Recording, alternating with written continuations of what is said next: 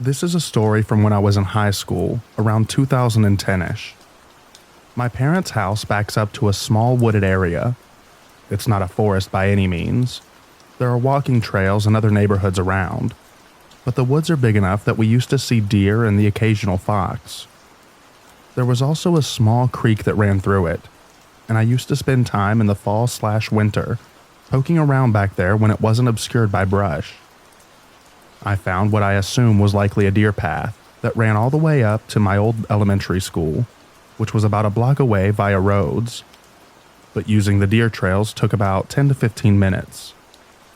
I was back in this area fairly often, which is why the following story was so weird. I went down to the creek one day and followed the trail like normal, but this time I found a partial deer skeleton at the end. The head and the front legs were missing, but the rest was still there, and there was no flesh at all on the bones. They were stripped absolutely clean, and the bones were still a bright white. At the time, there weren't coyotes in the area like there are now, and I'd seen a bobcat once when I was little, but they definitely weren't very common. To this day, I have no idea how that skeleton got there or what happened to it. It was too clean to be a predator kill, and that also doesn't explain why the front half was missing. I got so freaked out that I never went back into those woods again. This took place in a residential area, not a hunting ground. It could have been a predator kill, sure, okay. But I'm positive that that thing wasn't killed by a human, not with houses and an elementary school literally across the creek.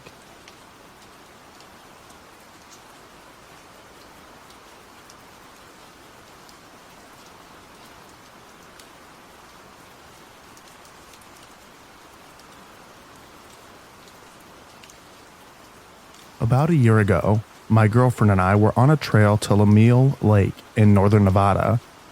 It's about 1.5 miles each way, I think, and usually pretty well populated. It was that day as well. There were at least a handful of people on the trail here and there, plenty down at the trailhead parking lot, and it was otherwise a totally normal sunny day.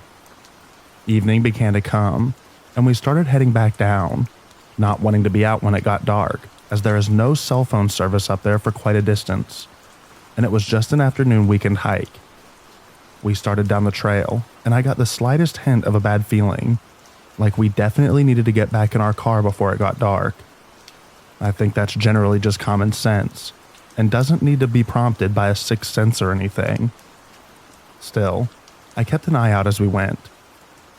Weirdly, absolutely nothing happened until we were maybe 300 yards from the parking lot. The trees had largely been left behind as we descended in elevation, and bushes, large and small, were there instead. There was a creek that ran through to our right.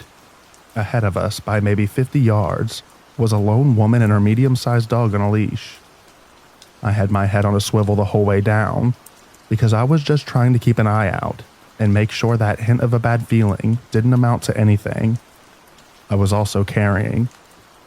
This woman was ahead of us by about the same distance for a good while down the trail, and I felt somewhat responsible for her safety as well, if anything strange were to happen. Mountain lions are known to live higher up in those mountains, the Rubies, and she was pretty much in sight the whole time, so I was trying to help keep an eye out for her too. As we're walking, me and the girlfriend both hear what seemed like a big boulder sliding and grating along a stone surface. It lasted for a few seconds, and we were both looking at the stone surface mountain slope maybe 600 yards to our left. I'm bad at judging distances, but I think that might be close. Fully expecting to see a landslide of some sort. But there was nothing, and daylight was still good enough that if there was something to see on that front, we would have seen it. I immediately looked to the lady ahead of us, and just a second later, she and her dog started booking it. Right as they did this, a herd of deer came sprinting out of the bushes away from the boulder sound. It must have been closer than it sounded. They ran across the creek and kept going to our right. After pausing for a second to discuss what that weird sound might have been, we hurried along as well, and I drew my gun. We passed the same little section where the lady was when she took off, and thankfully nothing happened. We didn't hear or see anything in those bushes, though I'm not surprised. A whole herd of deer was in there, and we couldn't see them until they ran out, despite being at a higher elevation at the time. We quickly made it back to the parking lot, and I put my gun back in the holster. It felt safer getting back to the pavement for some reason. We caught up with the woman and the dog. She was catching her breath and pacing a little. We asked if she heard that weird sound, and she said that it sounded like a loud bouldery sound. And then off to her left, directly close by, right where the deer came running from, she distinctly heard a big low growl after the boulder sound, and then she heard the deer coming and ran to get out of the way. The deer probably would have just run right into her if she hadn't moved. Watching this happen from a ways above and behind just a minute or two previous, they came out onto the trail right where she had been a second before. We determined that it may have been a mountain lion. I'm all for believing that, but I still have two questions. One, why did I get the feeling that we needed to leave, even subtly, around 45 minutes before anything strange happened? And two, why and how did whatever it was make a big sound of a boulder scraping along? Not tumbling, but sliding. Very different sounds. And then there was a clear growl heard by the woman, but not by us. I think that indicates that there was something absolutely in those bushes, but I'm very confused about the bigger sound. I doubt the same animal made a huge boulder scraping sound. It sounded like it was sliding down the mountainside. And the deer didn't run, and then that same creature made a normal growl sound from the same place, and that was what scared the deer off? I don't know what I believe about this, but it was certainly a strange experience. Also, this was one of the few times that me and my girlfriend had been on this trail together, and never had any strange experiences. I myself had been there several dozens of times over the course of many years, and also had never experienced anything remotely weird, even towards the nighttime.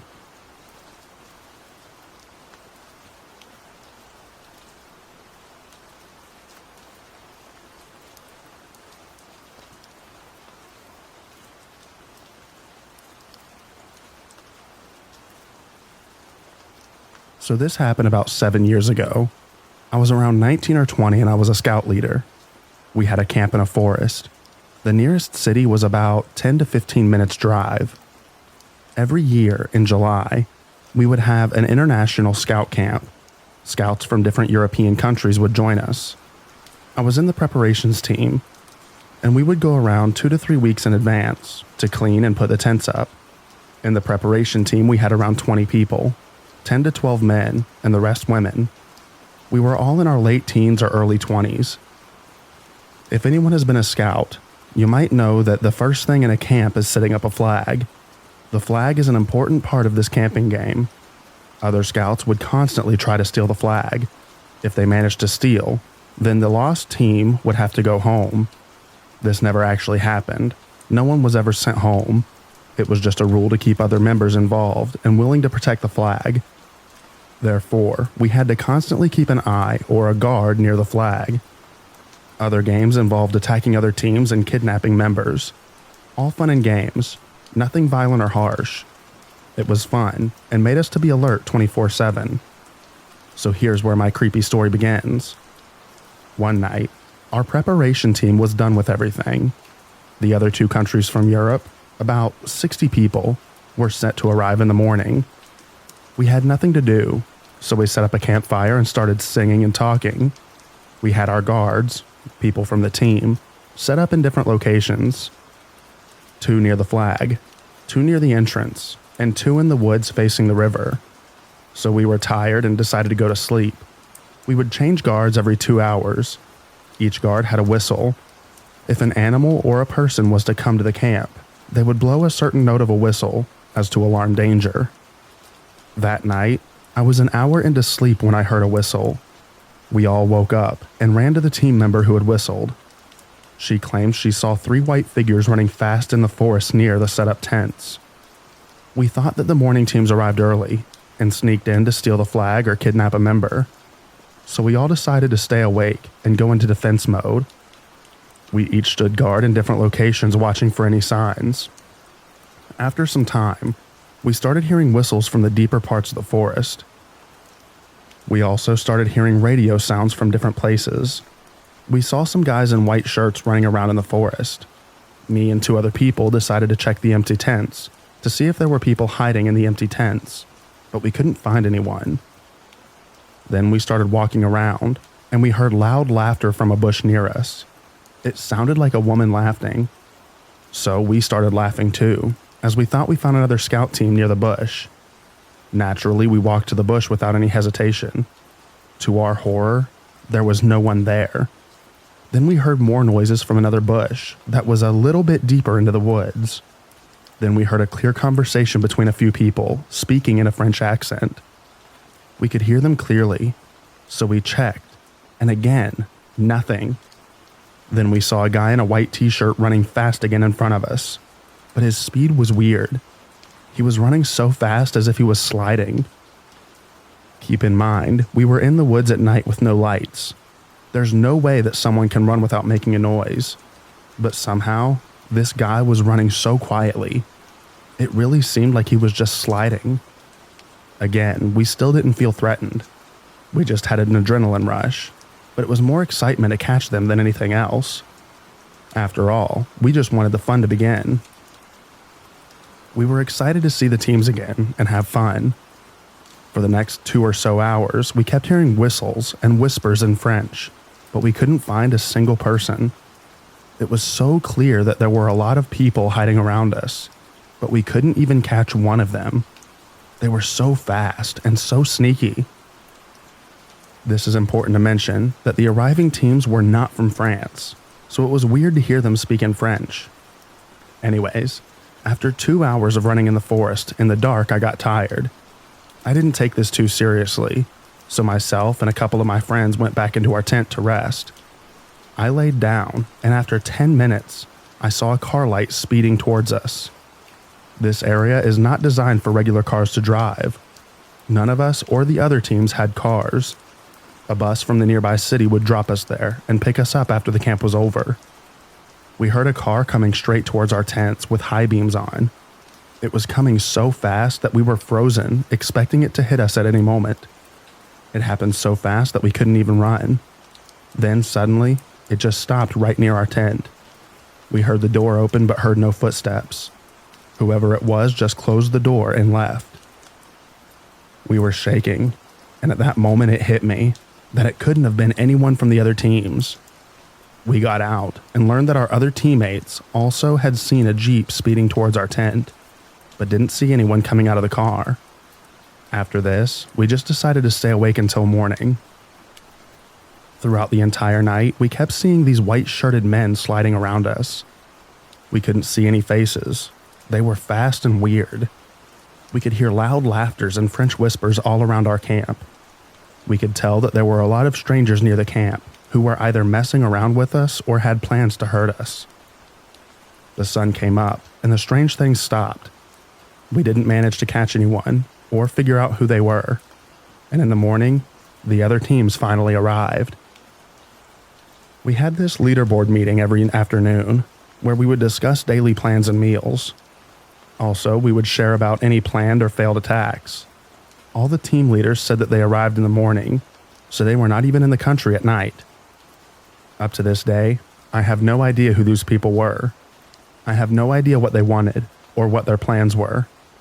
They never attacked or kidnapped anyone in the team. It was scary when I think of it.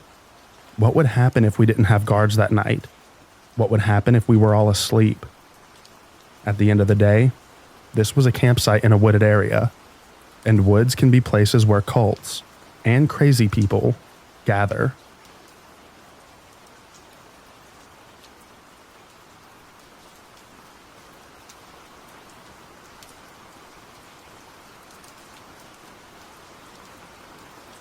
I was doing a property inspection in the winter as the sun went down. I do basic CAD drawings of properties for title companies, so I have to measure all the buildings and show where they set, show driveways, easements, and whatnot. This property was an abandoned pig farm in the middle of nowhere, with a house and a number of large farm buildings. The house was left with the doors standing open, and being curious, I stepped in and looked around. I had an immediate feeling of repulsion. There was an odor that was off, but that wasn't it. I just knew something bad had gone here, and I left to start measuring. It was getting dark. When I measure buildings, I have a measuring wheel and have to keep my head up to see when I'm parallel with the end of a wall. So I was hurrying through the work when I tripped on something and fell in the snow. I had a headlamp on, and in the snow, staring up, eyes open, not a foot and a half from my face, is a frozen dead dog with an obvious bullet wound on the side of its head. I actually let out a gasp/scream thing that was pathetic. It scared the ever-loving crap out of me.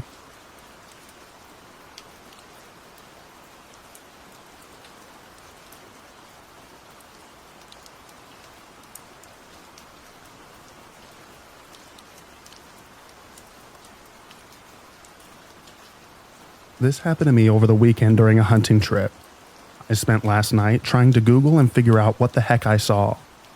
I haven't found anything that doesn't seem like conspiracy craziness, so I'm open to any suggestions. A family friend has a few hundred acres in Tennessee. Once a year, my dad, uncle, and myself, and the guys in the family that own the land, go on a week-long hunting trip. They have a cabin and a trailer tucked away at the edge of the mountain that we stay at during the week. There is no running water, and we use a generator for lights during the evening.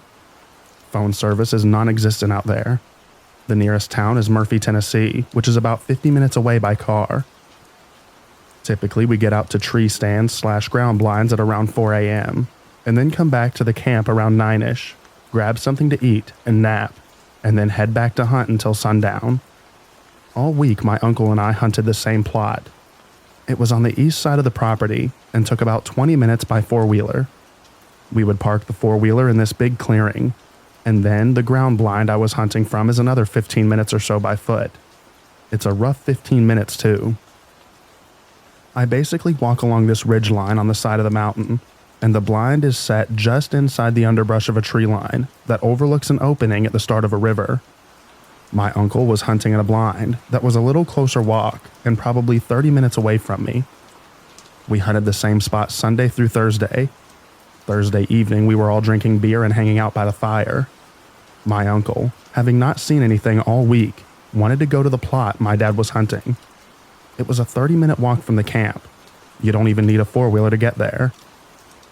I had killed a deer the first afternoon there and seen a bunch of does that evening right before sunset, so I wanted to stay where I was. So Friday morning after we hunted, I helped him pack up his blind and ride it out to the plot that my dad had been on, and helped him get set up for that evening. I took the four-wheeler by myself that afternoon and continued hunting the same ground blind. Same thing as I had done all week. Everything was fine. Nothing out of the ordinary. Until Saturday morning. I had gone out by myself again that morning and had watched a bunch of deer that crept up right before the sun started coming up. They were a bit further than I wanted to shoot, and when they got closer to the edge of the river, they weren't big enough or were too young for me to justify shooting. I watched them until they retreated back into the woods, and at this point, it's probably 8:30 a.m. or so, and the sun is fully up.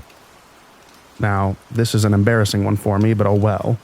Having spent almost an entire week packed in this trailer with two other guys and no privacy, I decided that I was going to have a little fun before I went back to the camp. Every hunter has done it. I don't care if you admit to it or not. Now, I'm sitting there doing my thing, and even though nobody ever walks up while you're hunting out there, I'm still on high alert, making sure that I don't get caught by one of the guys while I'm doing this. I'm laid back in this chair inside of the blind, basically one eye looking in front of me, and every now and again peeking behind me through the mesh to make sure that no one's coming. That's when I started hearing crunching. I knew it was people's footsteps, and I could tell that it was more than one person.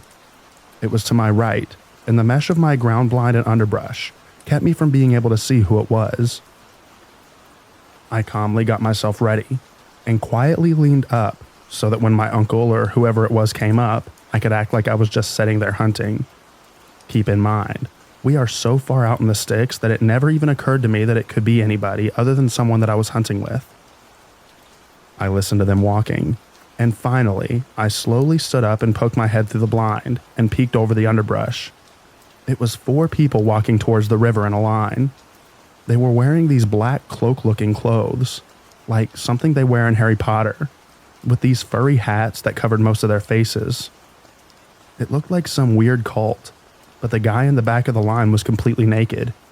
He looked disgusting. His hair was curly and way too long, and he had a big beard that looked nasty, like it had a bunch of leaves and stuff in it. I'm bundled up with hand warmers in my pockets because it's like 25 to 30 degrees out. This guy had to be freezing. No shoes either. This is thick underbrush that we're talking about walking through. Rocks jutting up from the ground and stuff. No sane person is out there barefoot, much less completely naked. The guy had to be 115 pounds too, just completely unhealthy looking, like these people that had been keeping him prisoner or something. The sight of these guys was so unnerving to me that I was still standing there frozen in an awkward half stand, half bent over position, with my head out of the blind watching them, before it clicked with me that I needed to slowly sit down. At that point, they had passed the point of the blind where I couldn't see them, and were walking with their backs to me, towards the river. I slowly sat down, and put my rifle in my lap, and watched them all step ankle deep into the river. They were facing side profile away from me, towards the woods. And I could see 2 of the clothed people moving around the naked guy, and one of them was standing still, holding their arm out in front of them. I got the nerve to look through my scope at them, and it looked like 2 of them were washing the guy with the river water, and the other one, holding their arm out like a chain or something. The one holding the chain was talking, but way too far for me to hear any of it. After a few minutes, the 2 doing the washing stopped, and all 3 of them held hands around the naked guy and started moving in a circle around him, while he just stood there staring ahead. They did this for at least 5 minutes. That doesn't seem that long of a time, but 5 whole minutes of watching whatever the heck that was seemed like a lifetime. Something of note that clicked with me last night. Whatever they were doing seemed time-based. My watch beeped at 9 o'clock and nearly gave me a heart attack.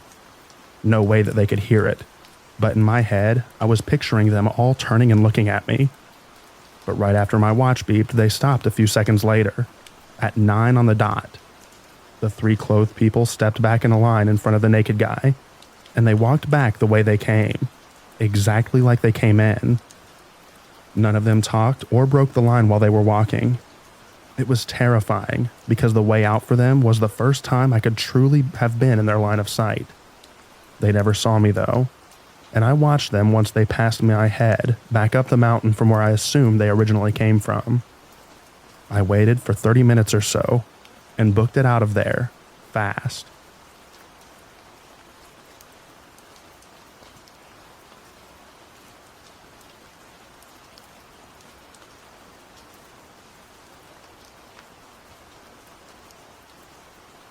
This story takes place in Navarre, Spain.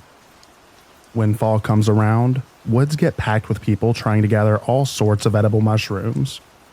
It's a pretty popular thing to do in Spain, since they can get pretty expensive once you purchase them at any grocery store. Anyways, he goes all by himself, like he's done multiple times, but after a couple of hours, notices that he can no longer recognize where he is. It's getting dark, and there's no service at all, so he's screwed. He starts panicking. My uncle calls 112. It's the European equivalent of 911, because that's the only thing you can call when there's no service. They can track his position, but they aren't able to send any forest rangers yet. After getting off the phone with 112, an older guy pops out of nowhere, and mind you, he's super deep in. He just straight up tells my uncle that in order to get out, he needs to take this certain path. He starts walking that direction, and the old guy just disappears out of nowhere. Turns out he was right, because he was able to get out. To this day, he doesn't know if it was a hallucination or if the man was real, but he made it out safely. So at the end of the day, that's all that matters.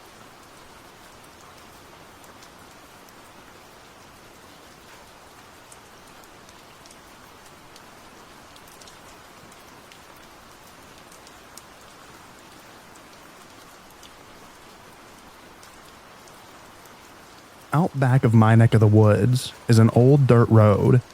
It's hard to access unless you know how to take a turn down another old road that runs around the back of the coal mine that I work at.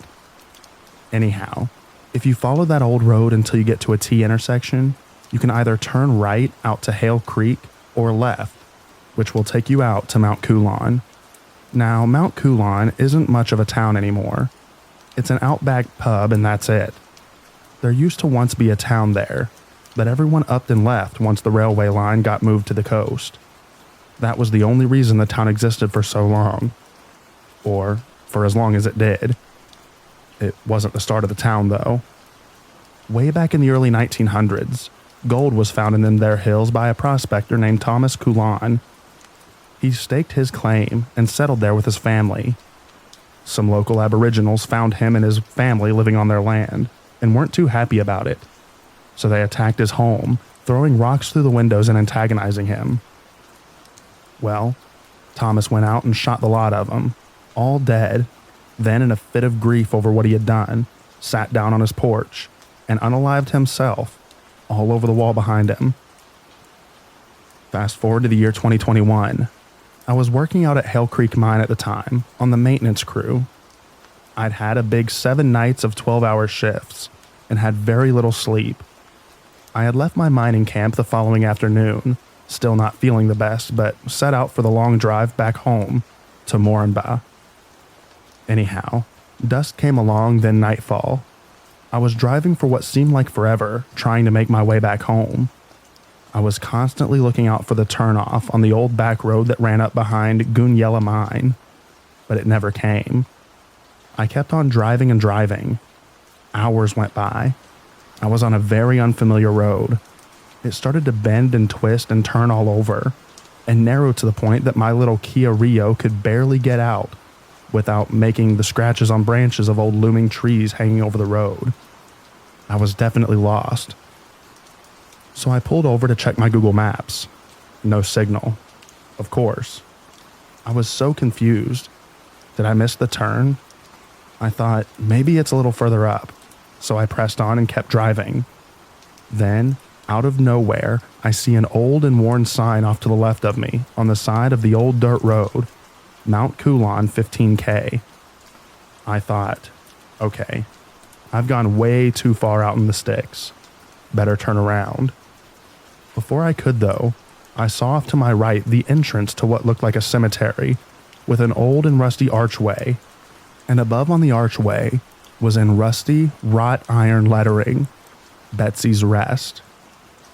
Well, my curiosity got the better of me, so I veered in there to have myself a quick squiz. Sure as crap, there was a road that went into a giant U-shape around an old cemetery, full of tombstones. Generations of cattle farmers and jackaroos, etc., who all must have worked on the various stations in the area.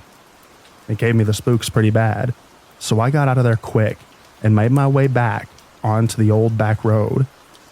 I kept heading back from whence I came, hoping and praying that I'll find this bloody T intersection.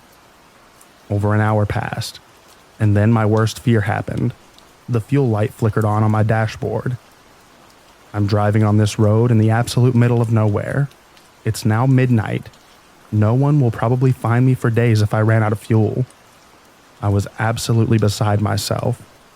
This is the outback of Australia. You run out of fuel, water, or food in the outback, you've just signed your own death certificate. Done and dusted. All I had was a couple of sandwiches that I took from the camp mess hall and a bottle of water. Better than nothing, but not enough to last a couple of days stranded on the side of an old back road with no phone signal. So I kept cruising along, being extremely careful not to go too quickly or over-accelerate around all the twists and turns. As I'm driving along this lonely road, I see a shadow out of the corner of my eye. I think nothing of it, though, keeping focused on the road ahead. Then I hear it, swooping and whooshing noises above my car. What? I look up and see what I can only describe as a giant bat creature with red eyes flying directly above my car. It startles me and makes me accelerate at a rapid rate. Yet, it's flying overhead, gliding effortlessly, and keeping in pace with me. I'm watching my speedometer, reaching neck-breaking speeds, and I'm bouncing all over the old and bumpy dirt road, while this creature glides down to my driver's side window, looks inside at me and grimaces. Then, just as it does, it flies up and disappears into the night air as quickly as it had appeared. I floored that old clunker of a car of mine until the heart leapt with joy at the sign of life in that desolate hellscape. I saw the Goonyella mine, CHPP's lights cut through the vast and empty void of darkness.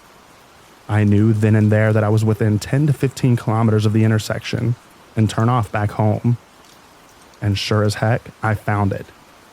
Anyhow, I managed to get all the way back home, and I'm very grateful that my clunker ran on the oily rag and the vapors in my tank kept me alive. I told my partner at the time all about the nightmare I had been through, as she had been expecting me home the evening prior, and it's now 6 a.m. in the morning. My phone was full of missed calls from her, which I apologized profusely for. I hadn't even thought to check my phone as I had no signal for the better part of this entire journey. Well, that was part 1. Part 2 is the next story that I have about Mount Coolon, the actual experience I had when my partner and I convinced ourselves to drive all the way out there one night, just to see the actual town. If you're interested in hearing that story, let me know. Have a good one.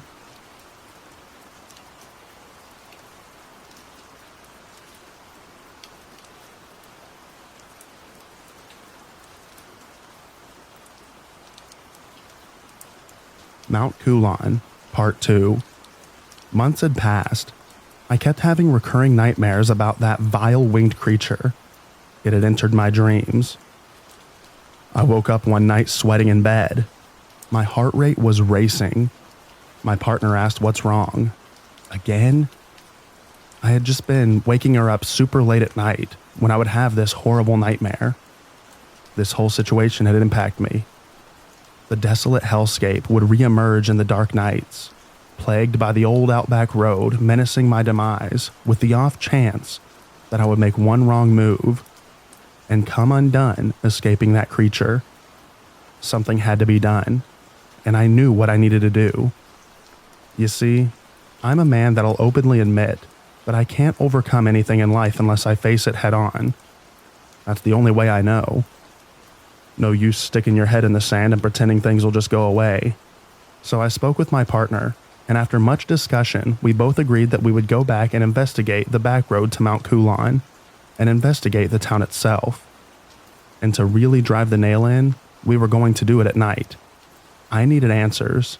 I needed to know what lay at the end of that old road, and whatever else I may have missed on my first misadventure. We set out at 6:30 p.m. and headed for the old back road, which now is inaccessible. You can go take a look for yourself, but the mine has shut the gate as it runs along the inside of the mine's boundary. Anyhow, we were driving my partner and mine's at the time new Mitsubishi Mirage. It was a really beast of a car, but it had all the kit that we needed for a long drive, and we made sure that we left prepared. We had food, water, and snacks, my toolkit in case of a breakdown, torches, a first aid kit, a two-way radio, and a battery pack for phones and the two-way radio, my trusty hunting knife, which I kept in my side door compartment, as if I was going out there again completely unarmed with God knows what lurking out there in the dark. The first leg of our adventure was rather fun. I felt a bit like Colin McRae taking the old dirt road that twisted and turned in all directions, slithering my way up to the T intersection. Once we got to the intersection, I took the left turn to head north and gradually west. The familiar road was, as it was the same night that I encountered this strange flying beast. Except tonight brought a slight amount of comfort as there was a full moon in the night sky, illuminating the surrounds and edges of the road. As we approached the old cemetery, I told my partner to look right. She was in awe. I asked if she wanted to go take a look, but she was too nervous about it, so I kept on driving along. As the night went on, we came to the point of no return. The road became nothing more than a dirt track interspersed with sealed sections the local farmers had laid prior to and after crossing old relics of bridges. They were rusty and wrought iron, sturdy, but foreboding at the same time. We crossed 2 of them on one stretch. One built over the coalfields railway line, heading eastward to the port. Another was over a deep ravine. The bottom was clouded by dense native plants. The road got very narrow and snaked right and left and down and up. We were in unfamiliar territory now, and I was growing apprehensive about what I would see or find. At one point, I swore that there was no road at all. We were basically driving through a wide open field, and I had to drive at 40 kilometers per hour max to avoid any ruts or depressions in the ball dust. I was starting to think this entire trip might have been a mistake, when the road then came good again to compacted dirt. A random sign appeared off to the right of the road, stating that we were now deep in Aboriginal land, and that was how it would remain until the ends of its time. The drive went on and on. Hours had passed. Were we any closer to our destination? For reference, I switched the car's function from Bluetooth headset to radio to scan the FM/AM for any signs of life. Nothing. I thought, well, I'll check again in an hour. An hour had passed, so I checked again, scanning. A muffled and distorted voice emitted through our car, and then the sweet sound of music. It was AC/DC's Highway to Hell. How befitting, I thought to myself. I said to my partner, "Right, love. Check the signal on your phone now." She replied, 2 bars. She immediately checked Google Maps. I parked the car in this small spot of salvation while it loaded up. According to Google Maps, we were approximately 30 minutes away from a fork in the road. One way heading west out to the Never Never. Another heading towards Mount Coulon. Good thing we checked. So we headed onwards, and sure enough, there it was, the fork in the road. No signage indicating which way to go. Just one road slightly more compact than the other, and wider. So we kept true to the road that we were on, and then came a faint glimmer in the distance. A faint yellow light on the horizon. As we approached the light, it developed into a service station. Off to the left of the old dirt road, with a storefront that looked completely empty, save for a cash register on the countertop. We were now at the main intersection.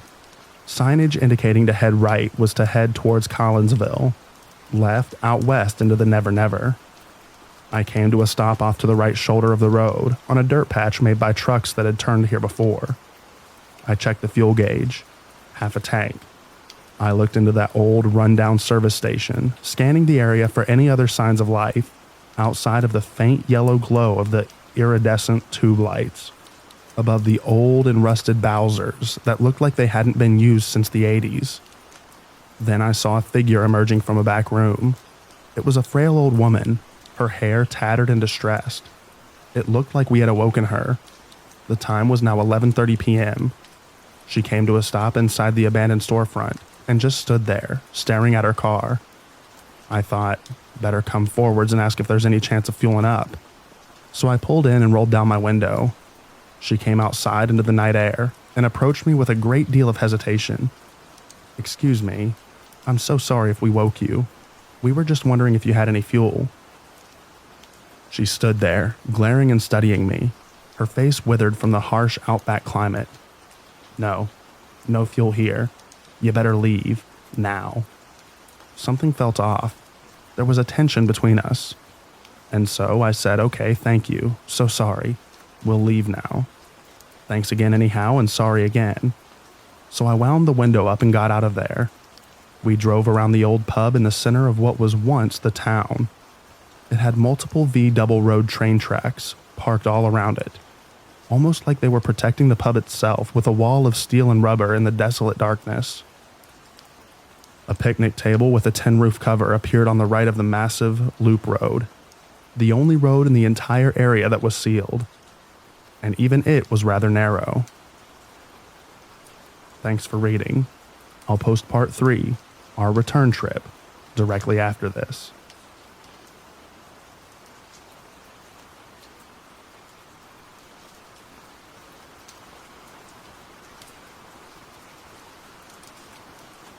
Here is part 3, our return trip. In part 2, we had discovered the heart of Mount Coulon, an old outback pub / general store / post office. The most notable thing that I'll say about this pub is that it had an amazing veranda. It fully encompassed the exterior ground level and was solid hardwood varnished. Whoever owns the pub has taken great care to preserve it, as it's all that really remains of the town bar, the old petrol station converted into an old couple's new home. Anyhow, where we left off. As for lighting, what lighting?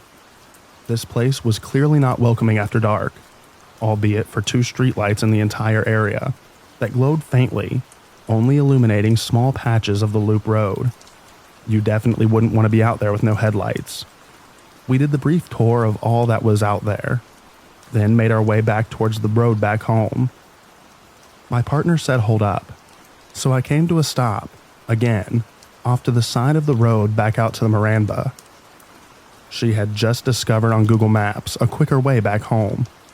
This would take us out on that old dirt road, out west in the fork in the road.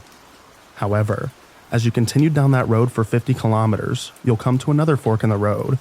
Taking the leftward track will take us to the Gunyella Road, which then headed back home. Good on ya, I said to her. So on we went. The Mitsubishi ran on an oily rag too. It was only a little 4-cylinder powerhouse like my Kia Rio, so I felt confident that we'd make it back. On the drive back, it was another long and slow slog. At some points, I'd have to slow to 20 kilometers per hour to make it around tight bends and twisting and turning through the roughened thoroughfare, which went wide open cattle farming properties. Then, at points, the bushland would thicken around creeks and runoff areas, and you couldn't see a meter off the sides of the road. After taking the leftward turn, in what was a slight fork in the road, we made our way homebound, and then it happened. A large creature came bounding out from the dense bushland and right out in front of our car. I came to an abrupt stop, and there in our headlights was a massive cow. It looked at us, then took off back into the bushland. I was a little stunned. That was close. Too close. So on we went back home. The rest of our journey was rather mundane to say the least. The only exception was an interesting stretch of road that had been well sealed and snaked through dense bushland. I was impressed by the craftsmanship of how well compacted it was. Then suddenly we were back on dirt road again. Hours on, and we made it to the Gunyella Road. Intersections with lighting signaling the turnoffs to local mines and explosive factories that make the bomb products for them, and so on and so forth. The usual akin of the cold fields. Then we made it home as the first light of morning emitted from the horizon. Pulling into our driveway, we both looked at each other, shrugged as if to signal, what the heck was that all about? Then got out of the car and headed inside. It's a strange feeling out there. It's the desolation, I think. The lack of. It's what really drives the tension, I guess. Any moment can be fraught with demise, but it gave me the closure that I needed to put the rest, the monsters in my head. Whatever I saw that night, when I made that near fatal misadventure, will remain a mystery. And maybe that is for the best.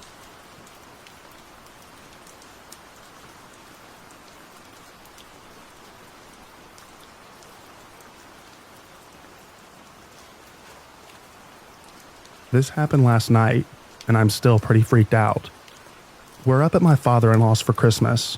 He lives in South Jersey, in a pretty remote area just north of Bern State Forest. It's quiet, and always a little eerie, but felt especially weird with the overcast weather and unseasonable warmth of the last few days. We did Christmas dinner at my brother-in-law's, and got back pretty late. Because of the radiator heat and outside temps, we slept with the window open. I woke up in the middle of the night to use the bathroom, and as I was drifting back to sleep, I heard a low wail, building in volume for a few seconds before stopping abruptly. Figuring it was just an odd-sounding bird and trying to go back to sleep. It happened twice more over the course of maybe 5 minutes. I was basically able to put it out of my head and start drifting back to sleep when I heard a loud, shrill blast, like a too-high elephant's trumpet. At that point, I shot up, my heart racing. I knew I had to close the window and took a beat to build up to it. When I dragged myself out of bed, I peeked through the shutters before I reached to shut the pane. Whatever it was had tripped the motion sensor light at the back of the property and was half illuminated, standing maybe 100 feet from the back door, right at the tree line. It was cloaked, with its head partially shrouded. The bottom of its face looked flat and round like the back of a dinner plate, with another smaller, half-uncovered black circle at its center. I immediately slammed the window shut and it didn't move, just stood there with its face tilted towards the window. I shut the blinds and crept into bed and basically hid until the sun came up. I didn't hear any more sounds. I dared another look out the window after dawn and the figure was gone, and I managed to drift back to sleep for a few hours. Has anyone seen like this or know what it might be? I've been frantically Googling, but nothing really coming up.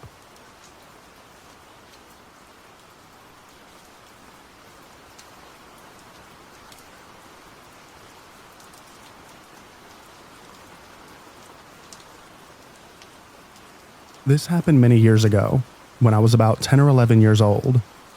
I wouldn't describe the area that I was in as backwoods necessarily, but it was a wooded 100-plus acre ranch. The land is in the southwest part of the United States. My family owns the property, and we have family reunions every year and all stay for about 5 days to camp. There's an area of the ranch where we all set up camp and cook and eat.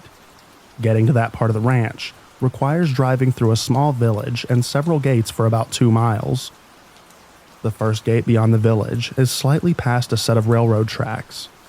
That's a lot of description, but it's relevant later in the story. Because I had been camping at the ranch for as long as I could remember, and the land was private, my parents would allow me to go off on my own during the day, as long as I didn't get too far. I'd spend time walking the property near our camp, looking for arrowheads or trying to catch tadpoles in the ponds. On this day, I left the large camp area after lunch, which was around 11:30, and told my mom I was going to a nearby creek. I planned on catching some tadpoles to bring back to camp, and be back on time for a swimming trip that my cousins were planning. They wanted to go to a nearby river, and I really didn't want to miss it. I made it down to the creek and got several tadpoles. I probably spent a total of 15 minutes down there. To get back to camp, I would have needed to either climb up a relatively steep embankment with a lot of loose rock, or circle around on a longer route with a flat trail. I'd usually go up the embankment, but I didn't have a top for the water bottle that I caught the tadpoles with, and I didn't want to risk slipping and spilling them out / killing them. I had never walked along the longer trail by myself, but I had with my dad, and I felt confident that I could find my way back to camp on it. As I walked back to camp, I had my head down looking for arrowheads in the washed out areas of the trail. I started feeling a little creeped out as I continued walking. We all know that feeling like someone is watching. It was unsettling, but I chalked it up to just getting spooked being on the trail by myself. Now, the next part I cannot explain whatsoever. It's as if a light switch was turned on, or someone snapped their fingers and I came back to reality. Except when I came to, I wasn't on the trail that I'd been on before. I was near the railroad tracks, and it was completely dark. My mom was standing in front of me, shaking my shoulders and yelling, "Where were you?" 2 things I remember really clearly about the moments I came to are, 1, the look of fear, anger, and relief on my mom's tearful eyes as she was yelling at me, and 2, the confusion that I felt about what was going on. The last thing I remembered was walking on the trail back to camp, and now suddenly it was dark, and I was at the railroad tracks leading to the ranch, which was over 2 miles away. The best way I can describe it is to compare it to a movie, The Butterfly Effect. The main character would be living in one moment, then somewhere, suddenly, he'd wake up somewhere entirely different. My parents drove me back to camp, and I learned that it was 10:30 p.m. This meant that I had been gone for 11 hours, about 10 and a half which I can't account for to this day. My parents and all my family had understandably freaked the heck out when I hadn't returned to camp. They had been looking for me all day. I was a really good kid, growing up, and almost never broke any rules, so my parents were baffled at my behavior. I tried to explain to them that I had no memory of getting to the tracks, but they didn't believe me. They thought that maybe I got lost and was too embarrassed to admit it. This was the only time that I've ever experienced something like this. I can't explain how unsettling it is to not be able to account for all the hours that I was gone. Was it a coincidence that I had that creeped out feeling on the trail and then just lost 10.5 hours of my life? I wish that I had answers for what had happened. Has anyone had anything similar happen to them?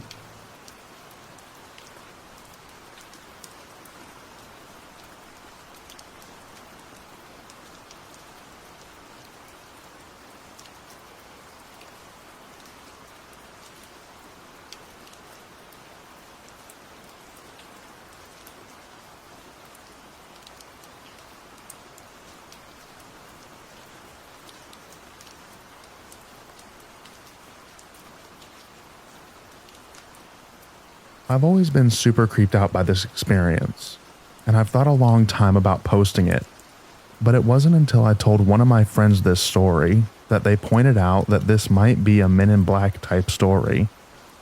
Anyway, here we go. It was my middle brother's 10th birthday party, so this was 2006, and the woods I grew up as my backyard was Seneca Creek Park, which is also where Blair Witch supposedly took place.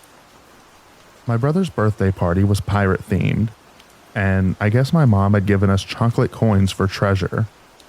I don't really remember why, but all the boys at my party, myself and my mom, walked through the woods before having cake.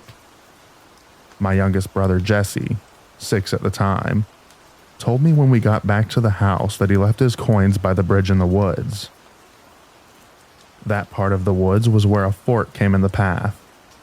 Left was the bridge leading to a walking trail, and right was deeper on the path headed near the creek. So I decided I would go and find his coins, and told him to come with me. Oddly enough, my mom warned us not to go, but we still did, and for some reason she let us.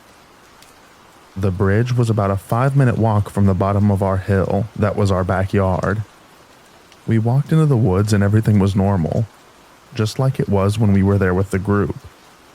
We finally made it to the bridge, and I found Jesse's coins right away. I was bent down, and Jesse was behind me, and I looked up while grabbing the coin, and there's a man in all white with a white-brimmed hat. I thought it was a cowboy hat, and then a man behind him wearing all white too, but no hat. They appeared out of nowhere, and I started backing up right away when I saw the first man because I felt pure fear.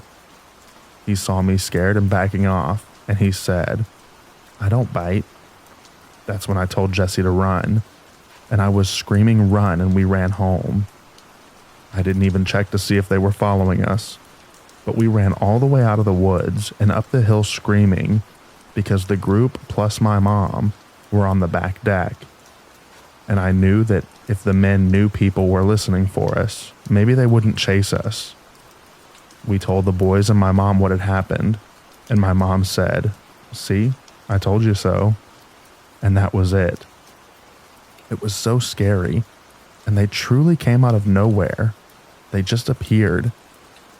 My brother remembers this just as vividly as I do. Has anyone ever encountered men in all white in the woods? I never really knew what all this meant, but it was so creepy, and this is probably the best place to try and figure it out. Thank you for reading this far. I'll try to answer any questions.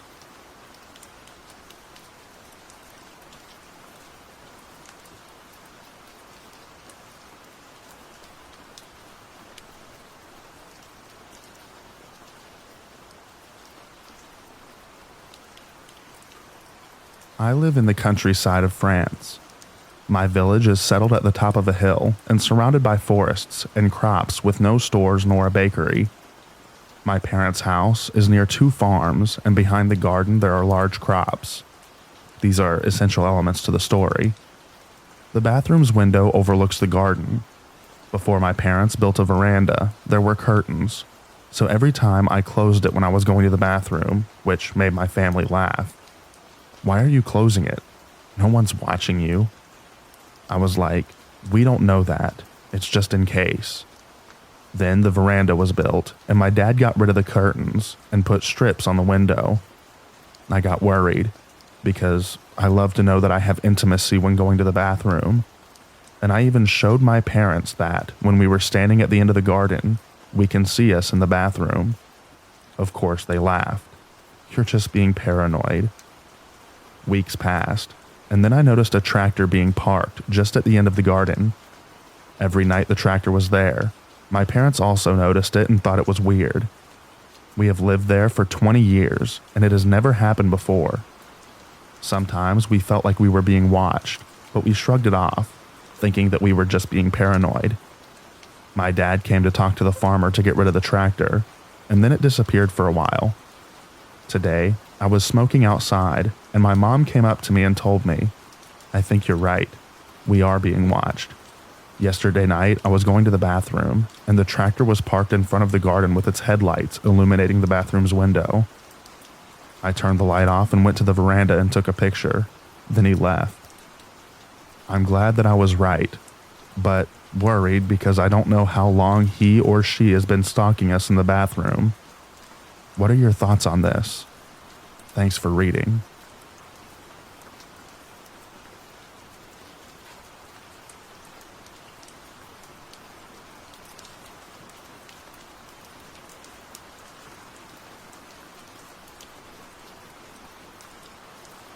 I was in Blue Ridge, Georgia and young. Must have been 8 or 9. My parents went for a walk, and I decided to stay home due to the neighbor's dog scaring me so much. I no longer remember what it was that caused me to go outside on the porch, but I did. There, a good 50 feet away from the house, was a young buck, velvety antlers starting to grow. As I stared at it, I had the most bizarre vision. It was like someone suddenly switched my eyes to X-ray, and I panicked that lightning had struck the deer because it was suddenly inverted and I could see its bones through it. Like an actual X-ray, some coloration, you could see the outline of its entire body, and then its bones as if they were painted over its body. An instant later, my vision corrected. The deer was back to normal, and I had a panic attack in the crawl space. I was scared to be near windows in case it was lightning and I would be struck. This has never happened to me again.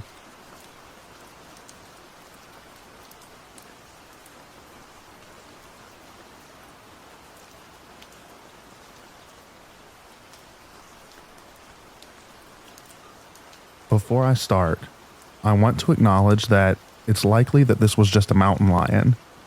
Either way, it's one of the scariest things that has happened to me in the woods.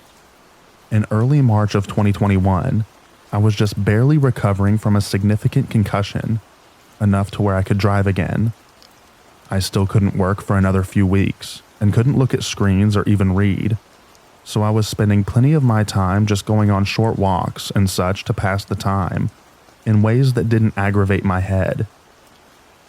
I went to a small trailhead that I hadn't been to before. If it weren't for the trees, I think houses about 1/2 mile away or less would have been visible from the parking lot, so I wasn't exactly deep into the wilderness. I had a weird feeling that I shouldn't go. I was alone, but as always, I was armed with my CCW and figured I was just being goofy because it was a dreary, cloudy day with some chill and a slight breeze. I approached the trailhead feeling very strange, like I shouldn't be there. I saw a single car in the parking area and figured that maybe since a previous car of mine had been broken into at a trailhead a few years previous, I was worried that it would happen again with my car now, being the only other one up there. I backed in and hung out for a few minutes.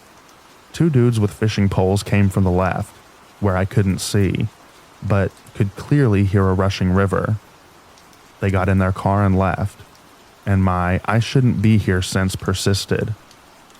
Being an idiot, I still got out and headed up the trail.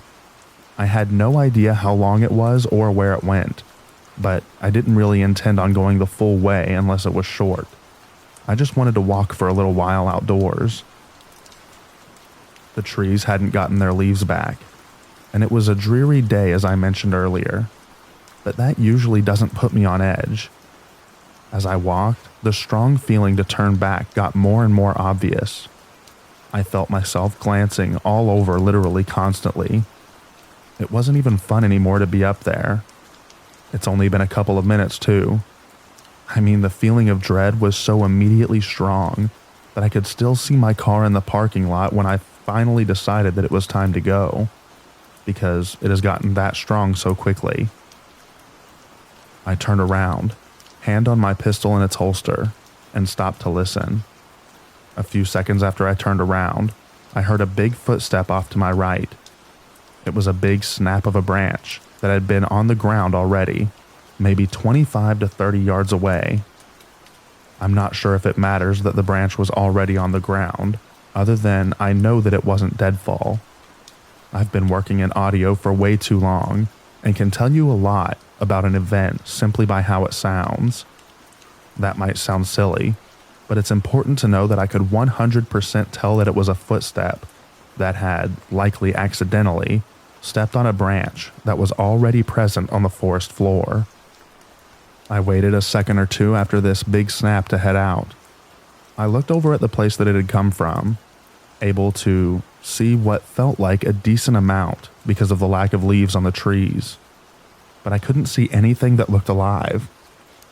Not wanting to trigger a pursuit instinct in whatever it was, I started walking down the trail. I had my sidearm in hand, drawn at that point. My car wasn't far, and I'm a naturally fast walker, so this seemed like the best course of action. I got back to my car in a minute or two, and heard nothing at all besides the nearby river rushing by. Having backed into my spot, I started my car and put it in drive, but had my foot on the brakes. I wanted to see if anything came into sight, and then peel out of there if so. Nothing ever showed itself. Not that I could see anyways. As I left the area, the dreadful feeling went away, and I had a normal rest of my day, but shaken up a little. I don't know what it was, and don't make any claims. As I mentioned at the very beginning, it was probably a mountain lion as this occurred near the Box Elder area of Utah, and they're often seen coming down into the cities. So, one still in the mountains, but only half a mile from some fancy houses, probably isn't too strange. Either way, a few things still strike me to this day. 1. Whatever it was, clearly knew that it had revealed itself when it stepped on the branch, and was smart enough to recognize that I immediately looked in its general direction as a result. The fact that something saw me notice its mistake, and that I still saw absolutely nothing in turn during the middle of the day, still freaks me out. Mountain lions are notorious for their natural camouflage, so this still tracks. The sense of dread, number 2, before I even got to the trailhead. I felt this a few times, as you might see in my other post in r/The Truth Is Here, but even then, I didn't feel the same dread like I did here on this little trail. I knew that I was going to be in danger, then ignored that, and then knew there were eyes on me by something that I couldn't see myself.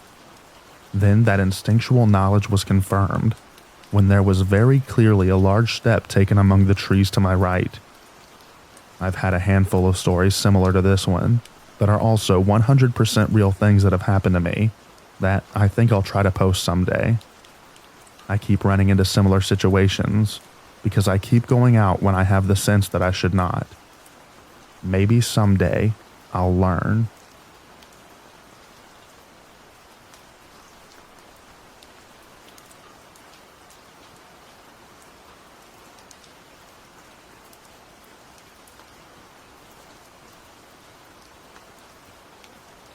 I live in the heart of the largest ponderosa pine forest in the world. This makes for a beautiful, albeit rugged wilderness that can shift from pleasant to dangerous, empty to heavily populated in the blink of an eye. Phoenix and Flagstaff are separated by roughly 100 or so miles of pretty isolated backwoods driving. There is one stretch between communities where there aren't homes or residential areas at all, for about 50 of those miles. This is National Forest for outdoor recreation. The only buildings are ranger stations and one space observatory that is pretty far back into the forest. The observatory has many weird legends about it, like being privately owned by the Vatican, which there is some evidence for. My mom was driving between townships in this very isolated span of woodland when she came upon a boy walking down the roadway. He looked to be maybe 15 years old. My mom doesn't stop for people as a general rule, but she turned around and decided to help the kid out. Only when she circled back around did she realize her mistake. The pedestrian wasn't a boy, but a small man close to her age. He had boyish characteristics, but was dirty and strange. Even his clothes were weird, almost too plain, as if handmade. He tried to get in the car, but my mom kept it locked. She questioned him for a bit and learned that he was an android, trying to make his way back to the colony. He explained that there was a camp of homeless people, what he called vagrants, that were being reconfigured into androids. These androids weren't allowed to drive or interact with humans as a whole. That was not unless they became separated from the rest of the colony. This wouldn't stand out as strange if not for all the other stories that I've heard about this place. A ramshackle place with plywood buildings and other roadside trash coaxed into shelter. Cult and commune are the usual labels. And word is, they all dress exactly the same.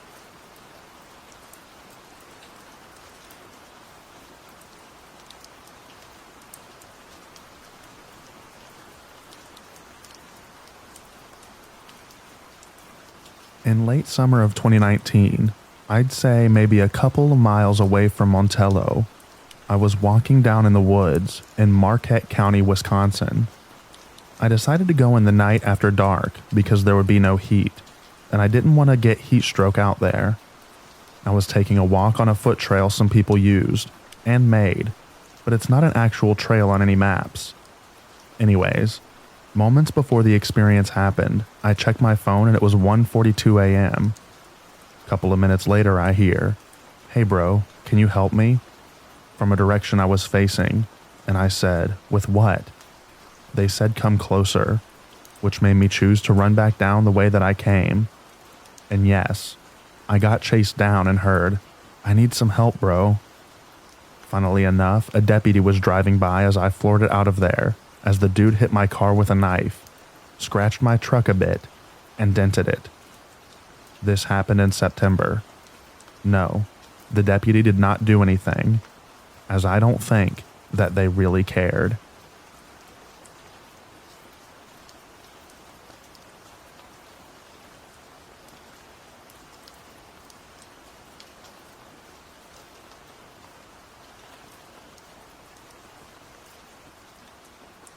I was camping with my kids when I woke up to the sound of blood-curdling screaming.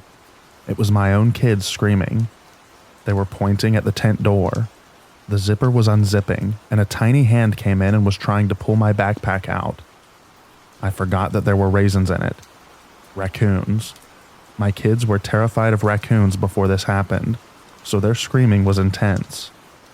They calmed down after a couple of minutes, and I expected to hear someone shout, "Everything okay over there?"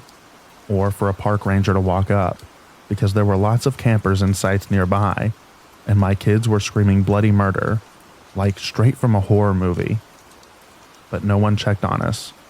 I imagine maybe they were all laying there too scared to move, in case they were the next ones to be murdered, and that maybe they are still wondering about the screaming ghosts or unreported murder to this day.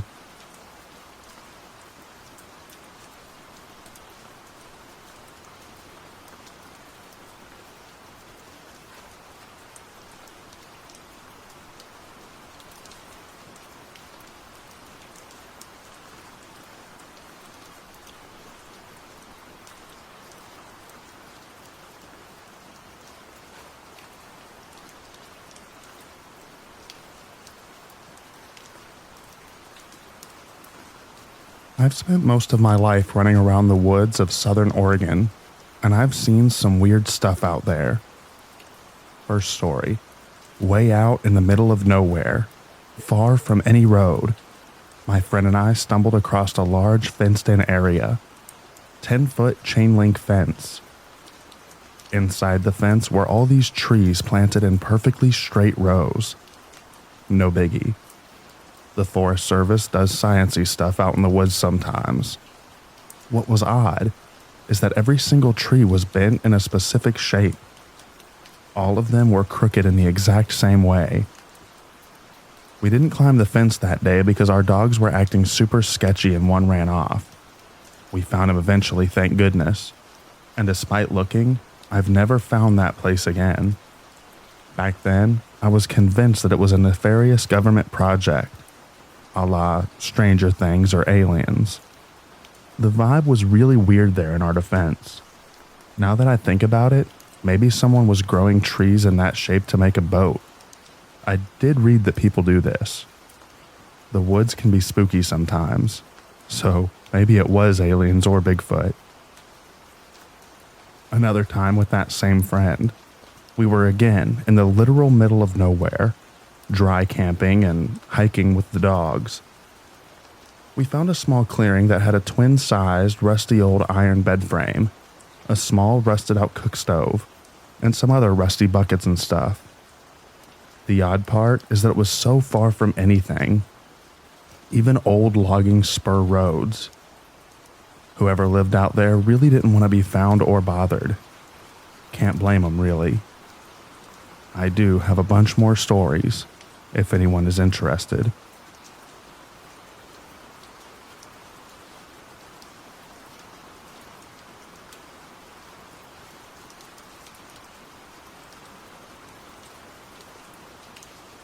When I was 14, I found a body floating in the Flint River near Bainbridge.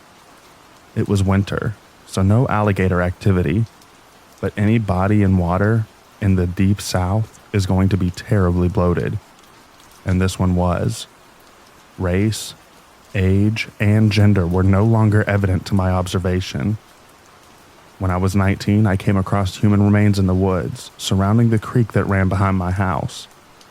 It turned out to be a hunter who'd gone missing in the early 80s. I picked up the femur thinking, what a weird looking stick, only to find that it was still attached to other bones. The realization of what it was unsettling when my brain was telling me that it was a big deer. Then I looked closer, and there was a human mandible within a couple of feet. The fact that I was not disturbed by either led to me doing a lot of volunteer search and recovery over my life. I'm comfortable in remote areas. Woods don't faze me, and a body is just a thing. A thing that deserves respect, and an important thing, but I never feel creeped out. I've found, aside from those two, 4 other partial sets of remains, and one recently deceased individual who got lost in Escalante Canyon. That one bothered me, because even half a day sooner could have saved him. It's why I don't do search and rescue unless it's a child. I can't handle it. But I can put the feelings aside when it's a missing kid.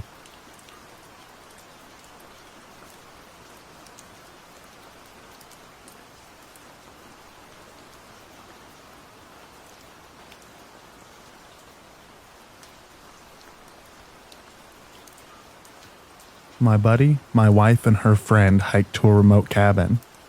The cabin's previous tenants had to be medevaced, so my buddy and I decided to hike their belongings back down the mountain, 3 miles each way, so we could get it back to them.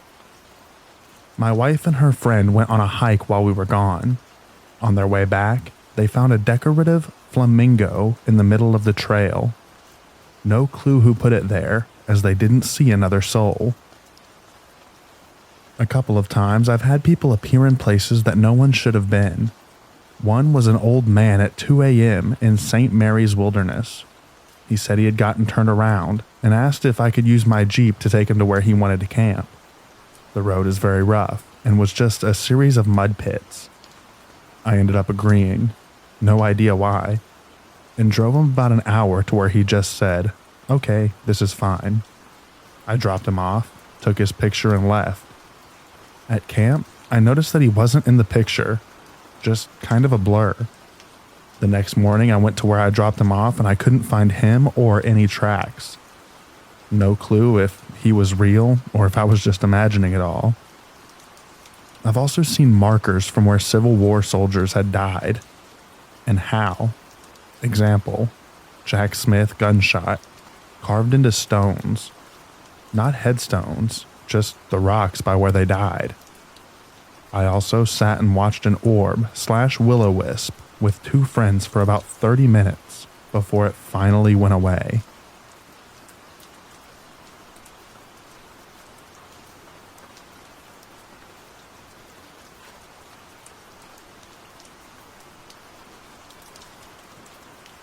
In high school in the mid-1980s, we used to go out to the lake and stay the night. We would build a campfire, and then we would just get tired and sleep in our cars. It must have been around 11 p.m. when we decided to go for a hike into the thick wooded area. There was a trail. There were 4 of us, 3 girls and 1 guy. We had flashlights, but we didn't really need them because the moon was bright. Then I heard something that sounded like faint music. I asked the others if they heard it and they said that they did. It was like music from a jewelry box. You know, that type that has the little ballerina that spins around. We keep walking. Then, right in the middle of the trail there it was, a white jewelry box with the ballerina. It was just in the middle of the trail playing music. We turned around and started to run. Then we stopped and decided to go back to where it was. It was gone. It wasn't more than a minute and it was gone. We ran back, put the fire out, and we went home.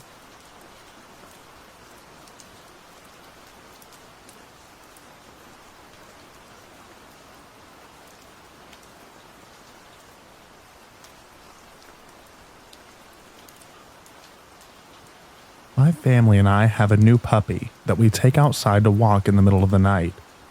This was around 4 in the morning, and she let me know that she had to go out.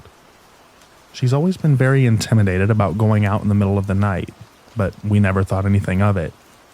Just as I was about to bring her inside, I hear this howl, human-sounding screech that sounded like it was right behind me. The puppy and I ran so fast in the house.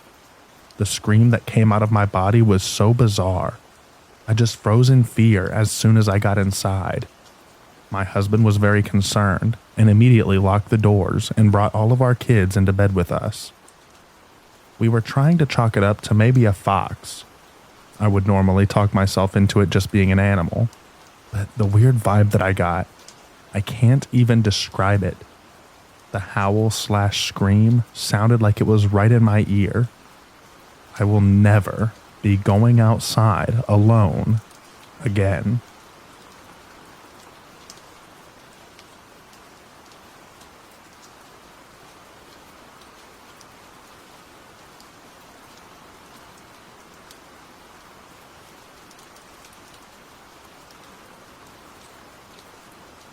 This is a story that I only recently remembered again in a conversation with my fiance. When I remembered the story, I was overwhelmed by an uncomfortable feeling, similar to what it was like at the moment. I never fully managed to figure out what really happened then, so I decided to share that story here.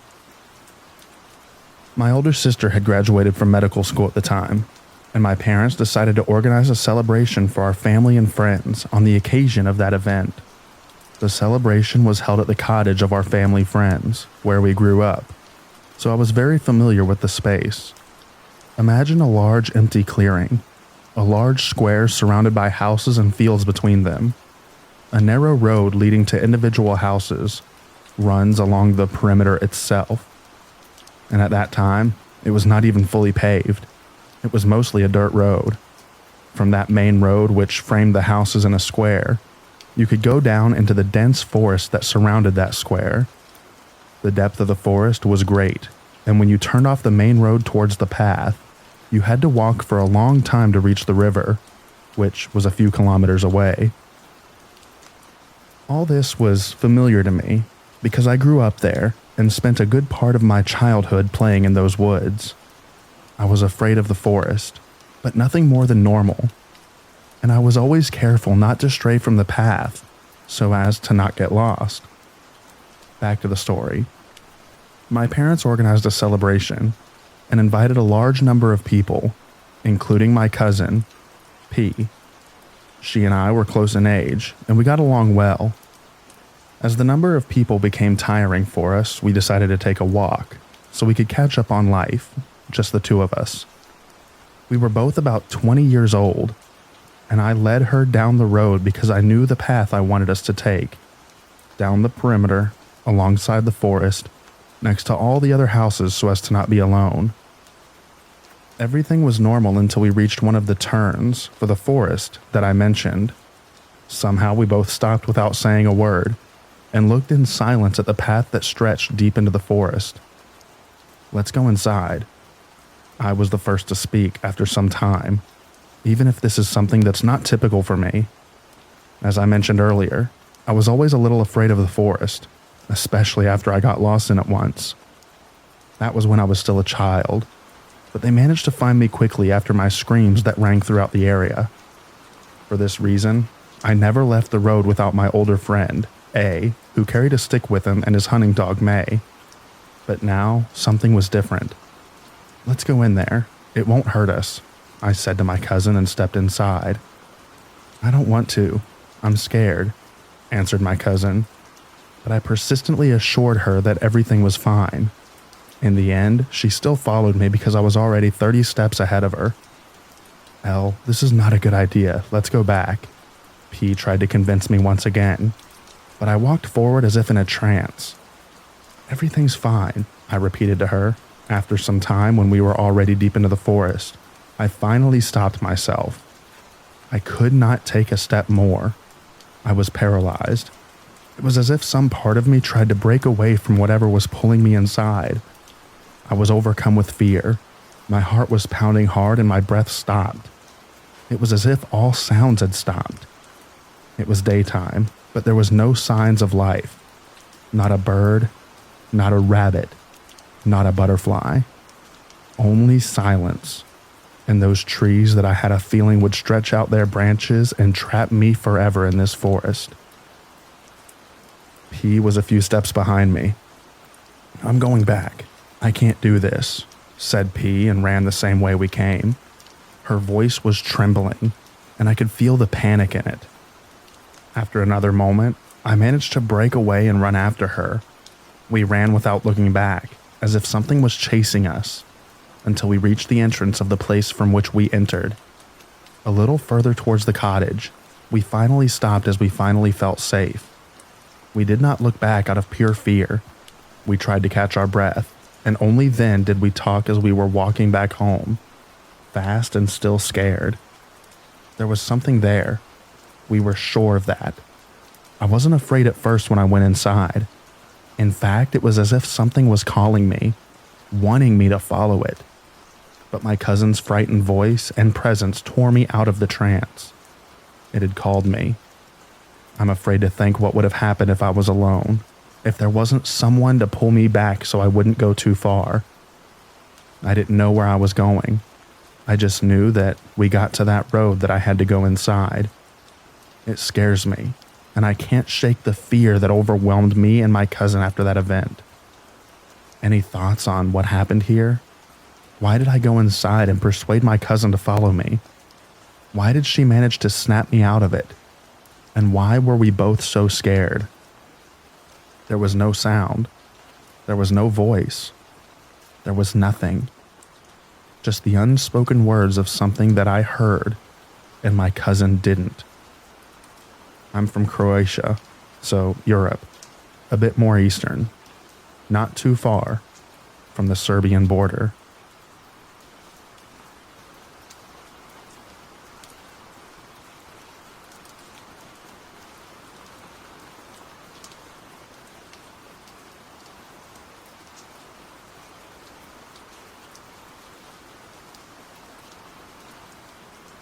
I'd never been a big fan of camping.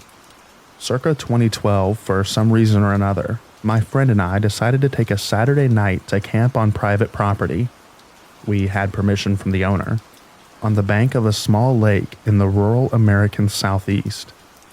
The lake wasn't very large, probably only 50 to 150 yards across. Not great at estimating distance. It was more of a deep pond, but it was like 5 times as long as it was wide, and from the perspective of our camp, it consumed the majority of our sight line. The plot of land itself wasn't entirely removed from civilization. We were 5 to 10 miles outside of a small suburb of a mid-sized southern city. It definitely was not easy to access, however, and the only way in was a gated narrow dirt road across a levee which spanned one side of the lake.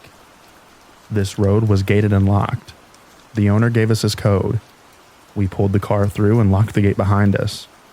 If you've ever been down south, you know how quickly it gets isolated outside of cities. Our cities are small, and the rural people around often live rough and wild. We have dense woods, so thick that they're not worth building in unless you have some connection or attachment to the area.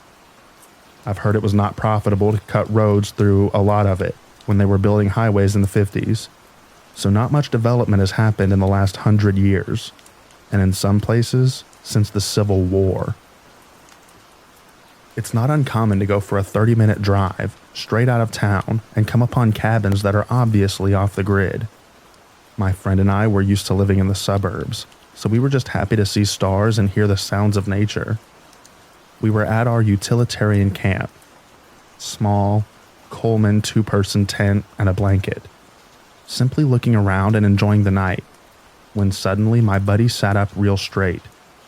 He said something like, "Do you see that guy over there?" He pointed to the other side of the small lake. I didn't see anything.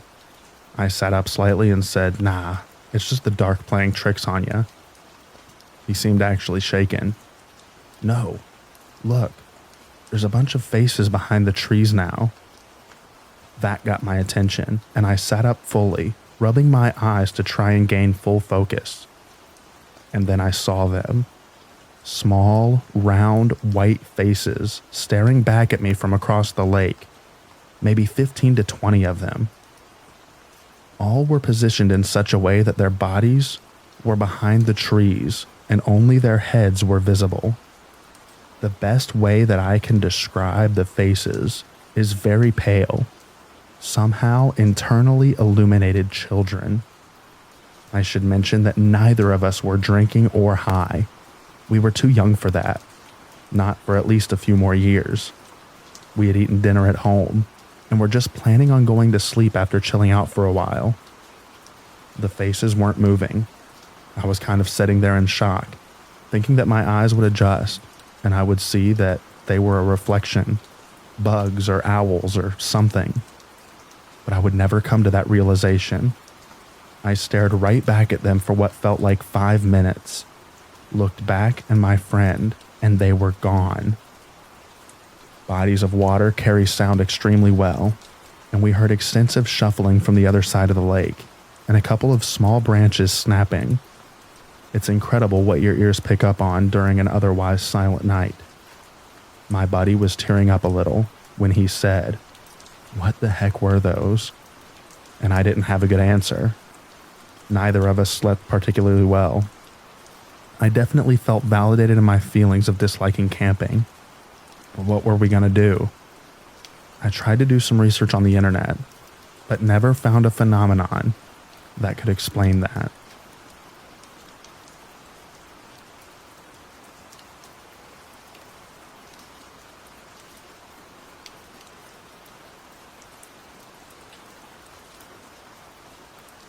When I was very young, I was visiting a family friend at their camper in the woods.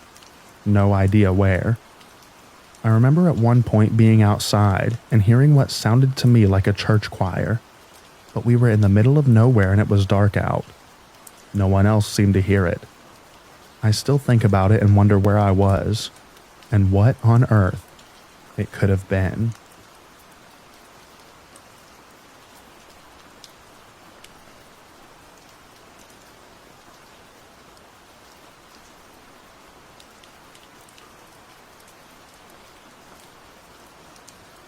I've just stumbled upon this subreddit, and I've thoroughly enjoyed all the experiences and stories shared by others. I've finally felt compelled to share an experience of my own, and while it may not be as provoking or profound as the stories told by others on this subreddit, it still fills me with a strange and mysterious feeling all these years later. I grew up on Long Island in New York State. My older sister, her boyfriend, and myself often would walk the trails and the beaches at night. On one particular evening, the three of us were on a walk at a Camp Hero state park. It was a full moon, so it was very bright out. As we were walking the trail, we stopped to relax and look out over the water. My sister's boyfriend sparked up a joint, and we were all partaking and relaxing. Whilst we were gazing out onto the open water, we spotted a small light in the distance. My sister inquired as to what we thought that was. Her boyfriend said it was probably a light on a distant boat. I agreed, and we didn't think much of it. However, as moments passed, we noticed the light seemed to be approaching us, getting closer by the minute. As it moved closer, it appeared to not be on the water, but above the water in the sky. We soon realized it was not a light on a distant boat. We continued to speculate what it was, and I came to the conclusion that it must be someone's small personal drone. But as the light came closer and closer, the brightness got stronger and stronger. If you know Camp Hero, you know that there are cliff edges that hang over the water. There we are, standing there on the edge with this orb steadily approaching us. With the span of 5 minutes, the orb was no longer in the distance, but hanging right in front of us. It was no longer over the water, but rather over the sandy beach. We stood there staring at it. It had a whitish purple glow to it. Despite being night, it was bright out due to the light of the full moon. On this high visibility evening, it became evident that that was no drone. This light was standalone, no machinery of any kind attached to it, and it just hung there about 10 feet in front of us for about 30 seconds. Then, it just disappeared. In such a way that it almost seemed to envelop itself. We all decided to get the hell out of there, and that was that. This was back in 2015-ish. I've since visited this particular park many times since, and have never seen anything like it again. Maybe we were all just a bunch of stoned teenagers and it was some sort of group delusion, but that night will stick with me forever. The park itself is shrouded in mystery, and I can only speculate that the orb was perhaps a remnant of one of the experiments conducted at Camp Hero from back in the day. Anyway, that's my story. Have any of you had any spooky experiences on Long Island? We're certainly not quote-unquote backwoods by any means, but things still happen around these parts.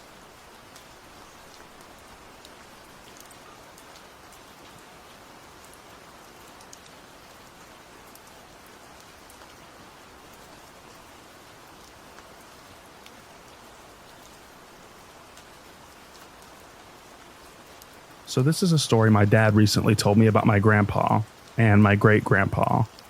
My grandpa grew up in a very rural southern Indiana, but moved to very rural southern Illinois in his youth. So this takes place in Illinois. One night, Grandpa and his dad were hanging out at his uncle's, who lived a couple of miles away. Keep in mind, this is the 40s out in the country, so all roads are just dirt, basically. Anyways, it was pretty late, so they decided to head home and hopped into their old car, going probably about 15 miles per hour through these woods roads.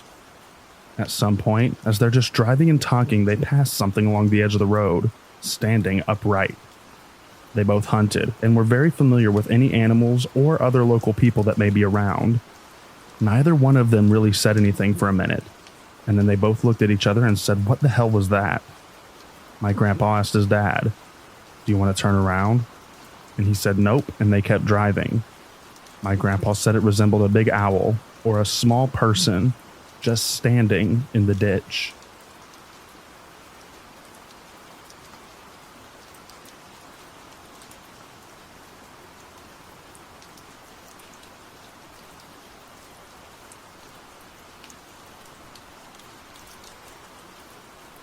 First time posting here or anywhere.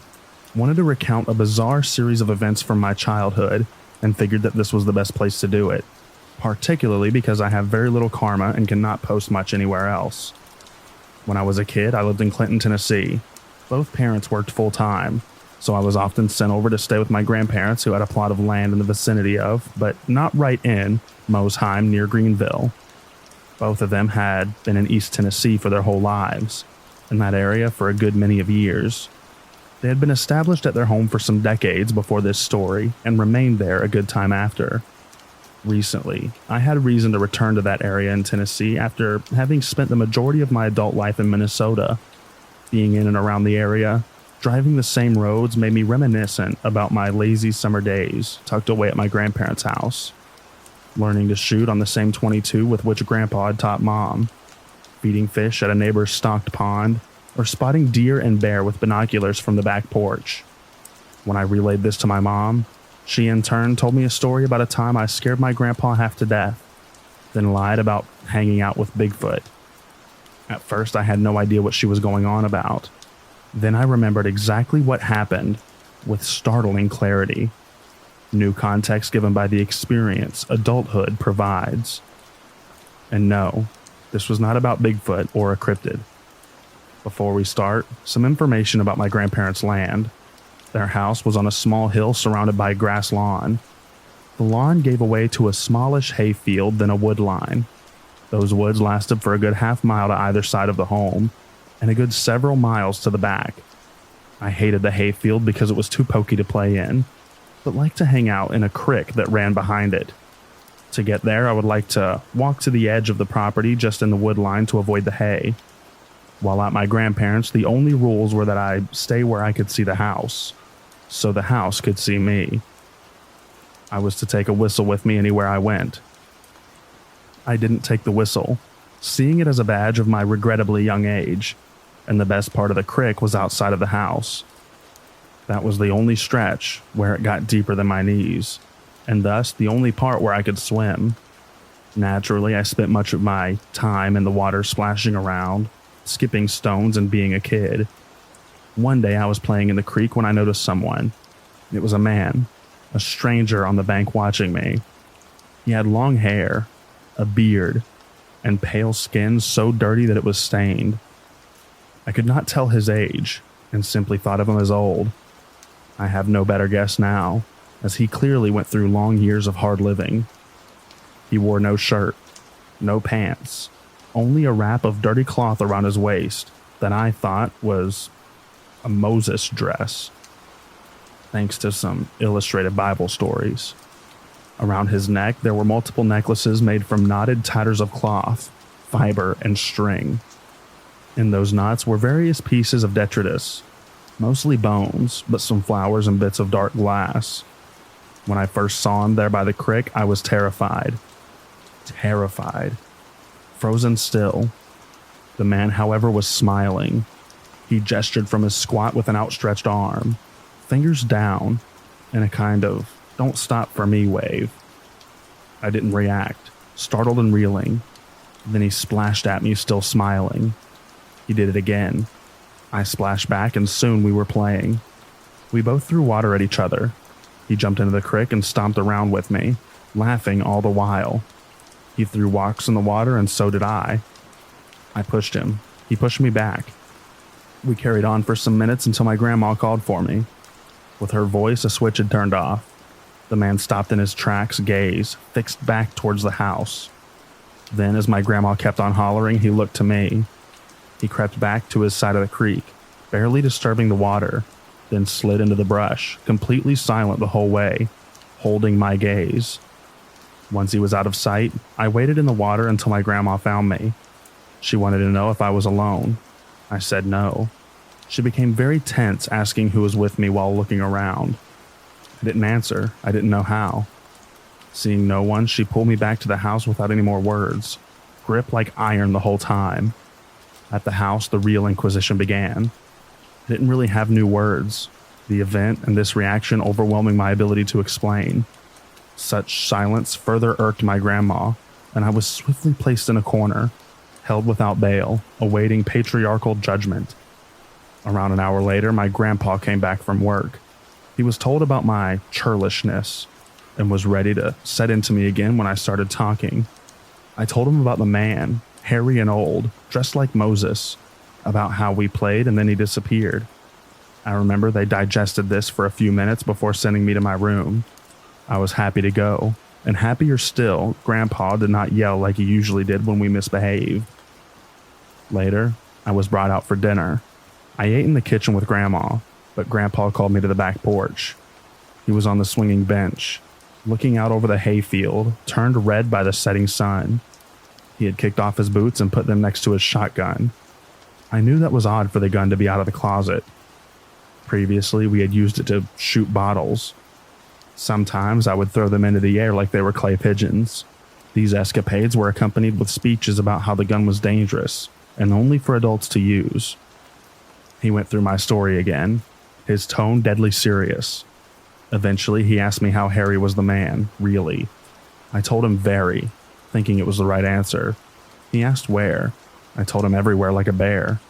He ruminated on this and grew more nervous, worried I was in trouble or causing trouble, just wanting the trouble wherever it lay to end.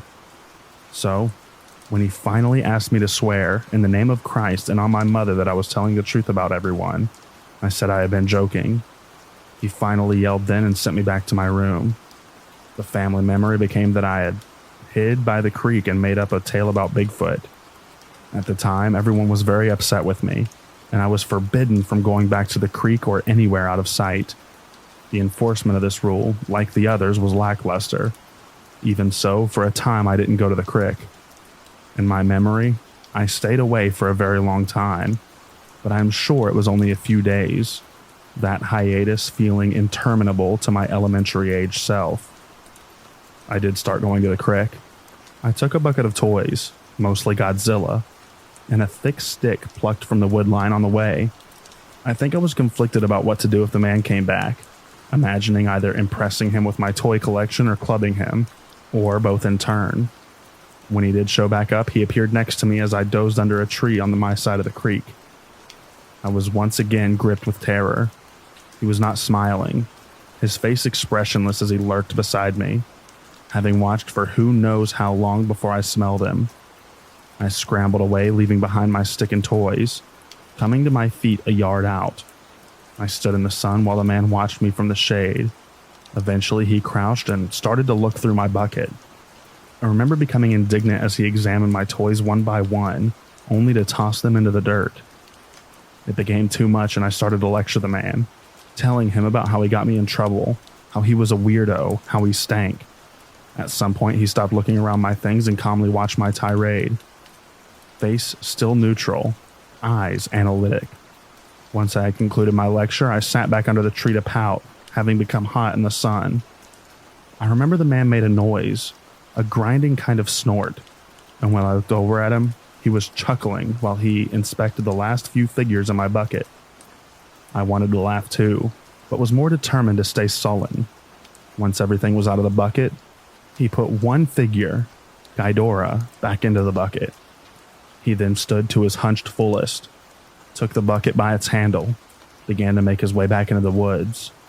I stayed by the tree until he turned, said something, not a word I knew or to this day even know, and gestured with a forward sweep of his hand. At first I didn't comply despite knowing he wanted me to follow. After a few moments he yipped, clicked his teeth, and gestured again more emphatically. With this further prompt, I did get up and come along, the man making approving noises and putting on his smile again. We went into the woods. The man led, but he was naturally quicker and quieter, making it hard to keep up.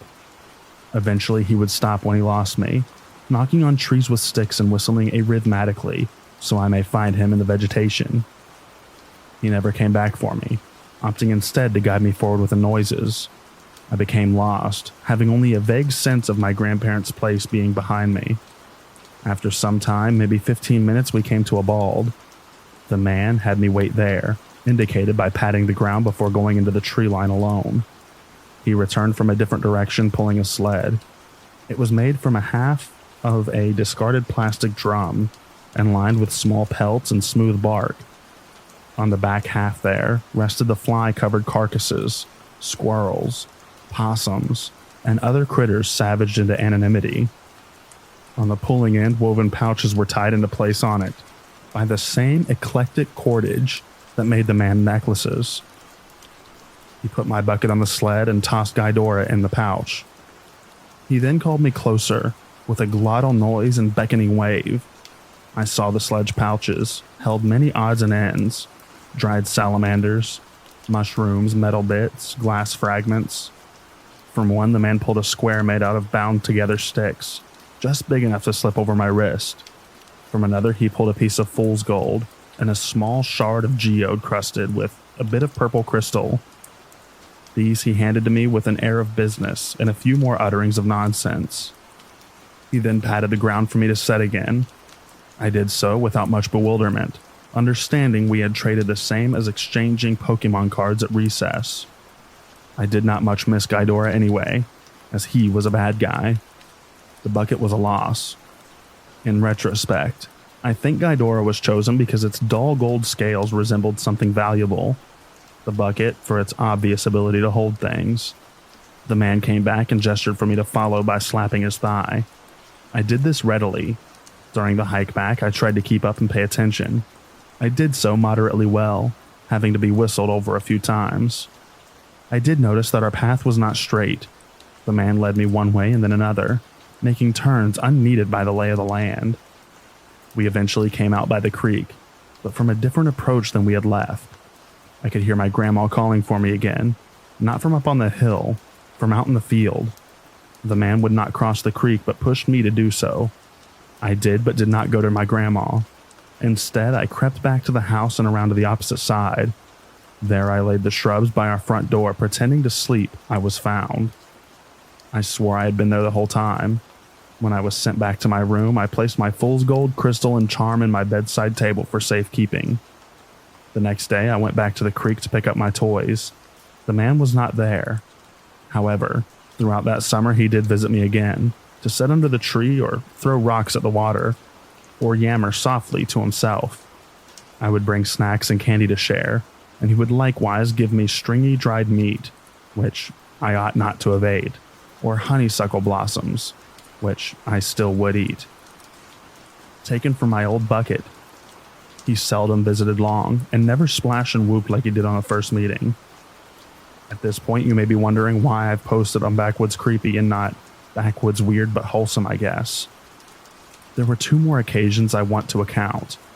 One gruesome, one awful. The eventful one occurred near the 4th of July. I had brought 2 boxes of bang snaps to the creek. The man was initially wary of the little fireworks, but quickly came to appreciate their miniature pyrotechnics. He took the box I gave him gratefully, even taking the empty box, likely for the wood shavings, which are excellent tinder. During the use of the bang snaps, I had scared a turtle into the water and to the opposite bank. It sat there watching us from the far shore. The man, after stowing the bang snaps in the bucket, noticed the turtle. With little thought, he scooped up a smooth stone and threw it with force and accuracy to the turtle. He then waded over to retrieve the slider, which struggled meekly in his grasp. One leg knocked clean off. On my side of the river, he took from the bucket a new piece of stone. One side was rounded and fit in his hand. The other came to a flinty cutting edge. Working with deft experience, the man began chopping the live turtle above its neck, pulling up on the shell top. The thing struggled and bled as it was dissected, the dome eventually coming free. The turtle dropped to mingle its viscera with dirt and sand. The man rinsed the shell in the river, then offered it to me. In wordless horror, I ran. That evening, I came back to shuffle the dead turtle into the flowing waters of the creek. The shell itself was nowhere to be found. This experience did not deter me from going to the creek, or the man from visiting me again. However, sometimes he would try to call me away from the creek with thumps and whistles. I would tell him I heard him and refused to move. On some occasions, he would join me. On others, he would leave. The last time, we were sitting under the tree sharing cowtails. From the woods, there came whistling and the staccato knocking of a woodpecker. The man looked up and whistled back. There were a few more exchanges before he stood, collected his bucket, and beckoned for me to follow. I was curious and felt comfortable with the man as a guide, so I did as asked. He took me back to the bald, a direct path this time, periodically stopping to call or respond to the other in the wood. Waiting for us at the bald was a woman and a child. The woman was dressed the same as the man, topless, wrapped at the waist. She was dirty with long hair and a wiry frame. The child was in a similar state, wearing a sack that went to their knees. The man sat on the ground and the woman joined him, sitting in his lap, but leaning forward so that her elbows rested on her crossed knees. She had dark brown eyes that were fixed to me. The other child would not look up. I didn't know what to do and didn't speak. The other kid lifted their sack to wipe at their nose, and I learned under all that dirt they were a her. The man made a noise and drummed on the woman's bare back. The kid looked at them, still hanging her head, hair covering her face. The woman yammered and swatted at the girl lazily, the man echoing her noises, slapping skin to skin once more. At this bizarre scene, the girl stumbled towards me, stopping close enough that I could smell her and hear her wheezing breath. She was thin, but not emaciated, and slightly taller than me, should she have straightened up. The man and woman fussed some more, and the girl leaned close and pressed her cheek to mine. Her hair was in between us, greasy and cold. She made no move to embrace me, no move at all, only pressing limply against me and breathing so loud it was all I could hear. During this time, the woman had approached. She pulled the girl back by her shoulder with one hand and delivered a flurry of snaps to the crown of the girl's head. The woman then gathered the girl's hair in one hand, using the other to sweep back her bangs. The girl was then made to look at me, face bare. One side of her jaw was bulged out, smooth skin over a lemon-shaped bump. Her mouth was twisted by this deformity. Her nose faced to one side as if affixed sideways and leaked a trail of clear snot. One eye was bulged and roomy, the other startlingly regular. It looked at me, blank and dark brown. The woman gave the girl's head a little shake, spat off to the side, then cooed like a dove as she smiled at me. I fled. There was commotion behind me. I think the girl was pushed to the ground. I did not look back, and they did not pursue. My flight ended at my grandparents' house, my absence unnoticed.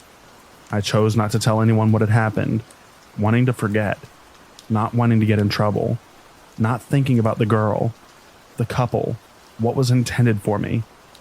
I spent that August inside whenever I visited my grandparents. I begged not to be taken, claiming it was boring and lonely. Sometimes when I sat on the porch or went from the car to the house, I'd catch a snippet of bird call in the wind, or the distant tapping of wood and hurry inside. My grandma could tell something was wrong, and it made an effort to entertain me in town. My grandpa cared in his own way, involving me in his errands, as he never had before. Eventually, school started. Classes and friends eased me away from thoughts of the dirty man or the people in the clearing. Time did the rest. I think now that of all the people in the clearing were of a family, but their features, white skin, brown eyes, brown hair are common enough that they could have been unrelated. I am sure they lived together. They knew each other's signs and signals. They used their own words.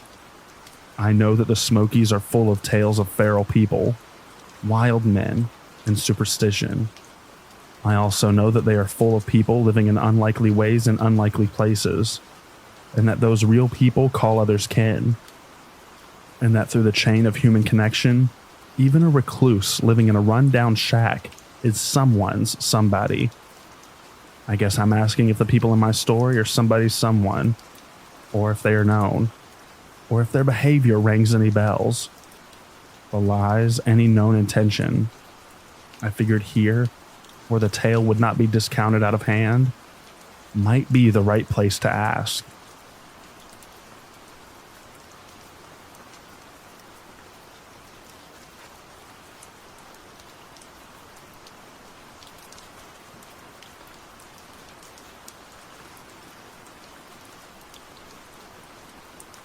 I was traveling solo around the Olympic Peninsula in Washington State and making various stops in the Olympic National Park.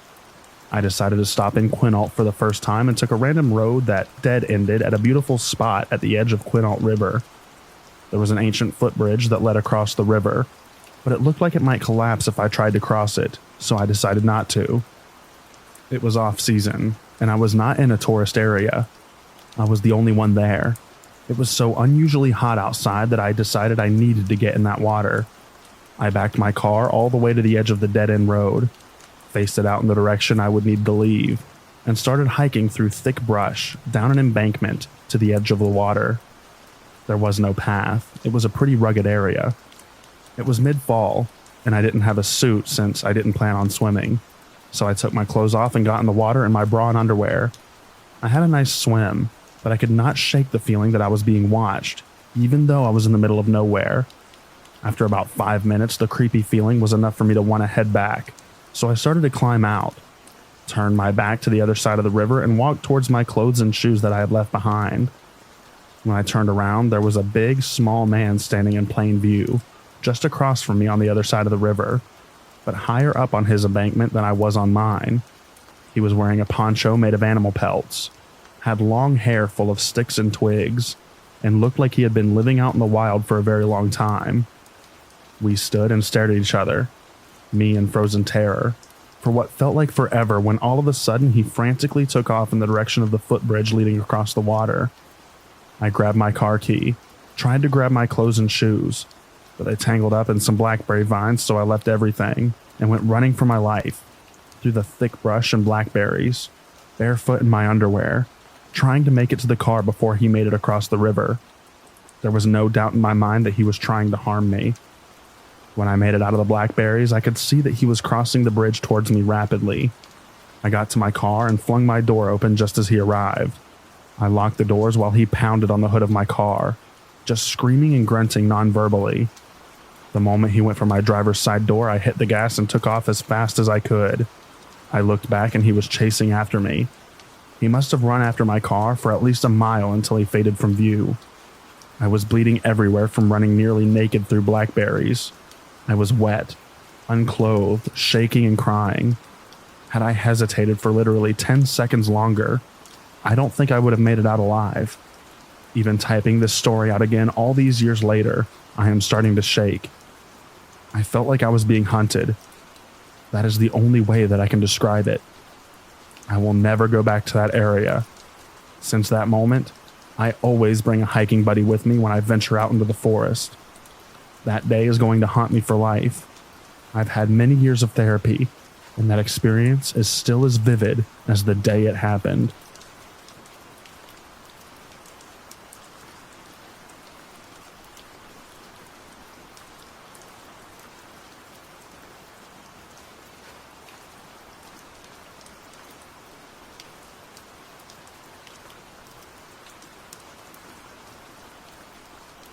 Have you ever experienced anything strange in and around Florida? Apologies if this isn't allowed. I got to thinking after a couple of weird things I experienced in my hometown, and it had me thinking if anybody else has experienced anything. Back when we were teens, me and my brother were out for a walk outside of our neighborhood. Where we were walking was kind of wooded, but the houses were still pretty close together, yet considerably more in the boonies compared to our place. Anyways, we had almost completed the loop of the area and were around the bend going towards the exit when we heard something odd. I remember there was a helicopter overhead.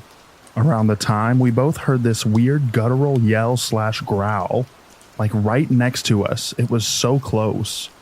It sounded like a mix between a mountain lion, an angry house cat, and yet oddly human-like all at once. We both just froze and looked at each other startled, and started looking around for the source, but there wasn't a single cat or anything animal-like about. I was pretty freaked out and practically sped walked to the road. All the while, my brother kept asking me what the F that was, but I was too spooked to talk about it.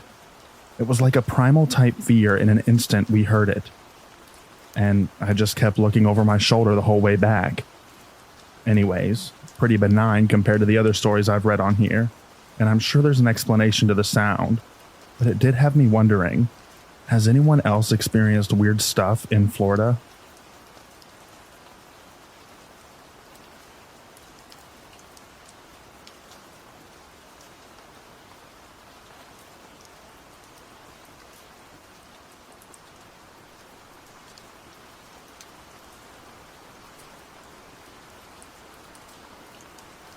Years ago, I moved from a very small town to a remote valley out in the middle of nowhere, surrounded by national forests and not many neighbors.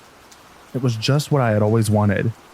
At that point in my life, I had been a paramedic for about 4 or 5 years, and being an outdoorsy, civic-minded sort, I decided to volunteer my services with a local search and rescue organization. For being such a tiny, poorly funded organization, we were surprisingly busy. In the 9 years I was with them, we'd have at least one rescue, sometimes several, every weekend, spring through fall.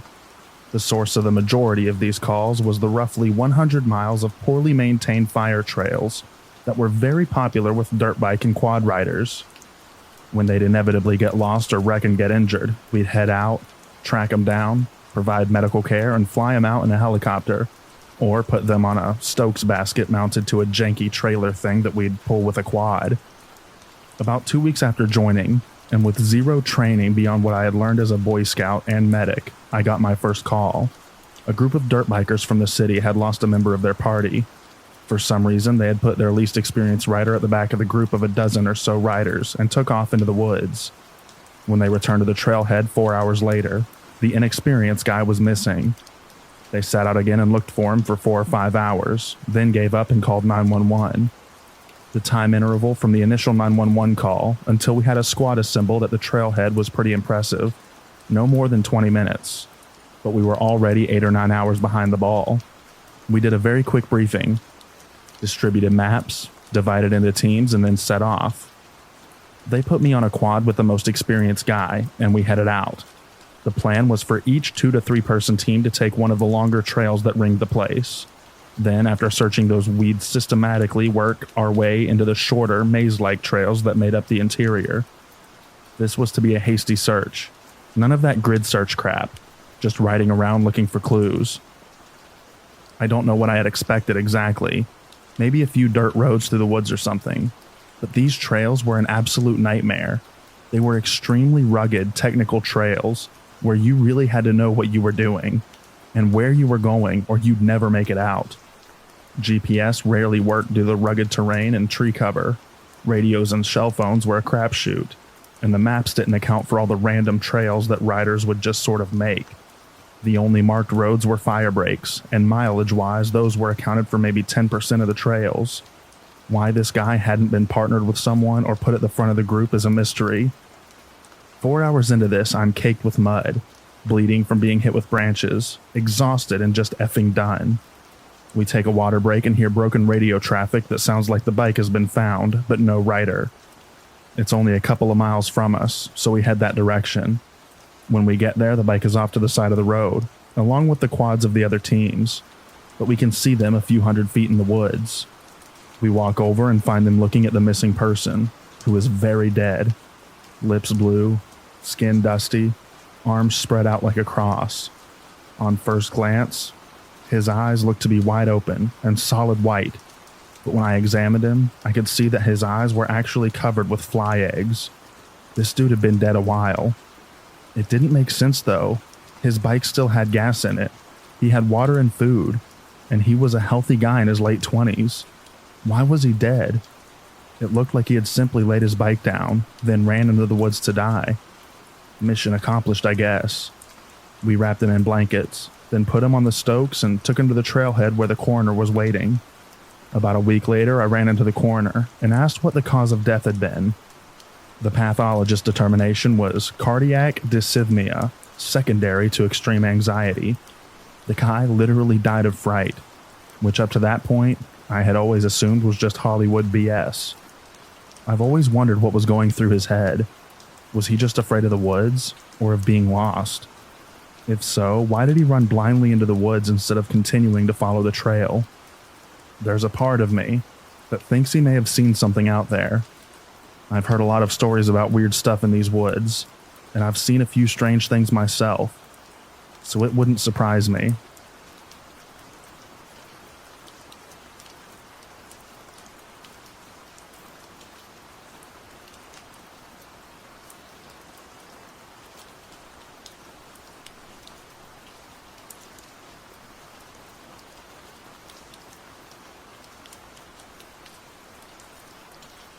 I've been wondering where to share this.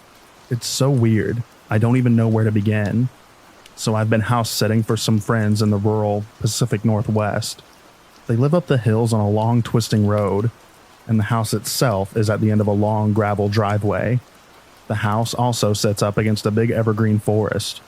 I should also mention that at one point the driveway branches off and goes into the woods. I have no idea why. I've explored in there before and there's nothing. The road is too overgrown for a vehicle to get through anyways. Or so I thought. Recently it dumped snow up here, and I've kind of been trapped as my gutless sedan doesn't have four-wheel drive, and the driveway is covered in over a foot of snow, and the road hasn't been plowed. Anyway, a couple of nights ago I was sitting up awake reading. I haven't been sleeping well because I got COVID, and the coughing keeps me up at night. At about 11:30 p.m. I saw headlights outside the window. I could hardly believe it. First, it was late at night. Second, there's been so much snow that most cars couldn't even make it up there. And third, my friends are out of state, and no one else would be coming up here, certainly not at night. I peeked out the window and watched as the headlights, instead of turning the bend in the driveway towards the house, kept going into the woods. What? I was curious, but I'm also a coward, so I didn't do anything as ridiculous as following the car into the forest in the middle of the night.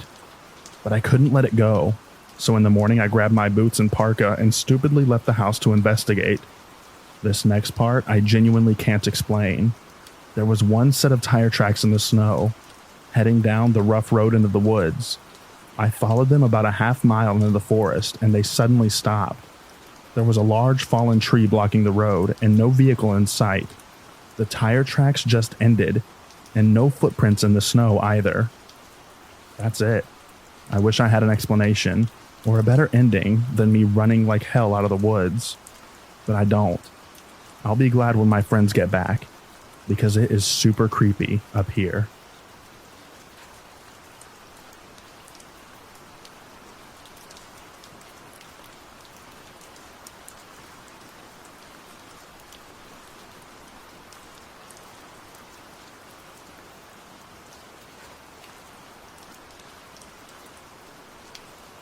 My husband and I were on the way back home from Navarre Beach, heading towards the Alabama line. It was storming really bad that night. As soon as we were passing Blackwater Forest, it slacked up a bit. We both saw Bigfoot walking across the road. By the time we were coming up on it, was almost to the other side. He looked so shocked, like a deer in headlights. I asked my husband if he saw the same thing that I did, and he agreed. I couldn't believe that we had seen it. A couple of weeks ago, he got sad news that our older woman friend that had stage 4 cancer had passed away. Yesterday, her daughter updated everyone with where they were having all the memorial services at, and one of the places just stunned me. They opened a restaurant, and it's called Bigfoot Crossing, exactly in the area that we had seen it. So now I'm wondering how many more sightings. I mean, it's gotta be quite a bit. Now I want to go back out and check out the area more.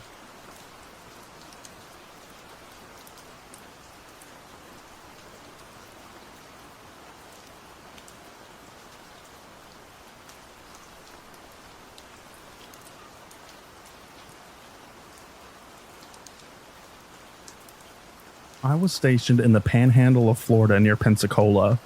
I was in charge of a team of about 10 guys taking part in an exercise. We were playing the bad guys for this exercise. And on that night, our job was just maneuvering.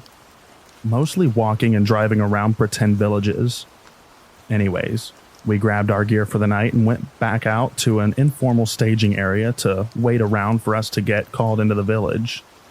Being a group of young military guys with nothing to do, we started messing around, driving in circles and up and down the nearby dirt trails in our trucks, talking crap on the radios, looking around with our night vision goggles, etc. Because why not? We spot an SUV parked down one trail, which was a bit odd since we were on the military range at the time, but not crazy since we weren't near any of the sensitive or dangerous parts. I drive up next to the SUV slowly, and the guy, sitting shotgun with night vision goggles, says there's some weird person sitting in it. He hands me the night vision goggles, and I look over, and holy hell, that person was terrifying. They were in the back on the driver's side. Super tight skin, crazy sunken eyes, thin, lanky hair. At first, just staring straight ahead, but they suddenly turned to look at us, and I booked it out of there. I practically threw the night vision goggles at the guy next to me. I don't know why, but I felt one of the deepest feelings of fear that I'd ever had. Literally, the only times that were worse were times where I genuinely thought that I was about to die. We drive back to where the other guys were, and I tell them about it.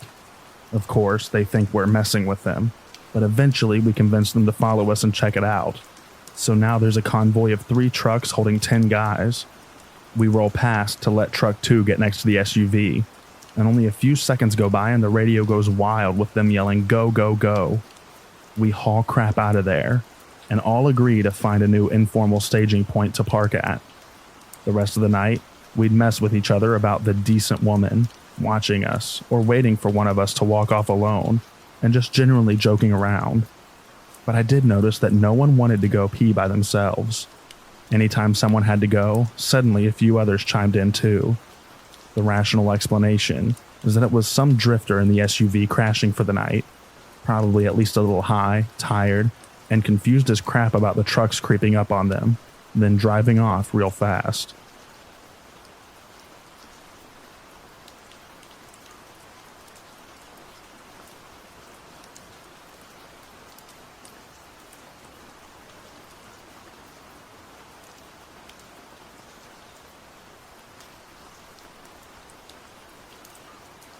I took a trip to stay in a cabin in the middle of the woods, high up in the mountains of the city of Ranger, Georgia, United States. This neighborhood was 30 minutes up the mountains, away from civilization, and even the cabins were spread far apart. The front deck of the cabin was completely exposed to the woods, so I acknowledged that any animals could stroll along if they pleased. But I stayed there for about a week, and me and my boyfriend sat outside on the front deck every night, very late, and at no point felt in danger. It was peaceful with fireflies out and sounds of crickets every night. Until the 5th night. It was eerily dark too. The moon was covered heavily. It was about midnight, and all of a sudden, I didn't feel peace like I did those other nights. The forest went completely quiet, and I felt a horrible sense of dread. I genuinely feared for my life. I sat there in my chair looking out into the dark forest, trying to rationalize and calm myself down, that it was just my mind playing tricks. But all of a sudden, my boyfriend said out loud that he felt unsafe. That's when I realized it wasn't just me. We then both heard a blood-curdling scream, and we pulled out a flashlight to see what it was. Turns out it was a gray fox. They make scary screaming noises. The weird part was that the fox was running and had its ears and tail down like it was scared. This was in June, and I read that foxes scream like that when it's mating season or if they're in danger. Their mating season is winter, and this happened in June. So I do believe that this fox was in danger, or afraid, as well, adding to our fear. The cabin has 3 floors, and we were able to climb out the window and sit on the roof, because we still wanted to be outside and relax. Didn't matter how high up I was. I felt something truly evil and stayed inside. The only other time I felt something so evil, or like someone was watching, was when I had a few paranormal experiences at a haunted house. Georgia doesn't really get mountain lions that often. Maybe a bear, but it didn't feel that way at all. It felt unnatural.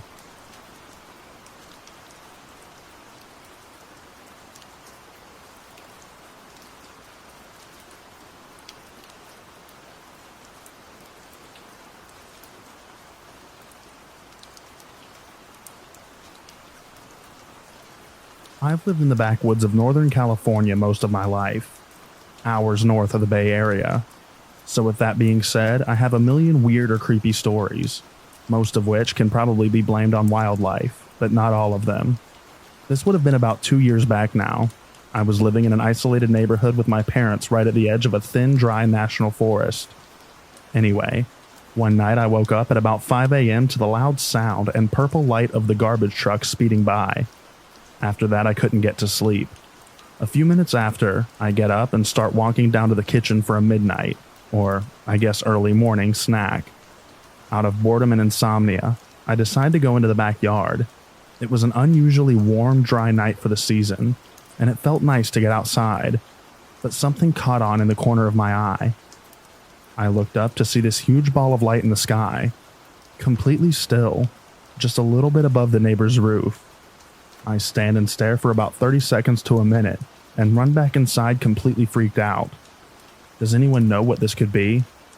It was completely clear and in Northern California, not a place for weather. So I've ruled out ball lightning, and I'm kind of stumped.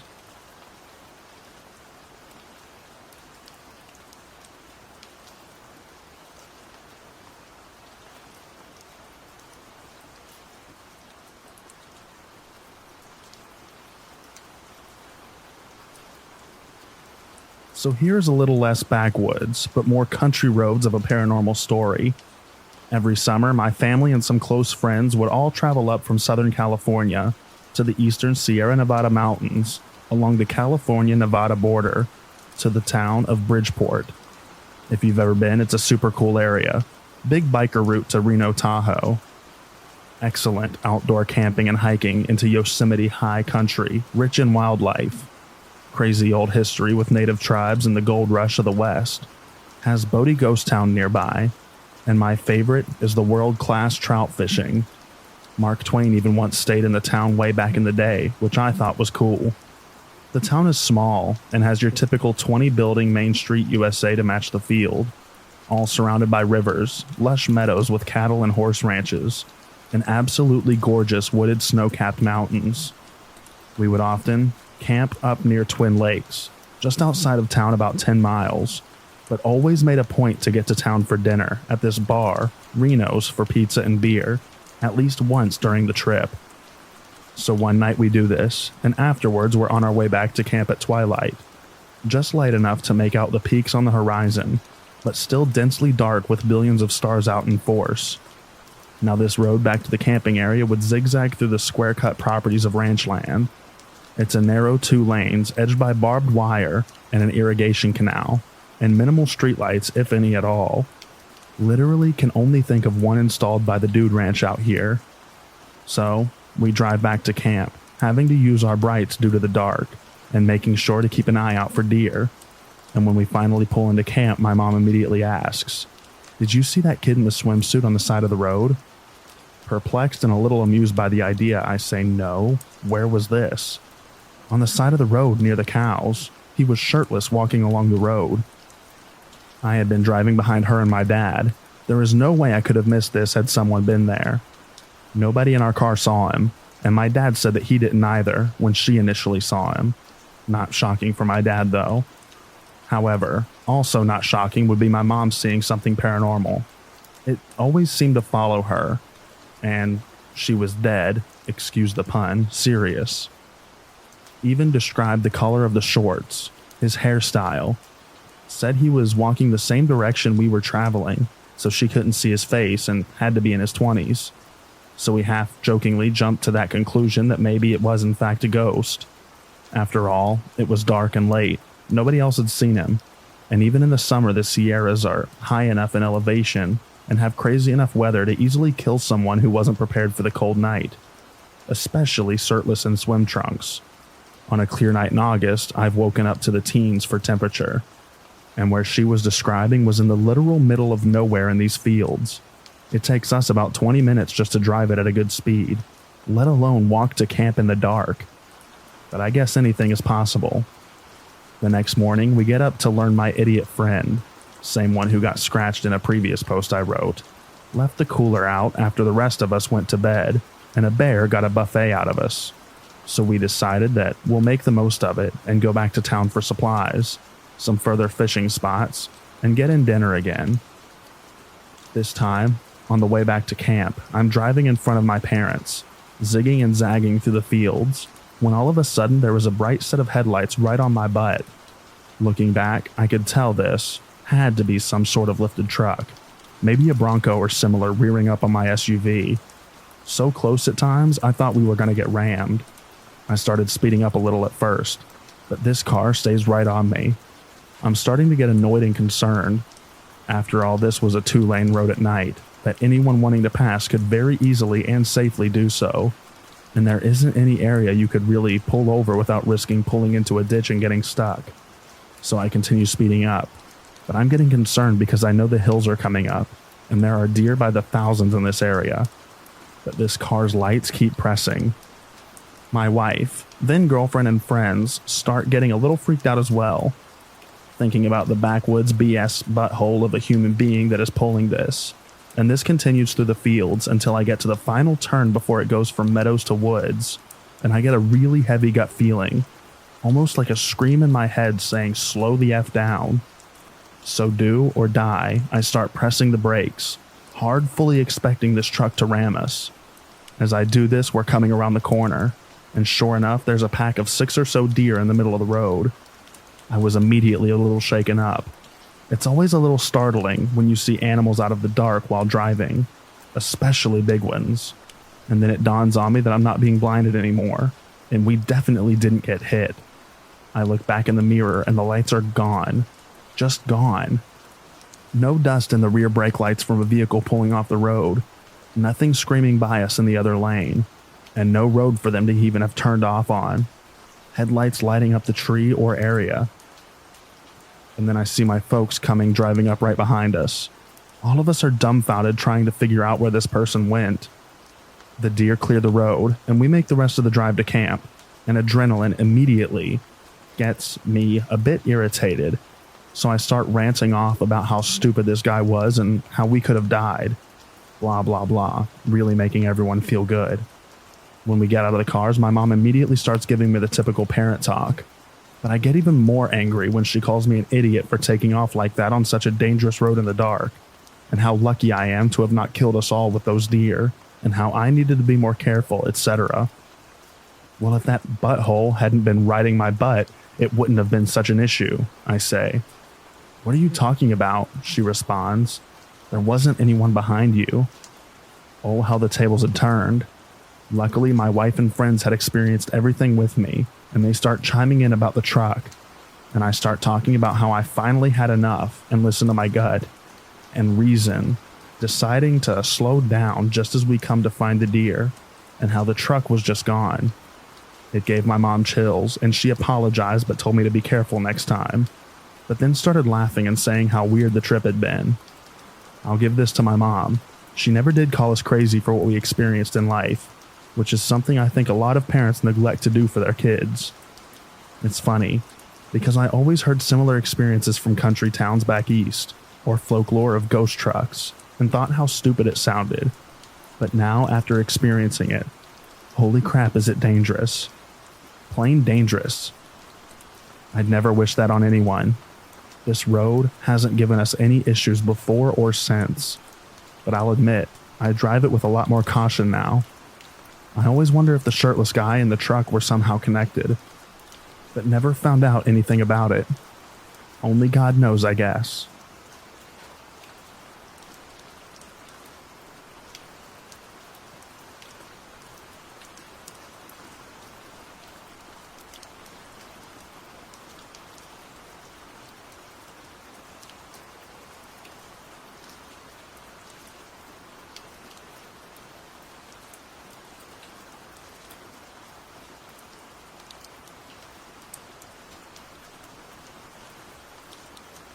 I work as a counselor at a summer camp in Southern California.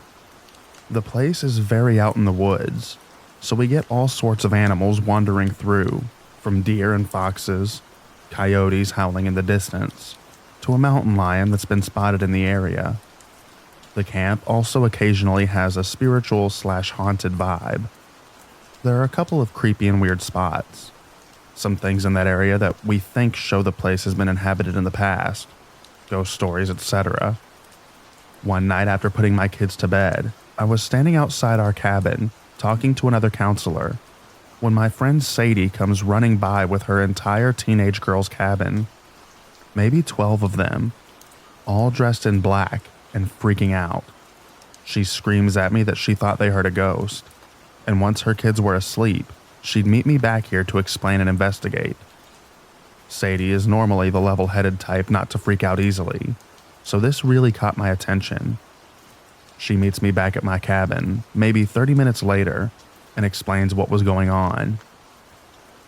She took her campers on a night hike, had them all dress up in black and pretend to be ninjas. All was fun until their way back. They passed a particularly dark part of the trail when they heard off in the distance, just beyond the tree line, what sounded like a faint help from a small child. But each time they heard it, it got more and more distorted until it no longer sounded human, yet still sounded like a child yelling help in the distance. Naturally, they freaked out and ran. Me and Sadie decided to be good counselors and go investigate the sound of a small child yelling help. As we walk over to the area of the trail, we hear it. It doesn't sound like a small child anymore. It sounded more like a demon screeching out its best impersonation of a child. And it didn't sound like it was coming from any point source, but more was coming from an entire mountainside. We booked it back to the safety of the main part of camp, where we tell this story to anyone who will listen. The next day, the camp director had a meeting where they told us to tell our campers not to freak out at the sound of bobcats in the forest. They are harmless, but do make a high-pitched yelping sound at night. Our friends wouldn't let us live that one down all summer.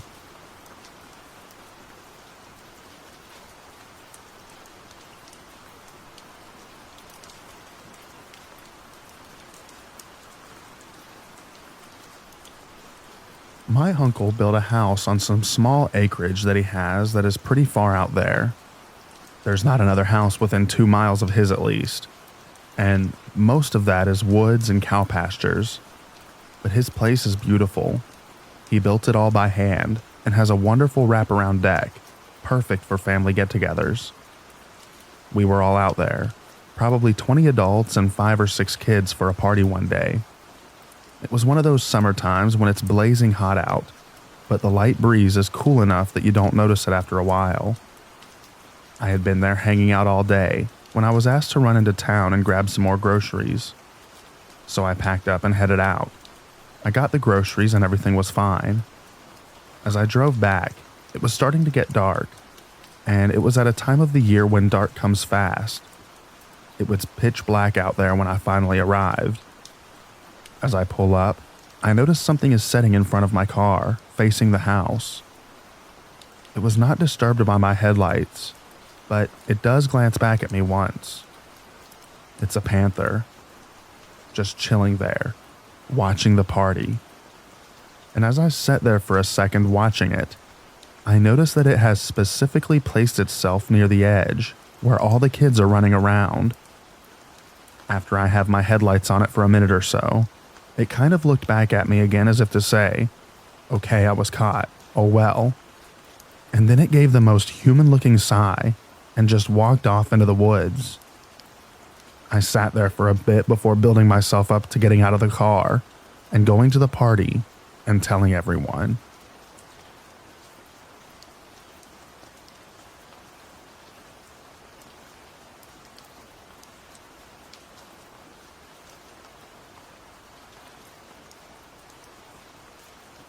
I went to Guatemala with my girlfriend, did a 3-day hike through the jungle to Tikal, slept in a tent at 2 tiny ranger campsites deep in the woods. During the second night, a massive thunderstorm was coming down above us. At 4 a.m., I woke up and heard some male voices, and I left the tent to check it out. 2 guys with rifles approached me, told my girlfriend to stay in the tent because it was scary. She didn't comply and joined me. Turns out, those guys were local hunters looking for shelter in the camp. We offered them coffee. They were more than happy. About 30 seconds later, the storm got so intense that a big tree fell and crashed onto our tent. If I had not left to check out the guys or worse, my girlfriend would have listened. We both would be very dead right now.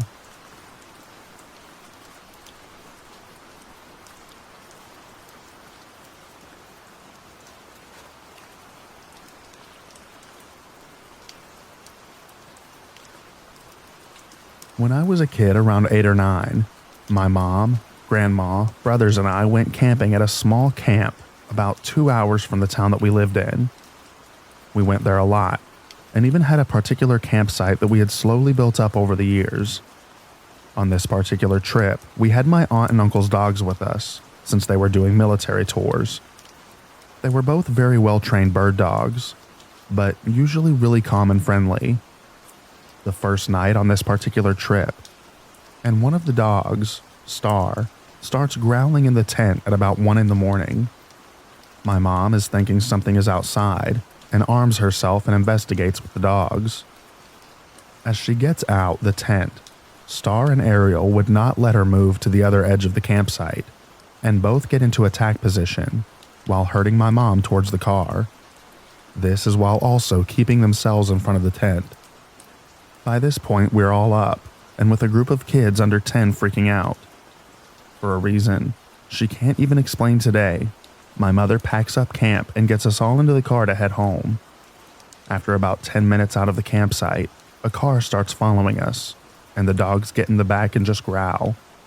By this point, everyone was in borderline panic mode, and my brothers were crying the entire car ride home. As the town came into view, you have to cross a huge bridge to drive in, and the car was still following us. And as a kid, you make stories to yourself that nothing is wrong, and the car behind you is just full of scared people too. Yet, as we start across the bridge, the car stops and just turns around, speeding back the way we came. We stopped at a gas station, and everyone was near meltdown mode, and my mom goes in to get cigarettes. But Star would not let her back into the car until she could see her clearly. This, and a camping trip a few years ago, later convinced me that camping is no longer my thing.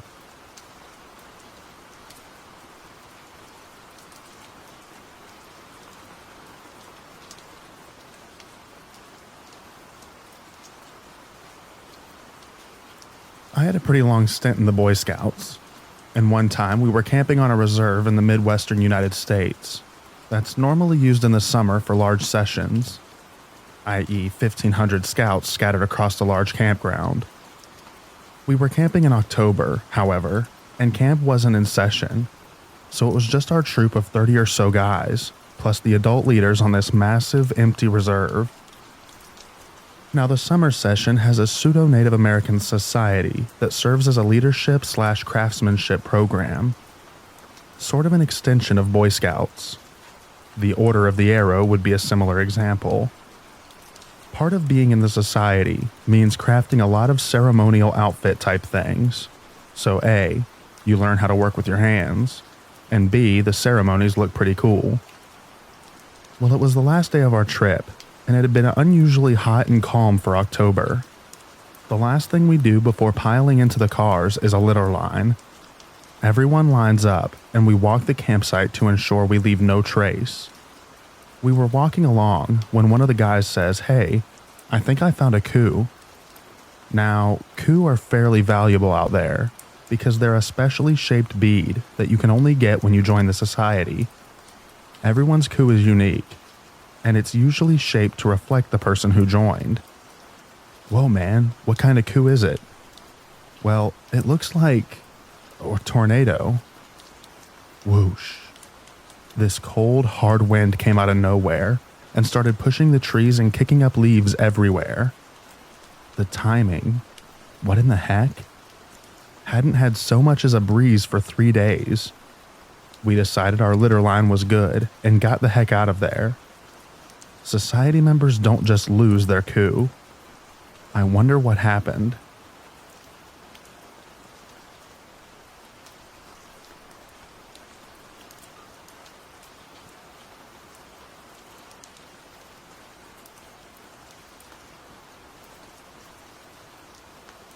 A few friends and I had a long weekend, 5 days off from school, and we decided to go camping in the North Georgia mountains.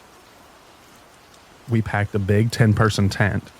There were 5 of us, 2 guys, 3 girls, and we loaded up into my buddy's truck. He and I had some experience being outdoors, camping, hiking, and hunting, and he's an Army veteran, so we packed really well and had all sorts of amenities, like a propane stove/grill, fold-up cots, a portable shower, etc. We were in it for the whole weekend. We left Wednesday afternoon and parked the truck in a small town and started hiking into the woods to find a spot. It was a fairly normal hike until we got about 4 to 5 miles in. The first time we noticed something strange was when we came into a little clearing in the woods with a big pond/tiny lake in it. We stepped into the open area and everything stopped. No birds chirping, no squirrels running around. Even the clouds and wind seemed to stop moving. My buddy and I both thought, well crap, there's gotta be a predator nearby, and took out our handguns. It's the law in Kennesaw, just in case. I've never seen a bear in Georgia, so we figured that it was a mountain lion or maybe some coyotes. My friend and I were looking through the edge of the clearing, and he grabbed me. He nodded across the water, and when I looked, I saw what seemed to be a woman standing just at the tree line. She was maybe 150 yards away. We assumed that she must live somewhere nearby, and so we continued walking past the water and clearing. As we headed back into the woods, I looked over my shoulder at where she was standing, but she was gone. The sounds of the forest returned once we got into the trees. We made a campsite about 2 miles past that, as it was getting late and we didn't want to be stuck building a camp in the dark. We got everything unpacked and set up and built a fire, popped a couple beers and sat down to hang out. There was a girl that I was interested in on the trip, and we had been flirting, so after a few beers and the sun was down, we snuck away from the fire under the pretense that she wanted help setting up part of the tent. We started fooling around, and after a few minutes she stopped and looked at me funny. I asked what was wrong and she said, "Nothing. It just got really quiet." We both quickly dressed and headed back outside to the fire. The others hadn't noticed anything strange and didn't mention anything wrong, except joking with us that it took us a long time to fix the tent. On the first morning, we found that the propane stove had been turned on, but not ignited, and had gone empty overnight. None of us had used it. The second morning, we noticed some things had gone missing. A lantern we left outside by the fire was gone. My crush's sweatshirt that she left on a little folding chair/stool. We figured we just misplaced things, or that someone had used them and put them somewhere else. During the second full day, Friday, we were looking for a waterfall that we read online was in the area. We were following the river upstream when everything went silent again. My buddy nudged me while we were walking and indicated up to the top of a hill next to the river. I looked up through the trees and was just able to make out the figure of the same woman, same clothes and all, just standing.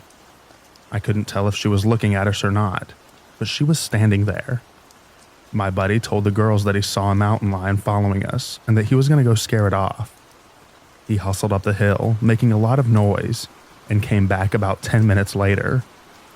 He said he scared it off to the girls, but told me aside that the woman wasn't there when he got up there. We found the waterfall and put it out of our minds as the girls decided to skinny dip in the river. We hiked back to camp and found it a mess.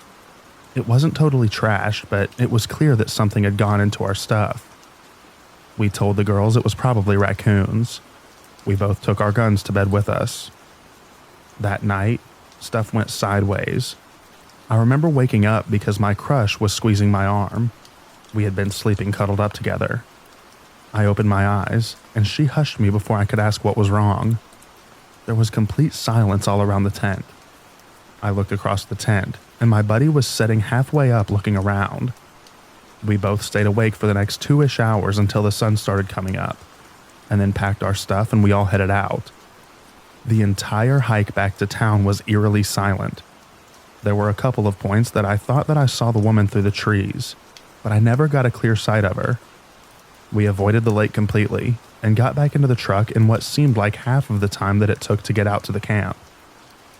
After we were safely on the road back home, the girls and my buddy all started to tell everyone about moments that they thought that they heard/saw the woman all weekend, but were too freaked out to mention it out loud, like she would go away if we ignored her.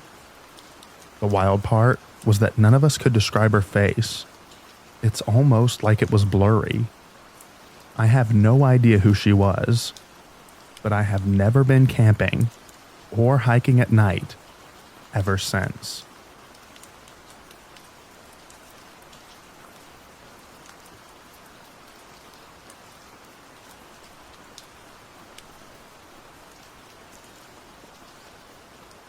I went camping by myself way out in the middle of nowhere in north central Pennsylvania.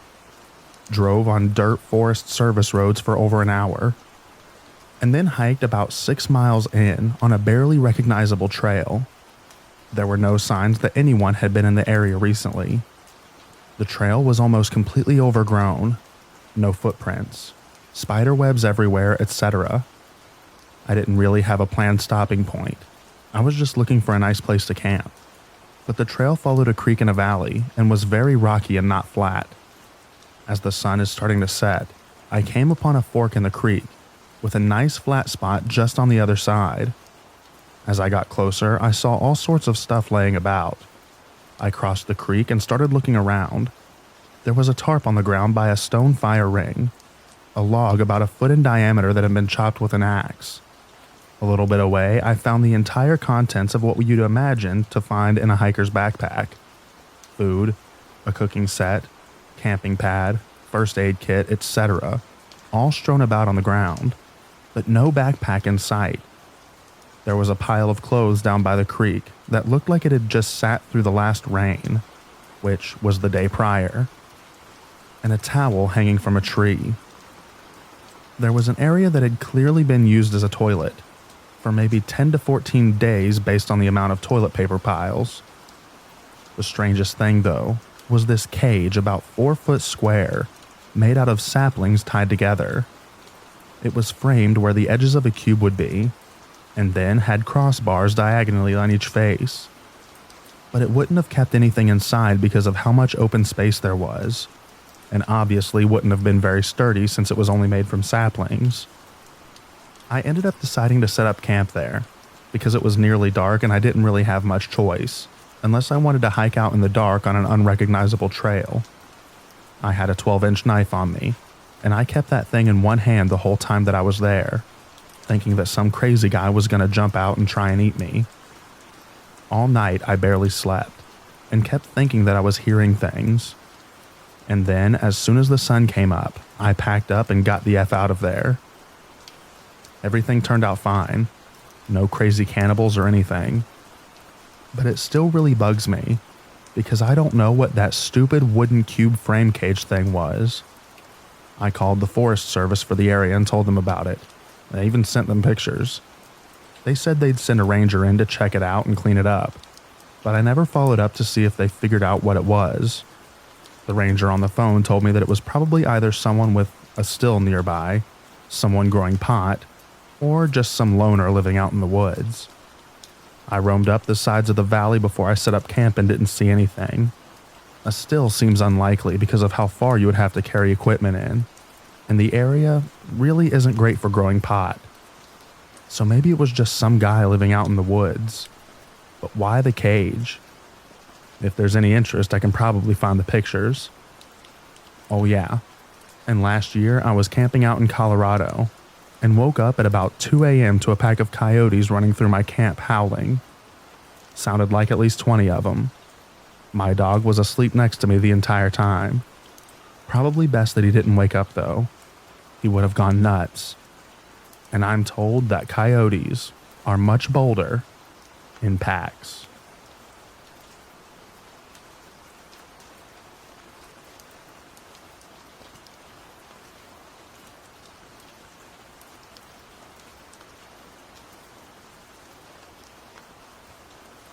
I went to Shenandoah National Park in Virginia with a college buddy. JMU is super close, so he and I took some camping gear from work and headed up there to catch that Perseid meteor shower. We hiked a good ways in, on, and out a back trail that ended with a cliff overlooking the Blue Ridge Mountains, and was awestruck. I set up my 2-person tent, and he rigged his hammock with a tarp a few yards back. And then we sat on a cliff and watched the stars go by. Here's where life got real for me. We go to bed pretty early that night, and around what I could only guess was 3 a.m., I start hearing tapping sounds all around my tiny tent. Now I knew it wasn't rain or him playing a joke on me, so I started to panic a little. At this point, I've been fully awake and alert for 10 minutes, and I can easily hear his tapping. I finally grow a pair and decided to turn on my flashlight. And what do I see when looking straight up through the mesh top of this tent? Hundreds and hundreds of centipedes. They were falling like a gentle drizzle all around my tent, and I felt like I was on an episode of Fear Factor. Long story short, I didn't sleep that night, obviously, but my buddy, who was about 15 feet away, was out like a rock. In the morning, there were dead centipedes everywhere.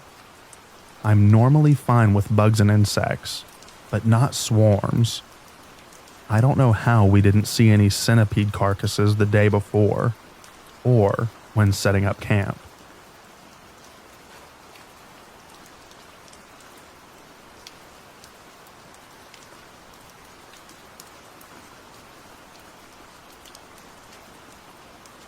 I went on a group retreat type thing over a fall weekend about 8 years ago. My husband and I and our 3 girls, all under age 10. This was an annual occurrence, but we were flush that year as a result of our company doing well. As a result, we avoided the communal bunkhouses and decided to rent a camper. The RV rental place explained that it would cost the same for 3 nights as it would for 2, so we decided we'd return it on Monday, despite the retreat being over earlier on Sunday. So the weekend went great. It was super hot and we were happy to have AC. We didn't notice it at the time. Different people being in and out all day, not staying in the RV much over the weekend because of activities. But the previous renters hadn't bothered to clear out the septic lines in the camper. By 6 o'clock Sunday evening, it stunk horribly and was backing up into the toilet. My husband was anxious about the rental company blaming us, so he decided to go to the Walmart in the neighboring town for some Drano. Mind you, this particular location, while open all year, is rarely occupied outside of retreats. I'll confess that we haven't been back since this occasion, so the details of why don't really come to mind. But as I recall, it was privately owned by a church in the area, and they used it mostly for their own purposes and events. So my husband leaves around 8:30 p.m. for Walmart. It's an hour-plus round trip thanks to the rural area and skinny back roads. I start straightening the camper, packing our belongings and getting the kids settled.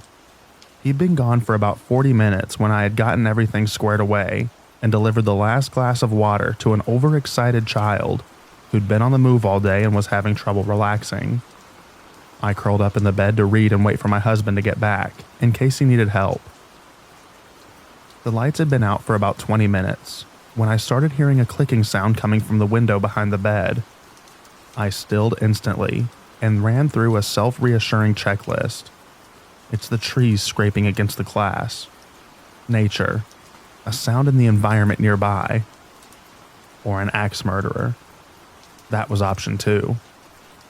I got up and walked very slowly to the kitchen. The noise followed. As I was climbing up into the loft area over the trunk can, I hear the door handle rattle, and then the scraping sound. I'd gotten a knife as I passed through the kitchen, which I was sweatily clutching as I hauled down on the edge of the bed in the loft, guarding my children. I eyed the cabin, making sure every access point was locked, and hoped that whoever it was definitely a whoever at this point, would go away. I leaned left and right, trying to get signal on my cell phone to call camp security or my husband or anyone, but it wouldn't dial. I waited, panicking. It was about 5 minutes of torture later that I saw headlights through the portholes on the side. Coming along the winding road to the RV sites, and my husband entered the cabin, looking at me weird. He scoffed at me for being a city girl, and told me that people didn't break out of prison and attack women and children in random rural campgrounds. I expressed that I'd heard the door rattling, and that it wasn't a coincidence of nature, but he brushed me off. We passed the test of the night without incident, though I was too on edge to sleep. The next morning, we drove into the town to return the RV. On the once-over, demanded by the rental agreement, The manager came around to my husband and asked if he knew what had happened to the rear window. It seems that someone had used a switchblade or some similar item to remove the gasket from around the window where the back bedroom was, where I'd been reading the night before. There were gashes in the paint, consistent with knife marks, and the gasket had been sliced off. The window lock was also damaged. It seems whoever had done it had also tried inserting the knife into the door's lock and between the jamb and the lock in another attempt to gain entry. Fortunately, they didn't get in, and we were not charged for the damage to the RV. Needless to say, I never consented to a solo camping trip again, and I always go in a larger group now. Safety in numbers and all that. But it still makes the hair on the back of my neck stand up.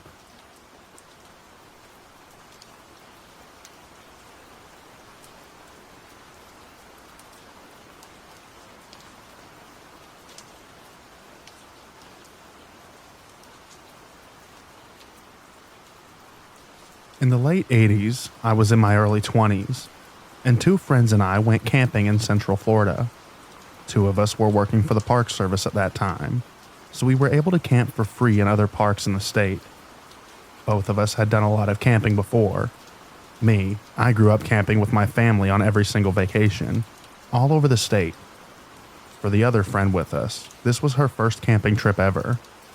We were camping in the youth area, which was empty that weekend and was quieter and more isolated than the regular campsites. Later in the afternoon, on the second day of our trip, we were all sort of spread out in the area of the campsite, being within shouting distance but enjoying a little solitude.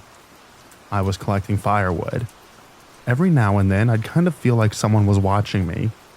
I'd look around, see and hear nothing, and then shrug it off and just go back to what I was doing. Later on, around sunset, we had the bonfire started. One of the rangers who lived on site, about a quarter of a mile away, came over with a truckload of firewood and a 6-pack of beer. We all sat around talking for a while. Well after dark, we could suddenly hear what was probably a bunch of teenagers fooling around on one of the trails a couple of miles away. Since the trails were closed at sunset, the ranger and my coworker drove off to shoo them back to their campsites. My other friend and I were just relaxing around the fire, talking a little, mostly enjoying the night and the peace and quiet. All of a sudden, I had a cold chill go over me. The hair stood up on the back of my neck, and out of nowhere, I was terrified. I tried to ignore it, but it kept building. I didn't say anything to my friend. I didn't want to scare her. Then I glanced over at her just as she glanced at me, and she said, "Do you feel that?" I said, "Yeah, I think maybe we'd better go to the car." We both felt like we were in deadly danger, but no idea from what. We started walking at a casual pace, not wanting to appear scared. Then, halfway to the car, we looked at each other again, and simultaneously broke into a dead run. We reached the car, jumped in and locked the doors, and turned on the headlights. I just sat there with my pistol, feeling like it was totally inadequate for whatever was out there. We both just sat looking straight ahead. We were afraid to look around. I had the feeling at one point that if I turned my head and looked out the window, I'd see something that would drive me insane. I don't know how long we sat there. It was probably just a few minutes, but it felt like forever. Then it just left. We could actually feel it going away. A few minutes after that, the other two came back in the truck. We kind of laughed it off afterward, but I'll tell you, I've never been that scared before or since. I've faced a lot in my life, and nothing has so completely terrified me like that. I don't know what it was, but I'm still convinced that we were in terrible danger.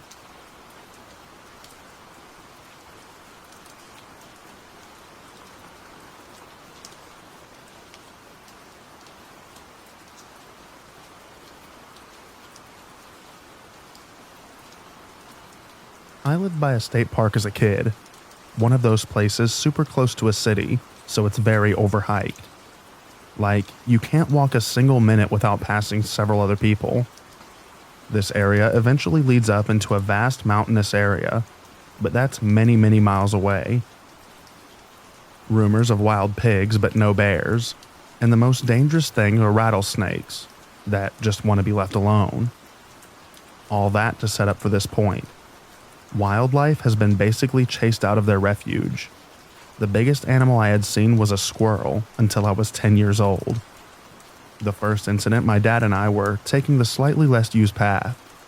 It was basically an out-of-the-way trial that ended the same, but was rougher, no bicycles, and an added risk of seeing the aforementioned rattlesnakes. I was watching my footing when my dad let out an, "Oh crap." I looked up and saw two of the biggest bucks I have ever seen in person. This is a no hunting park, so really big. And we were really close as my dad had been watching out for me. My dad is desperately looking around for a tree that I would learn later, while I go, "Oh dear." "Sedina, no," my dad yells as I step towards the deer so I can see if they're friendly. One lowers his head and I'm thinking it wants to be petted. My dad realizes that I'm closer to the deer than I am to him, and this causes him to freak out. The deer are focused on me, one head down still, till a branch hits it across the face. It barely phases it, though the other one takes off immediately. After some cursing from my dad, it finally prances away like no big deal. My dad was convinced that the buck was about to charge me.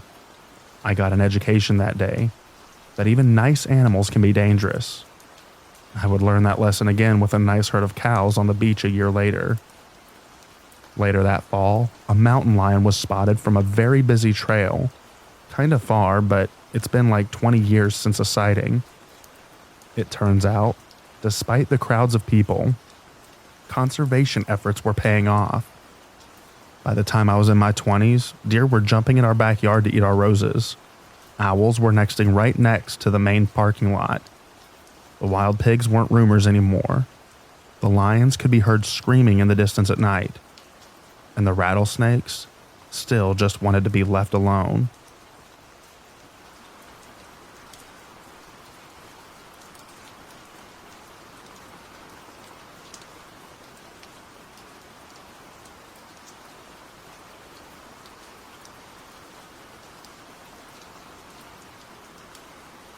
I really love through hiking and climbing, so I sleep outside for a great part of summer each year.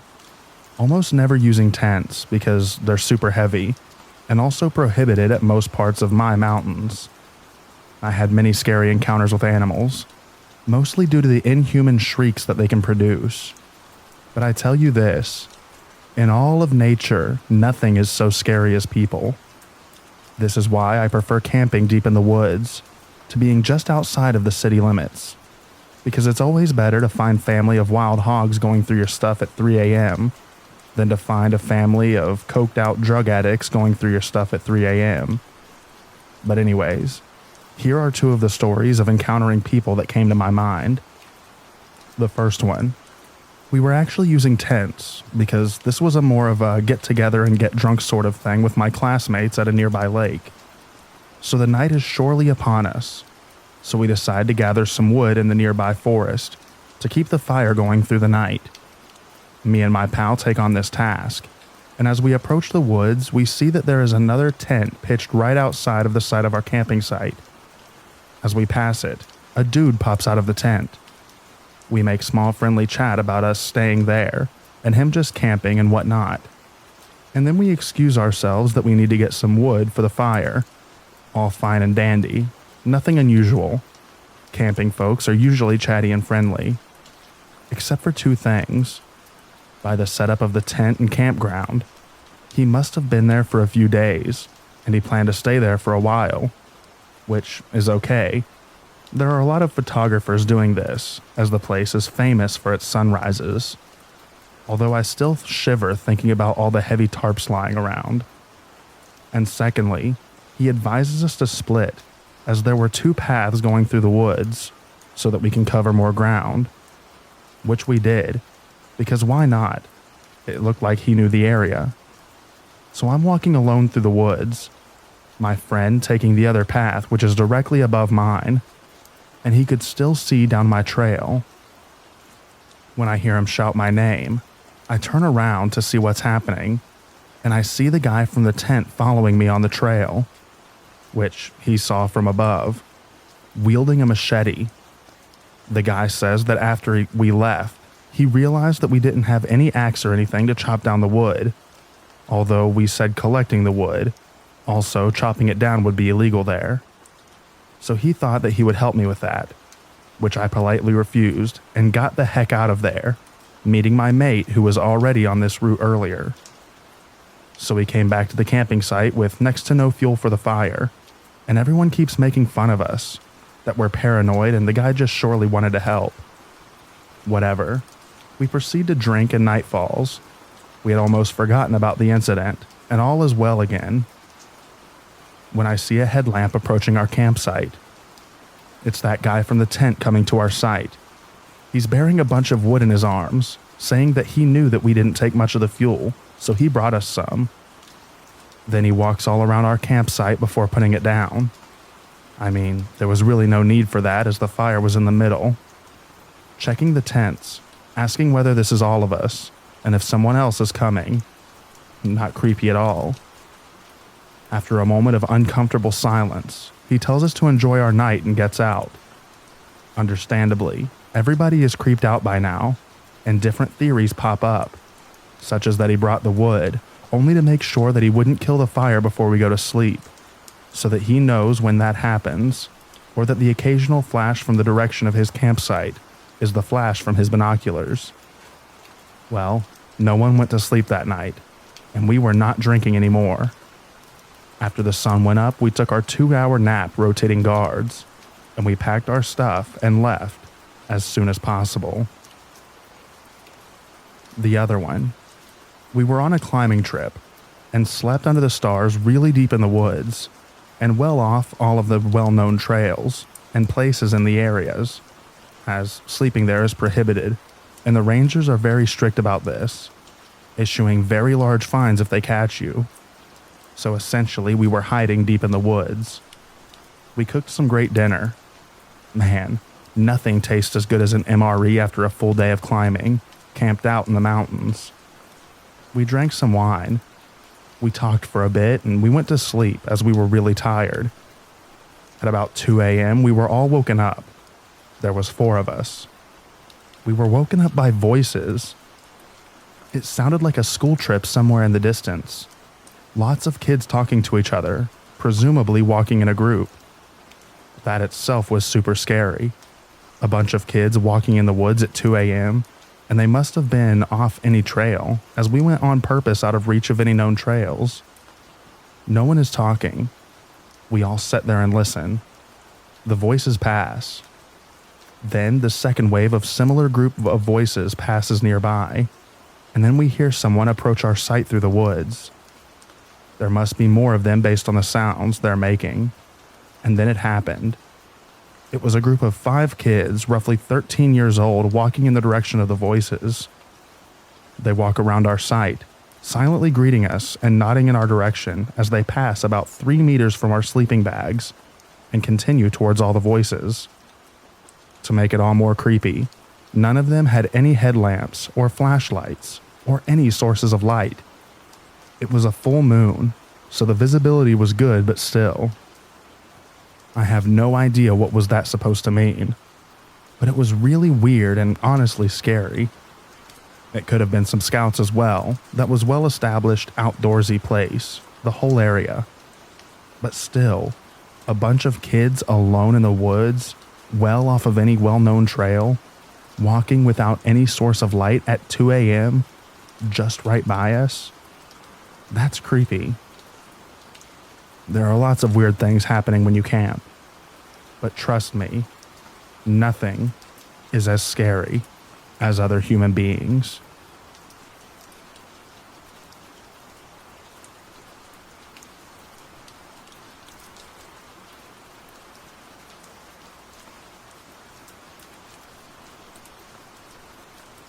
I'm pretty late to the party, but my mother has a great camping story.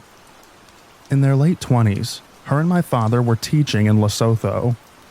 On the holidays, they would go on camping trips in the massive parks in Zimbabwe. They were young and stupid, and didn't know the dangers of camping in Africa.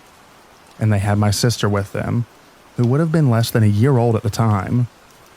One night, they were camping in a tent, and my sister was between them, when they heard sounds inside. They say it sort of sounded like someone coughing. My sister was making baby noises, and it seemed like it attracted more coughing animals outside. Soon, it sounded like a whole pack of something was outside the tent. My parents had no firearms, and no knife or axe close by. One of the animals then started sniffing the tent, and it seems like it was trying to dig under it to get to my now crying sister. My panicked parents were trying to find a way to save themselves and my sister, and in a panic-induced rage, my mother, with all the might and glory that only a mother who is scared for her child's life can produce, punches the snout of the hyena sniffing the tent. To this day, my parents swear that the animal screamed in terror, and the whole pack ran off.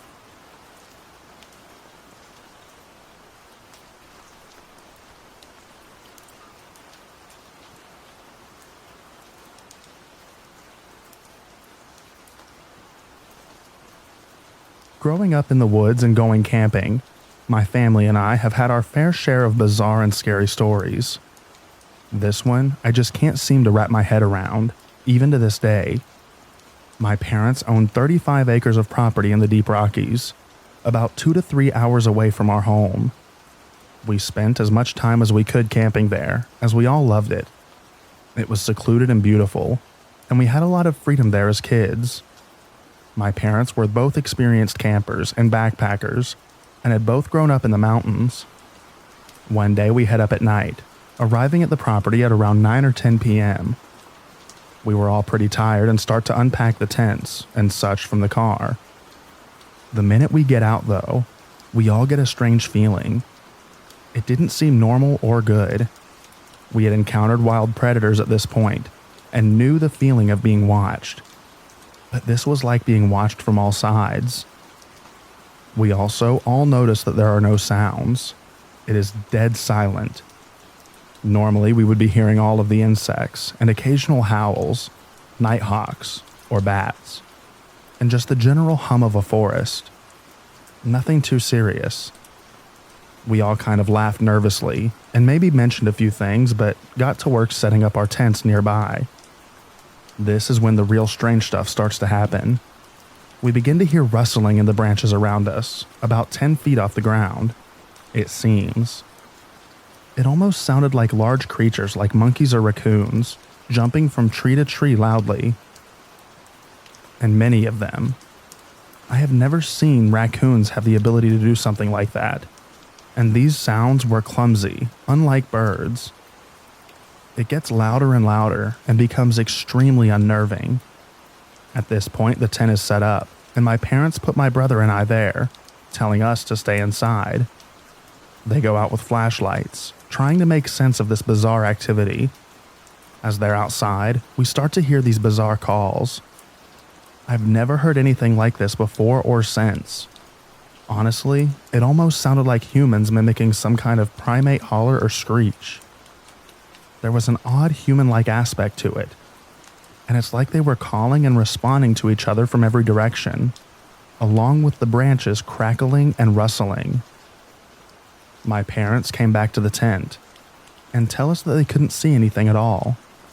I remember how shocked and frightened my mom looked, and it scared me because she was not scared of anything, and she would stalk bears just to get a good photo. Both of my parents were not easily frightened in nature, or at all. We're all huddled together in the tent, confused, scared, and unsure of what to do. The sounds are so loud, and everywhere it almost sounds like some crazy storm outside. Our dogs are covered in between us all, totally freaked out. My dad decides to go out again, and I remember as he finishes unzipping the tent, the sounds stop, just like that, in an instant. and the oppressive, weird feeling is gone. He and my mom go out again to investigate, and again find nothing, except fallen branches and some strange marks up high on some trees. They come back, talk us down, and somehow manage to get us asleep. We still talk about this to this day. None of us know what happened and have no explanation.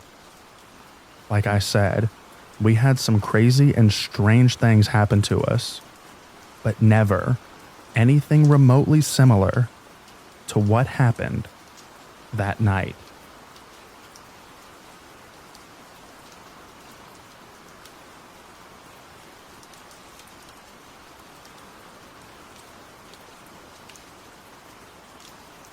I was living in Brazil, and a friend and I decided to do a one-night out and back through mountainous rainforest terrain in one of the southern states.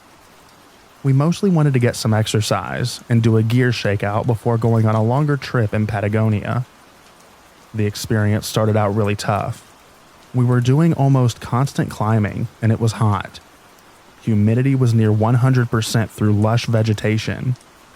Eventually, we were pretty much in clouds and completely drenched from sweat and humidity. It was kind of hellish, soaked to the bone with no chance of drying out. Fortunately, at that altitude, it gets below freezing quite frequently at night, so there weren't many insects or animals, only birds. We hiked for probably 8 hours with little progress. It was slow going through tough terrain. At early evening, we came to a flat spot, the first we'd seen in hours, and decided to make camp as it was starting to pour. I basically made camp in several inches of standing water. I was beat anyways, so I just sat in my tent reading. At around 3 a.m., I woke up to a girl singing in the distance. The singing kept coming closer until she was singing right at our tents. She pushed past us, and the singing drifted off. She was singing maybe a lullaby or a children's song about rain in Portuguese, but it sounded very strange. An hour later, I got woken up to the singing in the distance again. She was coming back towards us, singing the same rain song. As she passed us, I could hear a little exasperation in her voice. She continued singing and went back in the direction of the trailhead. Another hour later, I was again woken up by her singing, as she was again coming back towards us, except now, she was also crying. She continued to cry and sing as she moved past us for the final time. We woke up that morning, looked at each other, said what the heck was that, and then got on our way. It was very eerie at the time, and I don't have an explanation for it. We were in an extremely isolated location, and the trail was definitely only used by recreational hikers. So I really can't say why this woman was out wandering, singing, and crying at 3 a.m.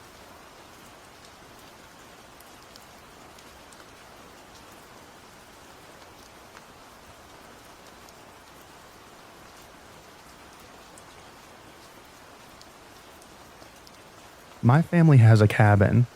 It's really just an old mobile home in the middle of the woods in northern Michigan. We've had it for years and years, but only recently some unexplained odd things had happened, and the police have been out to search the place. The last time I went to the cabin was the worst experience. I went up with my friend. For context purposes, we're two girls in our late 20s, and we arrived at dark. We got out and unloaded, but had trouble turning on the power. It has an outside electrical box, because the lock was frozen shut. We were trying to get it unstuck, but kept hearing noises around the cabin. Finally, it sounded like the noises were very close to us, and as we weren't getting anywhere with the lock, we rushed inside in case it was a bear milling around. We sat inside for maybe 5 minutes before deciding to drive out to the nearest town to get a motel for the night. We would come back once it was light to get the power on. We grabbed a few things and headed back out to the car. I got in and turned the car on, but nothing. The car was 100% unresponsive. The doors wouldn't even lock. My car had absolutely no issues. We had just driven 3 hours to the cabin without any problems. Something had to have happened to the car in the few minutes that we were inside. I told my friend we needed to get back inside. We got to the door and locked up behind us. We looked at each other, suddenly scared. Our car was totally dead. We had absolutely zero cell phone service and we had no power. We tried to stay calm. We made a new game plan. We were just going to rough it for the night.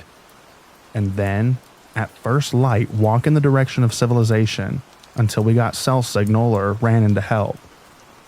Only a short time later, we were sitting together in the living room, quietly talking. Suddenly, there was 2 sharp, loud knocks on the back door of the cabin. We absolutely both froze. We sat there, horrified and shaking, just waiting for someone to push their way into the door or window. This was a mobile home, so it would take very minimal effort to break in. We were met with only silence, but now knew someone was outside. What did they want? It was much scarier to think that they hadn't broke in. They just potentially sabotaged our car and were now knocking on our door to toy with us. We sat, silent and terrified. After a while, we started talking again, only to have someone bang on a window. Just one loud smack. I've never been so scared in my life. We quickly realized that we had to stay alert and awake until morning. We just had to hope that whoever was outside didn't try to get in. It didn't, but the pattern of the knocks on the window continued for hours. As soon as the sun was up, we ventured outside. We took a look under the hood of my car next. It turns out the bolt that clamps the metal piece to the battery terminal was loosened, almost completely.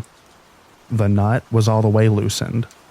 1 or 2 turns more, and it would have fallen off completely.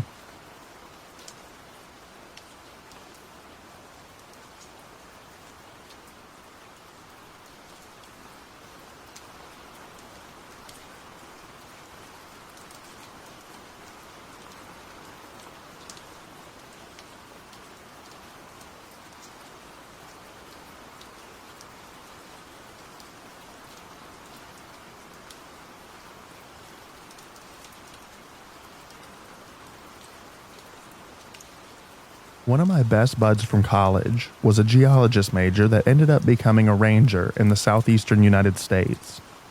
We haven't spoken in years, as is the case with age. But I remember about 8 to 9 years back, he was telling me about an old married couple that he had recently helped out. He had seen them come to the park for several days in a row, and found out that they were visiting from out west, and they had gotten engaged there decades prior. They had been searching for a spot that they'd taken pictures of, where he'd popped the question, but were having trouble. After looking at the pictures and figuring out roughly where they were trying to get to, he escorted them in his vehicle, then hiked with them to where he thought that it would be. They found it, and he left them there and went back to his station at the entrance. He said he got a weird feeling once he got back, and felt like he needed to wait to see them whenever they left. Well, once it came time to lock up at night, he still hadn't seen them leave, so he reported it, left his assistant to wait at the shack at the entrance, and went back to where he left them. He found both of them lying down, spooning along the bank of the river. Neither were alive. He called the cops, went through the 9 yards and went home. The police were able to disclose to him their identities, but weren't sure anything else initially. Later, he learned that the wife was terminally ill with cancer, and they had both unalived themselves by ingesting some sort of chemical/pill combination medley. They just chose to do it where they had gotten engaged at. My friend wasn't torn up about it, but he was obviously sad about them dying, but said that he thought that they hadn't asked for help earlier because they didn't want anyone to think that they helped kill them.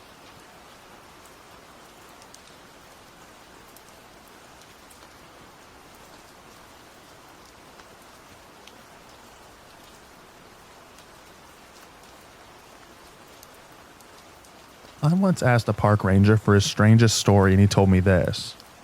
He worked at this park in the summer and had for several years.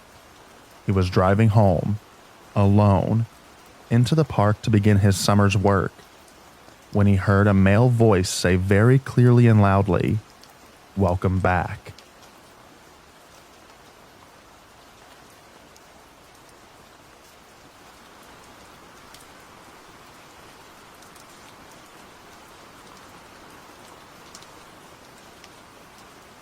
My story is the exact reverse of the others here. I'm not traditionally a ranger, but when I was in the Scouts, legally, adult Scouts had to do the 3-feather challenge. 1 day without food, 1 day without speaking, and 1 day and night alone in the woods with only a knife and a tarp, unseen by any human. After which, one has to sneak back to the scout camp unnoticed by the sentries and report to the campmaster. It was my 3rd day, so I took off, walked for miles through the woods, and found the most remote spot in the wildest, most overgrown part of the woods. Spent a spooky but uneventful night until almost before dawn, when I decided to go for a morning swim in the lake right before taking off to go back. I stripped nude and went towards the lake, but noticed a group of guys fishing, so I decided to go back. Suddenly, the ground underneath my feet caved in, and I found myself submerged up to my armpits in the absolute vilest mass I have ever smelled. It was a pit where poachers dumped the guts and leftovers of illegally hunted deer, and it fermented for weeks. Imagine the scene. A group of anglers near some ungodly screaming from the direction of the woods, and run there to see if someone needs help. What they see is a teenager-shaped ghoul, covered completely in blood and rotten offal, who is crawling out of a bloody hole in the ground, while shrieking and weeping, then runs at them to get to the lake to wash off.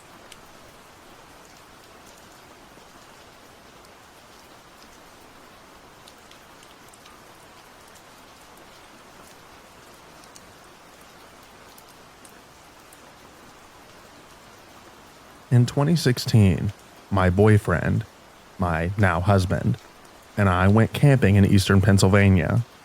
The place we decided to stop for the night was primitive. Camping was free, no cell service, barely a road, etc. We did encounter 2 other people. They might not factor into what happened later at all, but they were creepy, so I'll describe them. The first was a woman who had her truck off to the side of the road, a little as we drove past. She had the hood open and seemed to be waiting for someone to stop and offer to help. Usually my boyfriend had no problem helping someone, but he said this time that something about her put him off. She didn't really seem like she needed help, and usually people who need help look at you hopefully as you approach. She looked like she just expected that we would stop. That's what my boyfriend said anyway. I hadn't really noticed anything that strange about her. The next person came when we had chosen a spot and were setting up a fire for hot dogs.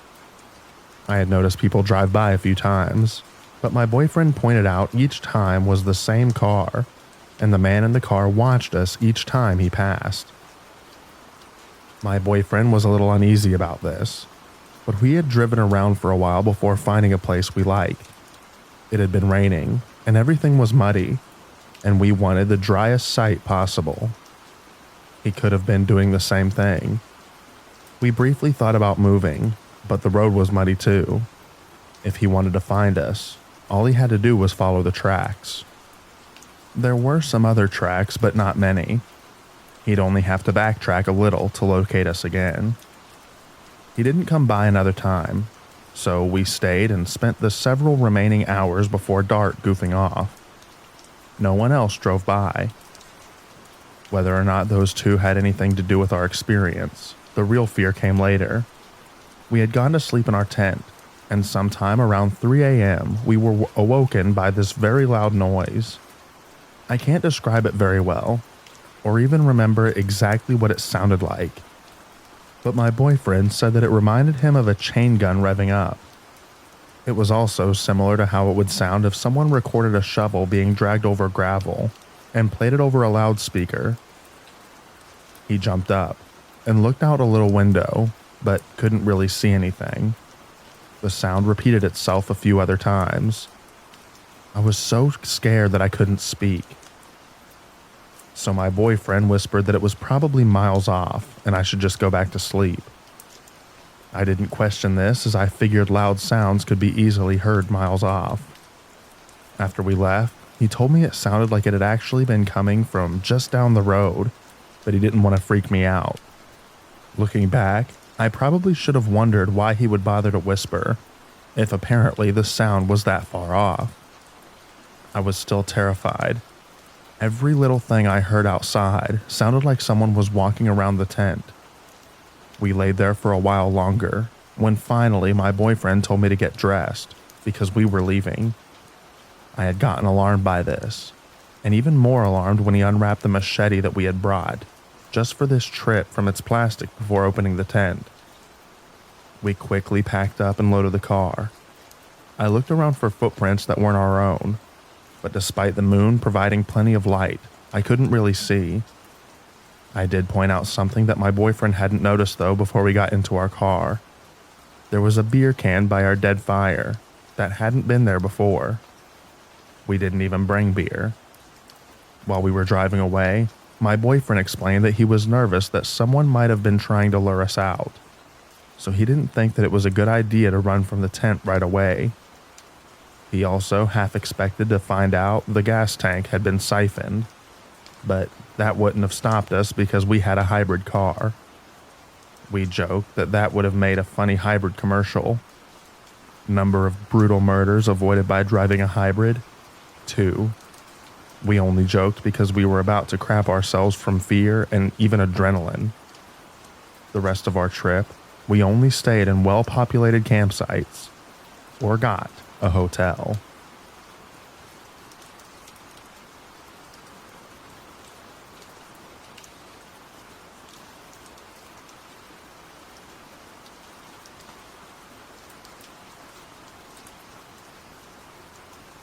My cousin is with the Forest Service in the Montana/Wyoming area, and I decided to go up there to her to literally test the waters. She does hydrology and has to ride out to the middle of nowhere to test streams and snow runoff to ensure that there are no contaminants. So I thought that that sounded fun and wanted to do a bit of a tour with her. We were going to have to camp out there for 2 nights. So we packed up all our gear in saddlebags and saddle bundles and started out. The first day and night was amazing. Beautiful scenery and amazing air quality. It's really so peaceful out there. I love that area, and I wish that I got to go up there more often. Anyway, we started out on the second day, and my cousin said, "Do you want to see something weird?" Of course I said yes. So she led me on a bit of a side journey to this tiny little ravine. We ended up traveling about 2 hours away from our actual path that we had laid out. At the very end of this fold in the land, she dismounts and tells me to get off my horse too. We tie them up in this gorgeous little clearing, and she tells me to follow this tiny wildlife path and bring our little rechargeable radio. It's one of those that you can plug in or wind up. And it also acts as a lantern if you really need it to, but that kills the batteries very quickly. I do, and out in the middle of nowhere, there is this huge coil of wire sticking out of the ground. The wire itself was not weirdly large, like some buried transmission wire, but small, like 10 or 12 gauge wiring for a house. It trailed off into the brush and trees. So naturally, I decided to follow the thing out of curiosity. My cousin trails behind me as I do, and this wire, after coming straight up from the ground, is strung across limbs of trees and then back to the ground. Then it snakes around rocks and finally descends into an outlet. That outlet is mounted on the side of a desk. It looks like a school teacher's desk from when I was growing up, with a metal base and a pseudo wood/plastic top thing. No chair, no building, no nothing. Just this outlet and this desk. I'm staring confused as all heck at this desk in the middle of a forest when my cousin takes the radio, pulls out the cord and plugs it into the outlet. It then lit up and started blaring static. The wire was being fed from somewhere. Now, the place where we were had no road access, no buildings for many miles, and no other people around. And yet, there was a live outlet. Super weird. No spooky jump scares or bodies. Just one lone powered desk in the middle of the woods. I wish to God I had taken a picture of it.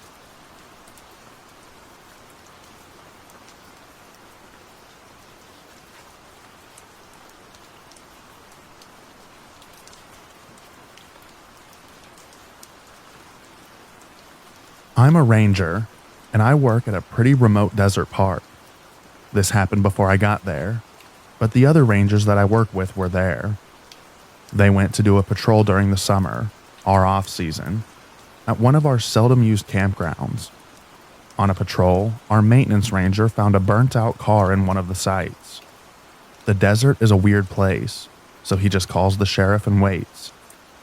Sheriff arrives, and it turns out there's a body in the driver's seat, with no arms and no legs, just a torso and a head, burnt. Sheriff just marked it as a self-unaliving and removed the vehicle. We're close to Mexico, and we get a lot of illegal drug traffic, so I guess they don't even bother trying to solve those. But it was super sketchy.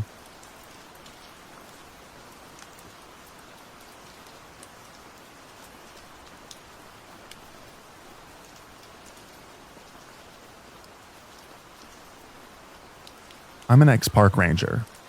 We had a group of frat boys making way too much noise. We came by twice, and at the second stop I told them, this is your last warning. Not only is it rude for other campers to be so loud, it's exceptionally dangerous. Everyone knows that the local mountain lions are attracted to loud noises at night, and these ghost cats, as they're called, can creep right up on you without hearing or seeing them. Whatever you do, don't leave your tent tonight. If you hear anything, don't make a sound. We went back to the station, grabbed the lion pelt from the interp center and the night vision goggles. The head ranger had to blow what was left of the budget at the end of the previous year. Once they were all in their tents, we crept into the campsite and made fake lion tracks everywhere. We set up the lion pelt propped up over some sticks.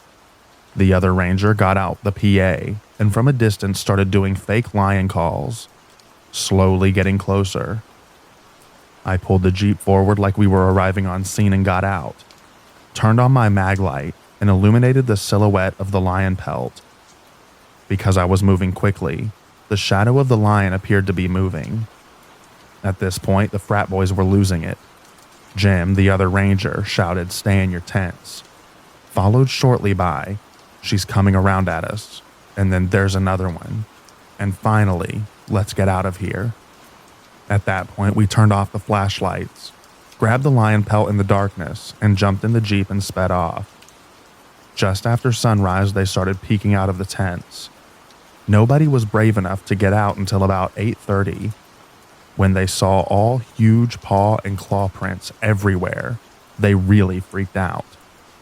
And that, ladies and gentlemen, is your tax dollar at work.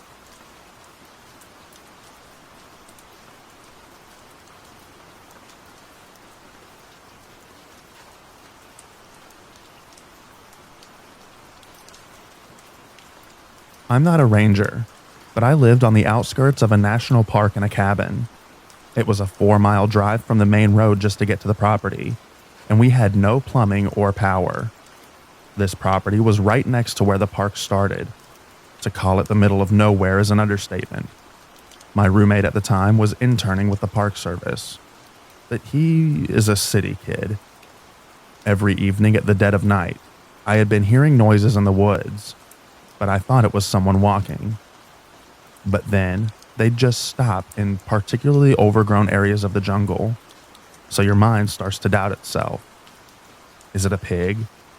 A cat? Is it just the wind?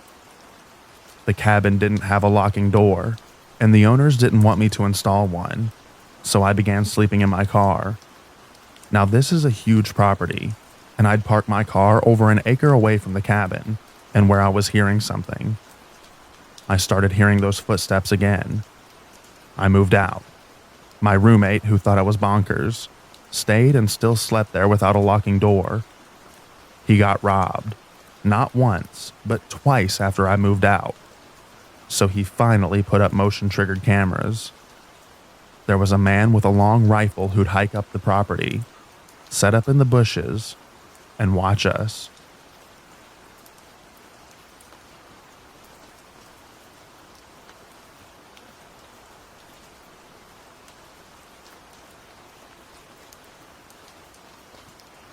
I'm not a ranger, but back in 2010, I had just finished a wilderness leadership class and decided to go to Colorado to get some solo wilderness time.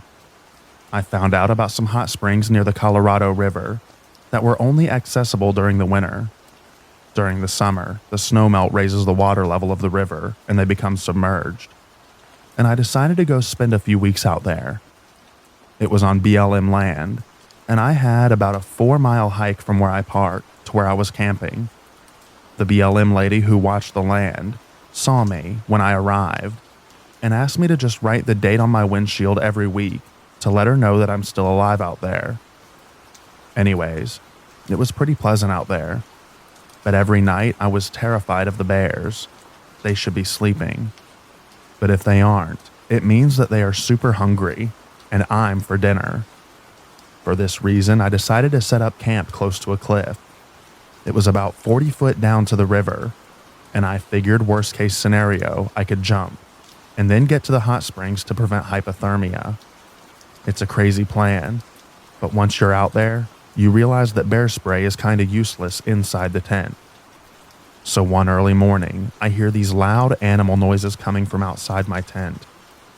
They're getting closer and very loud, accompanied by grunting and breathing noises. I was too scared to open my tent. I just froze, and the steps kept getting closer and closer and closer. At this point, I could hear it sniffing my tent. I don't dare move. I just lay there. It starts to move away from my tent, but it's still out there. And now, I hear more than one animal. I finally poke my head out, and it's a herd of elk. I swear, though, it was probably the most scared that I've ever been while out camping.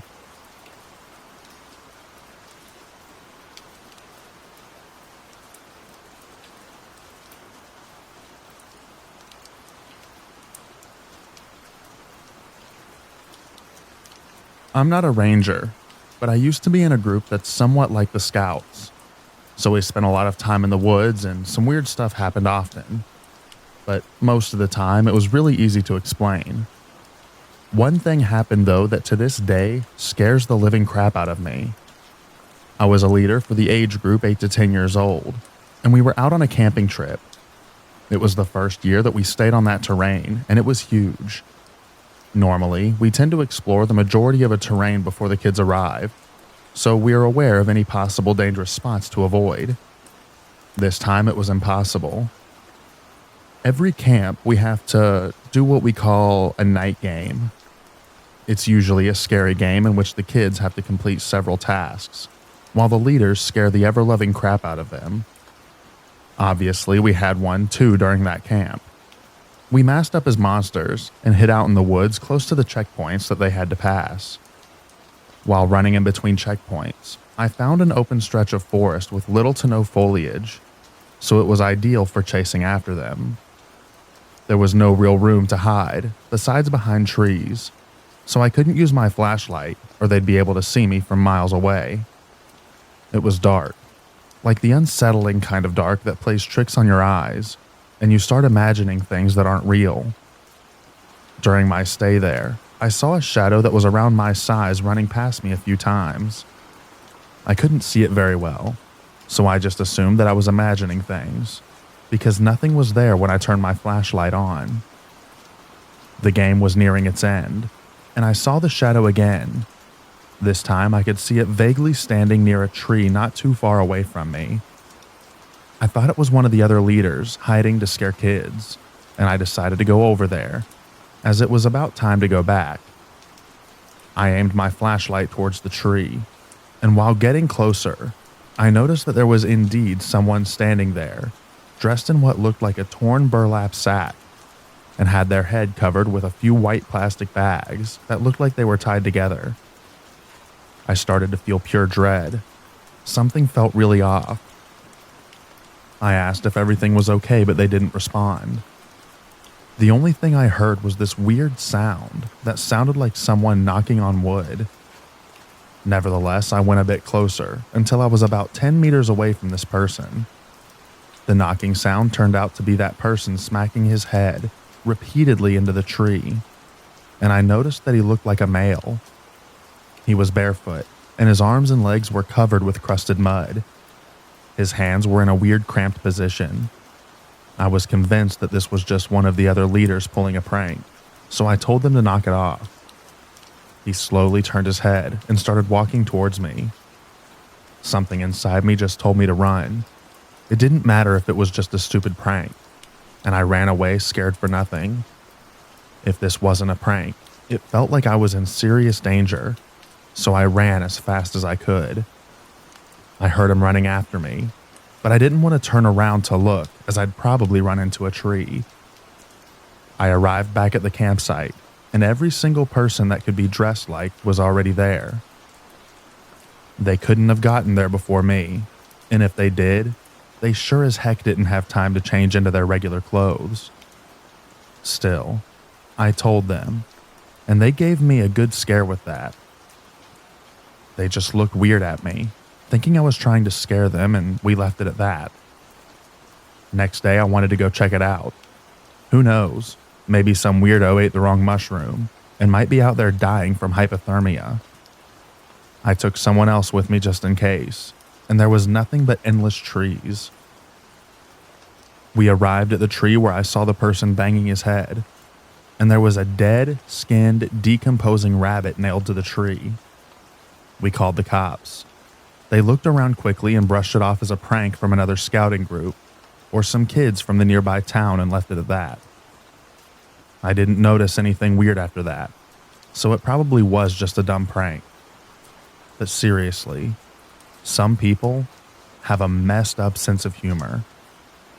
Also, I want to clarify that I'm 99% sure that it was a prank by locals. The cops reacted in a way that looked more like "not this stuff again" than "oh no, evil murder in the woods, and we won't stop it." The cops' reaction definitely makes me think that it's happened before.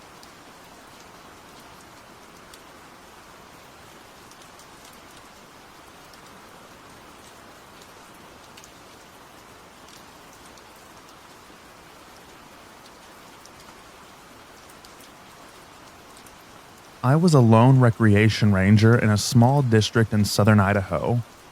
Nearest town from the guard station was about an hour and a half away by car. After moving into the guard station, solar power was not working, and I hadn't slept for about a month due to various factors. Bats in the cabin, something walking on the deck at night. The woods always had an eerie feeling to them, unlike the southwest ponderosa forest that I was used to. About 2 months into the seasonal job, I started to hear something walking and scratching on the deck at night, perhaps even on the door. Now, this district was known for its badgers and beavers, so I didn't think much of it. When leaving the cabin at night, I always had an eerie feeling like I was being watched. One night, I was returning from my grocery run. I always went on Tuesday nights, and I had a bad feeling. At the time, I did not have my shotgun in the vehicle. After stepping out of the vehicle, I looked to the right of the cabin, about 50 feet from my front door. All I could see were two eyes about 3.5 to 4 feet in the air. To say that I freaked out was an understatement. I started yelling, "Get out of here!" But the eyes only crouched down an inch closer. At this point, I could tell that it was a large animal of some kind. Definitely not a coyote. I tossed a piece of firewood in the general area, and the creature leaped back a bit, but did not make a sound. I tossed 4 or 5 more pieces, and the creature still inched forward. At this point, I fumbled with the keys. Of course, the solar power was out again. I managed to get inside and grab my shotgun. Technically, you're not supposed to have guns in government housing, but who the heck lives in the Hills Have Eyes backcountry and doesn't carry? I went outside. The creature was a bit closer. Still could not get a good look with my crappy headlamp. I loaded the shotgun and continued to throw pieces of wood with one hand. Finally, the creature walked back into the brush. That night, I drank about 4 IPAs and slept with my shotgun. In the morning, the trail crew came up, and we found mountain lion tracks all over the porch, rocking bench, and compound leading back to the creek. After that event, I always heard the rocking chair move, and someone or something walking on the porch, but I never found any tracks after that night. Considering that it was always muddy up there, it was weird to not find any tracks. I've been stalked by mountain lions before, and never had that eerie feeling like I did in those woods.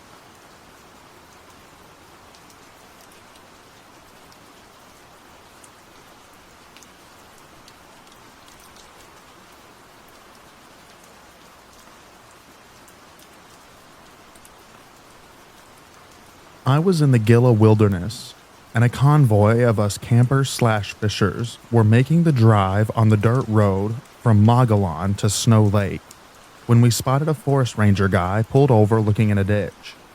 Turns out, some idiot tried to make a U-turn and didn't realize the loose rocks makes it hard to stop. They went over the edge and high-centered. We're miles from the nearest official campground, and it's early spring, and the night time gets pretty cold. We get a Jeep with a winch in position and start to pull the guy out of the ditch. Off a hill comes a white dude in a purple velvet sweatsuit.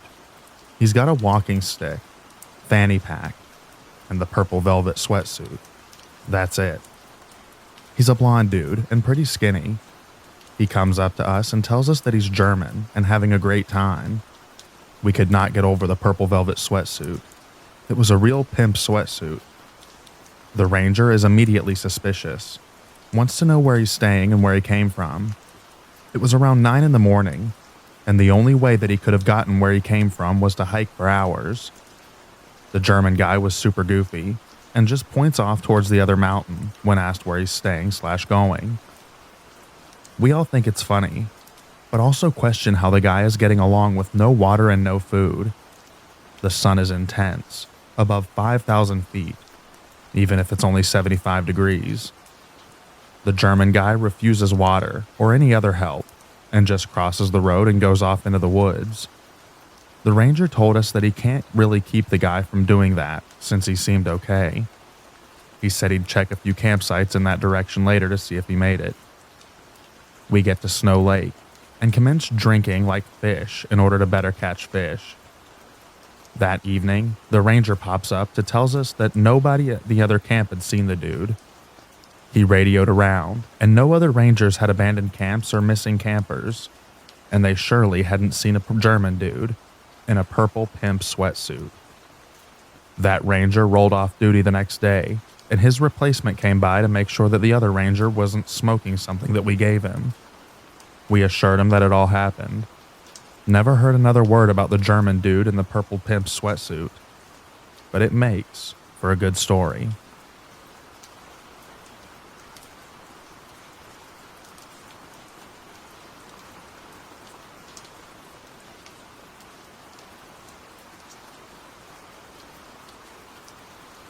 Back in the early 90s, my brothers and I were staying with my cousin and her husband, who I'll call Scott, who was a DNR officer.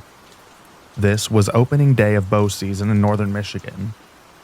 While I was at least a mile away from any road or trail, I stumbled across an area that looked like people had been camping recently. They'd even built this weird outdoor kitchen. Being a naive 16 to 17-year-old, the kitchen confused me, but I figured that they had left it because hunting season had started, so I just continued on my way. That night, I was telling everyone about it when Scott gets serious and asks me about what it looked like and where it was. After I told him, he warned me not to go back there and to be glad that no one was there. Apparently, some locals had multiple locations like that where they would cook meth, so they wouldn't blow up their houses and to make it harder to get caught. I guess Scott reported it to the cops, and they got raided a couple of days later. I must have missed it, but the guys had set up multiple trail cams, which were really expensive at the time, all around the area. Based on the pictures of them, I missed the guys by a few hours. They were heavily armed, while I only had a bow and a knife.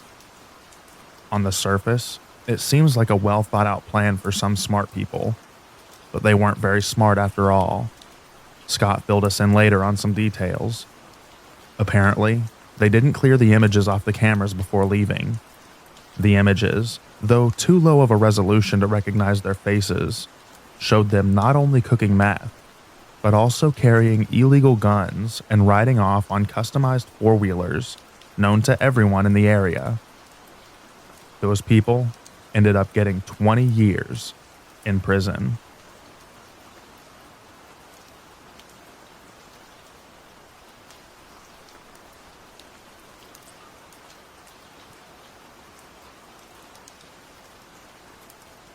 I'm not a ranger, but my uncle was. He always told me the story of when he worked in Montana. He was a solid 5 to 10 miles away from town, so pretty much deep into the woods. He recalled pulling his ATV on top of a semi-big hill that overlooked a valley. In between all the trees, there was this clearing that he could see through his binoculars. Through them, he saw an older lady, 60-plus-ish, in black, surrounded by 6 to 8 wolves. Now, he's a lengthy distance from this woman, but he starts yelling and honking and all that, and takes off down the hill as fast as he could. But when he reached the clearing, there was no one there. No wolves. No woman. Only a silver ring with a black stone in the middle.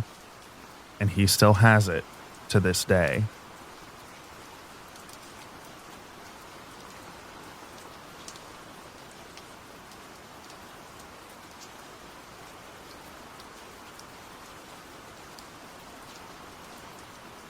I've been a ranger in the United States Forest Service for almost 15 years, but this story takes place about 3 years after I joined.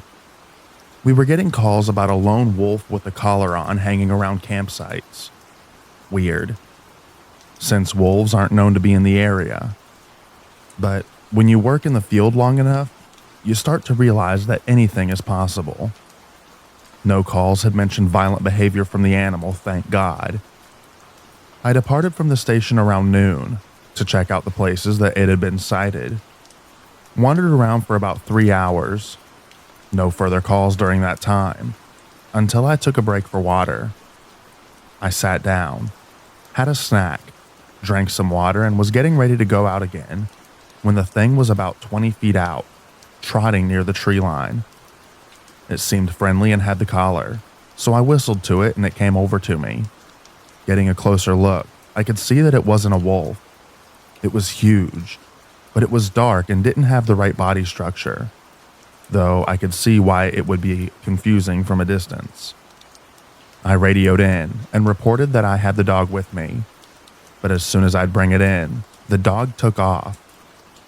Like he was playing to see how far he could get me to chase him. Typical dog behavior. I went after it, and I swear it was a game of chase for at least 5 minutes as we steadily ran through the forest. Also, by the way, please don't go running through the forest unless you know the area like the back of your hand. Anyway, the dog finally slowed down near a rock bed/creek area and started pacing around a spot. I drew closer and didn't see anything off at first. Then I noticed it. The overgrowth had almost disguised what appeared to be bones. I called it in immediately, and another team was sent over to recover the remains. When I went to retrieve the dog, he was just gone. But honestly, it wasn't a priority at that point. He was friendly enough, and I figured we'd catch up with him later. The bones were identified as a teenage male's, died by a self-inflicted gunshot wound to the head. He'd been reported missing in the area long before I became a ranger, and there'd been pretty much no hope of finding him. I spoke to his mom on the phone. She called to thank me personally, and she asked how I'd found her son. I mentioned the black dog, then thought that I'd said something wrong since there was a pause on her side of the line. After I gave a couple of details about the dog, she quietly explained that her son, who struggled with making connections, had sunken into a deep depression after the death of his best friend, the very dog that had led me to him. I think that I spent the rest of the day stunned. I continue to be in disbelief in a way, but I know what happened.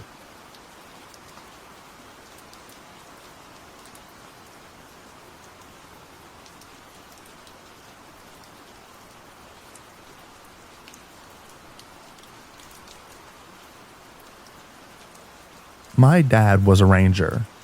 He said once that he was out in the forest with one other ranger. They had to camp overnight halfway to their destination. Well, that night they heard footsteps, and a lot of them outside of their tent.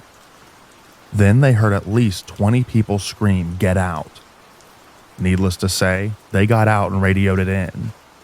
The next morning, the cop went out and searched and found 4 skinned animals pinned to the trees around their campsite.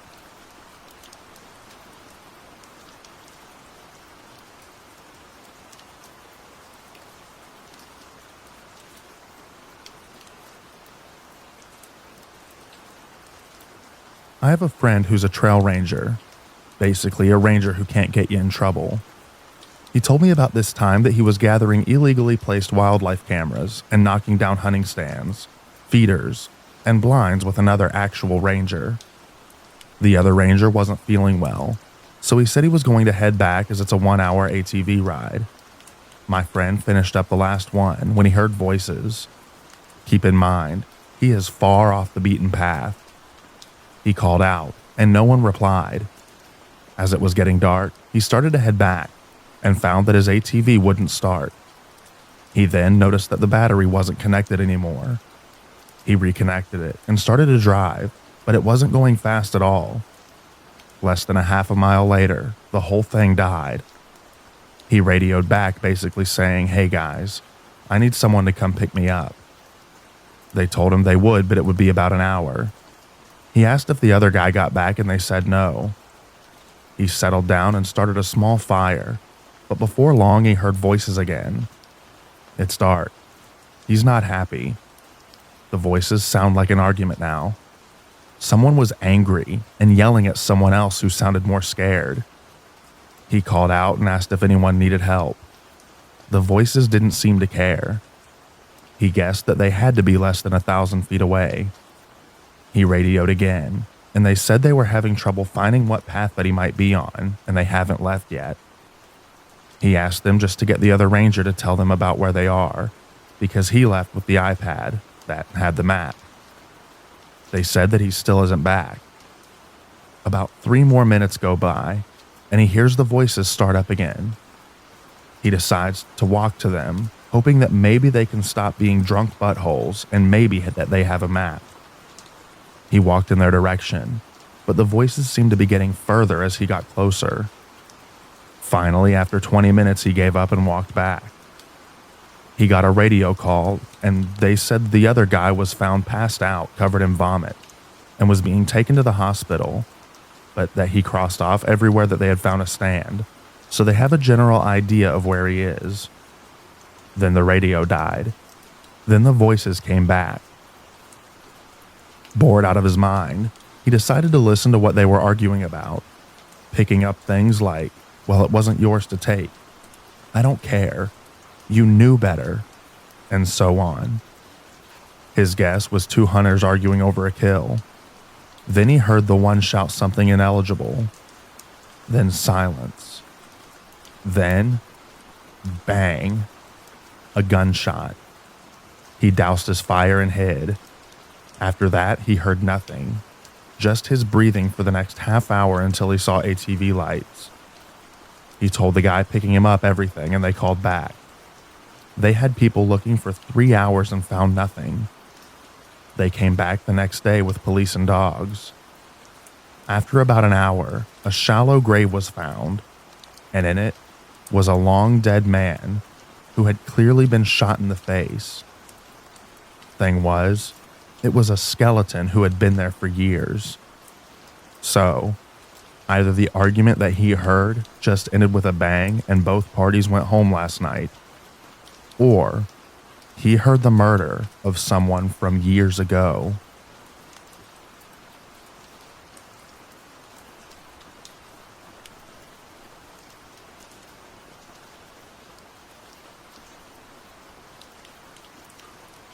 I work at a summer camp, taking kids on canoe trips for a few days at national parks. One night, after setting up a campsite and quenching the fire, I was doing the last check of the campsite. I looked at the lake and saw this lone man paddling a canoe. I thought it was pretty strange, but it's not out of the ordinary. The only weird thing being that he was alone. He waved, so being the polite Canadian that I am, I waved back.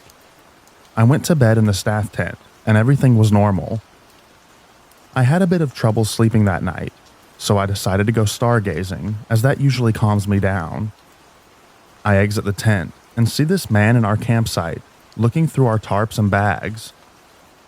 For what, I don't know. Maybe drugs or food, but that's not important. This stranger is by campers that I'm responsible for. We make eye contact and this guy stands up. He's tall, and I'm quite short, so I quickly grab the first thing that I can think of, a can of bear mace. This stuff is meant to deter a charging bear, so I hold it ready to spray and tell him to get out of my campsite. He doesn't really speak, just like, "Oh, I didn't see you guys." When he's leaving, I immediately wake up the other staff, and we make sure that he leaves. We use our satellite phone to call park rangers with our position, the guy's characteristics, and tell them the story. Without a doubt, the scariest moment I had on the job. I've learned not to fear animals, as for the most part, they're predictable, dumb, and not malicious. But people, on the other hand, the scariest and most dangerous thing to encounter out in the wilderness is another person.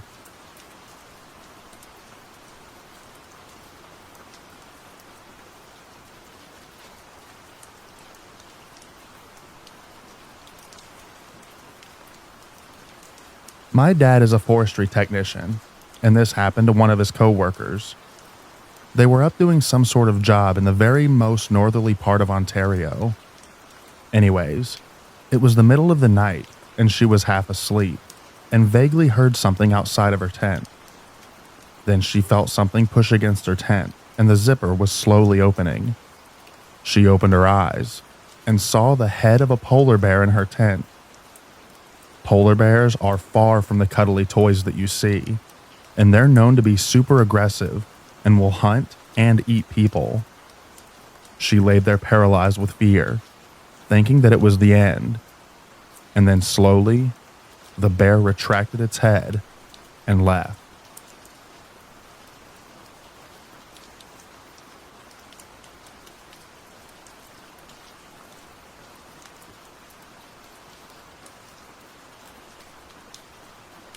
Park ranger here. I work at a park just outside of a metro area, 5,000 acres and a 1.5 thousand acre lake. Super busy park, but we have some areas of the off-beaten path.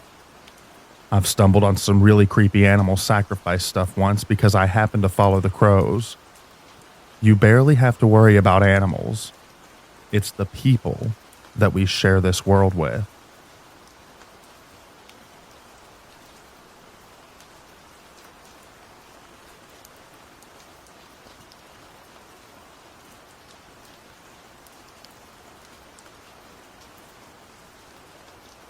My brother has a winter job closing parks. He drives around in a county vehicle and makes sure that no one is in the parks before closing the gates.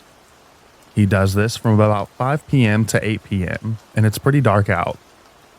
The other day, he was closing one of the parks and saw a man hopping through the woods. The man then saw him and crouched down and just watched my brother do his closing duties. My brother left and went on to another park, where he found a dead coyote frozen solid, standing up as if it were alive.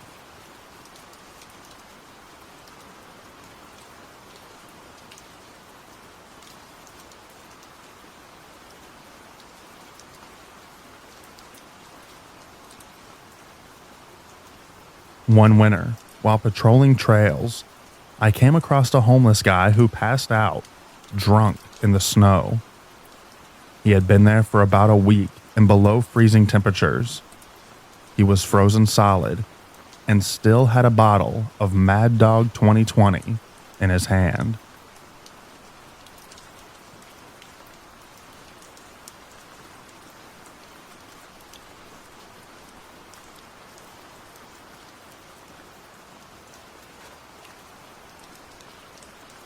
I was a ranger at Yosemite and passed every day through the gate along the Merced River.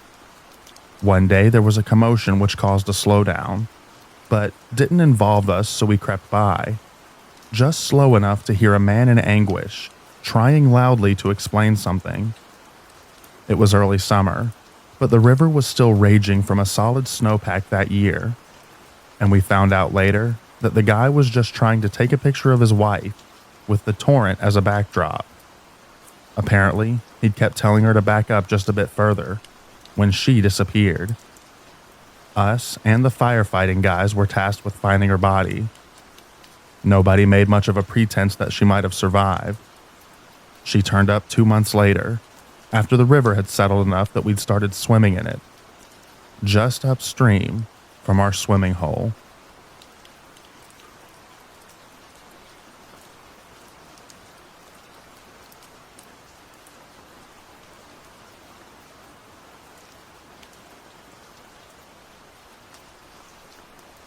There's this old lighthouse at the park that I work at. People from northern Jersey might be familiar with it. Next to it sits our visitors center, formerly the lighthouse keeper's quarters.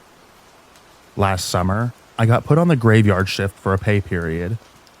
While out tooling around the fort, the park is an old army base, around 2 a.m., changing all the Pokemon gems to Team Mystic, I noticed that there was a light on in the second floor of the quarters. One of the Interp Rangers must have forgotten to turn it off, I said to myself. So I head in, do a quick sweep of the building and turn it off. I go back outside, get in my car, and I'm about to drive away when I look back up to the second floor. The light is back on, and something just moved across the window. My mind's eye saw a human figure, but I honestly just noped out of there so fast that it could have just been a bat or something like that.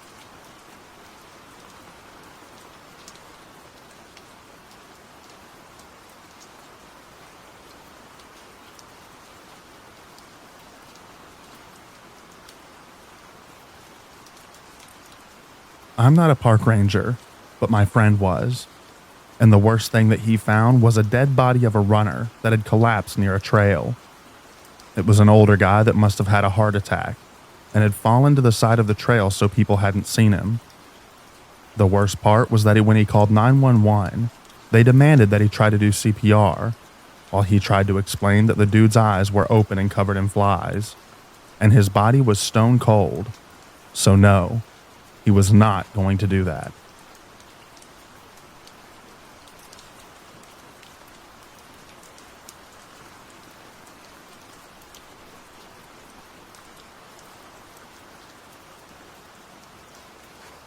This is my dad's friend's story, not mine. It was around 10 p.m., and my dad's friend was driving around locking all the gates so that people can't drive on certain roads.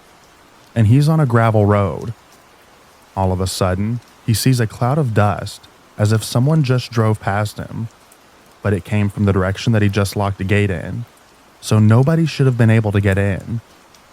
He got out of his car and started walking down the road to see if he saw any tracks. He didn't, but he saw this old truck that looked like it was just sitting there for years. Keep in mind, this is the direction that he just came from. He's starting to get sketched out, so he turns around to head back to his car, and when he does, he sees a body hanging. No joke. Someone hung themselves in the park. He called the police and the guy had no family. My dad claims that he actually saw the body. Apparently it was all skinny and blue and stunk as if it had been hanging for a couple of days. Some people say that they see the guy walking around. But yeah, pretty much, the road is haunted now.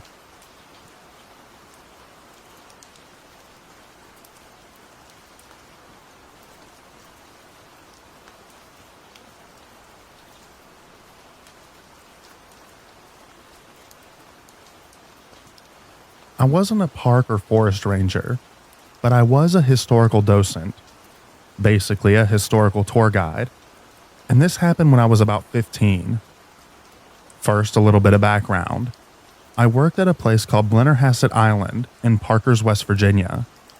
Blennerhassett Island is infamous because of Aaron Burr went there with a whole plot to take over the U.S. after he killed Alexander Hamilton. And it's actually a very interesting story, but it's not relevant to this one. The island is said to have been haunted by various people/entities because many people died there, including members of the Blennerhassett family, and sailors would bury bodies on the island if someone died in their ship. Some of the most commonly seen ghosts are the ghosts of Margaret, Harmon, and their daughter, nicknamed Baby Margaret Blennerhassett, an Indian and a groundkeeper. The Blennerhassetts are often seen in their home on the island or walking around. The Indian is seen on the south tip of the island, and the groundkeeper is seen in the Putnam house or house. Margaret is seen most often and is seen in a white flowing gown, and people say they smell lilac before they see her. On to my story. One day, I was walking towards a clump of trees with a bench so I could eat for my lunch break when I saw something white out of the corner of my eye. I thought it was just one of the other docents because some people had on aprons, but when I turned and looked, it was a woman in a white gown. I knew that people had seen Margaret, but usually they saw her near dusk, and this was in the middle of the day. I stopped walking and just looked at her. I started to say something to her, but when I blinked, she vanished. I immediately went back to where the others were and told them what I saw, but they didn't believe me. To this day, I'm convinced that I saw her ghost, and it was really terrifying.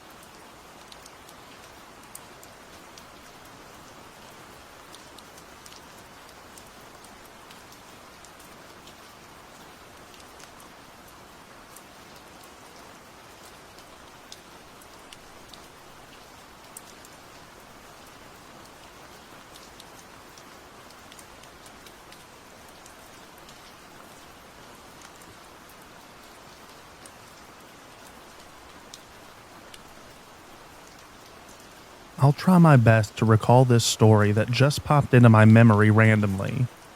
This would have been in the late 90s in Connecticut. Maybe about 1998. I was a teenager, and some of my friends had started getting driver's licenses. So we did what any teen in the 90s did: drive around with our friends looking for something to do in a small town. There were about 5 of us in a friend's car. I wasn't driving. I was on the passenger side in the back seat. We were riding around, listening to music, talking. No substances were used. We were on a wooded, windy road at night. Suddenly, the driver slammed on her brakes, and we watched as this creature crossed in front of us.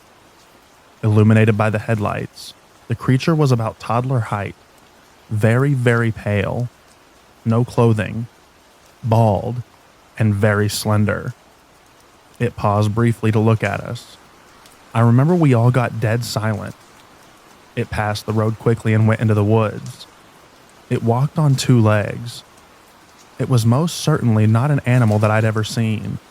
especially since it was bipedal, and it definitely wasn't a kid. The only thing I can't recall is its face. I did see the creature, but from my side in the car, my view was slightly obstructed.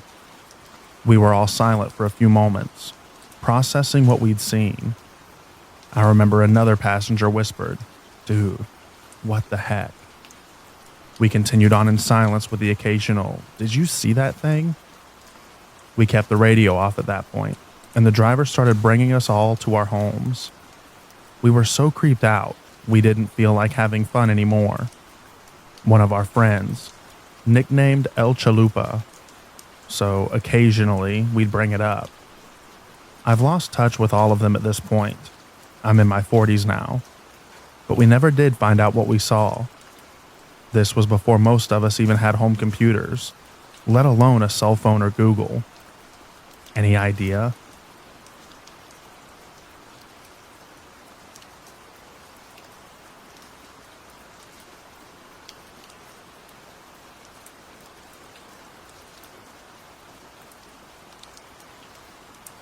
When I was young, probably under 10, I was on a horseback ride with my parents.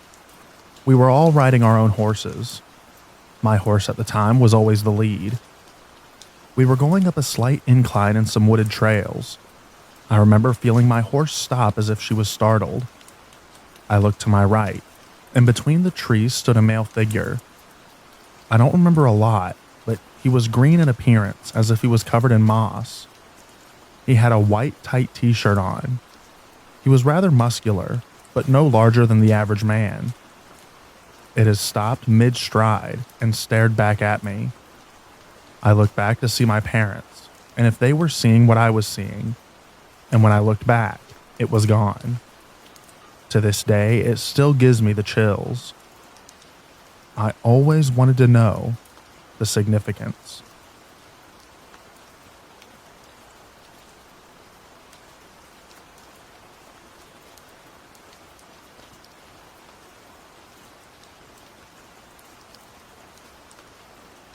This happened around 2012 or 2013.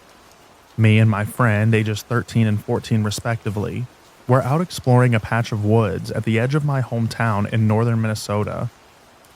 We went in a bit deeper than we usually did and spotted a well-built tarp shelter.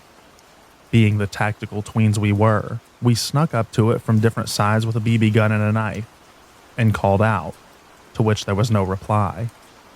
We went inside and found some clean tin cookware and utensils on a little handmade counter/shelf.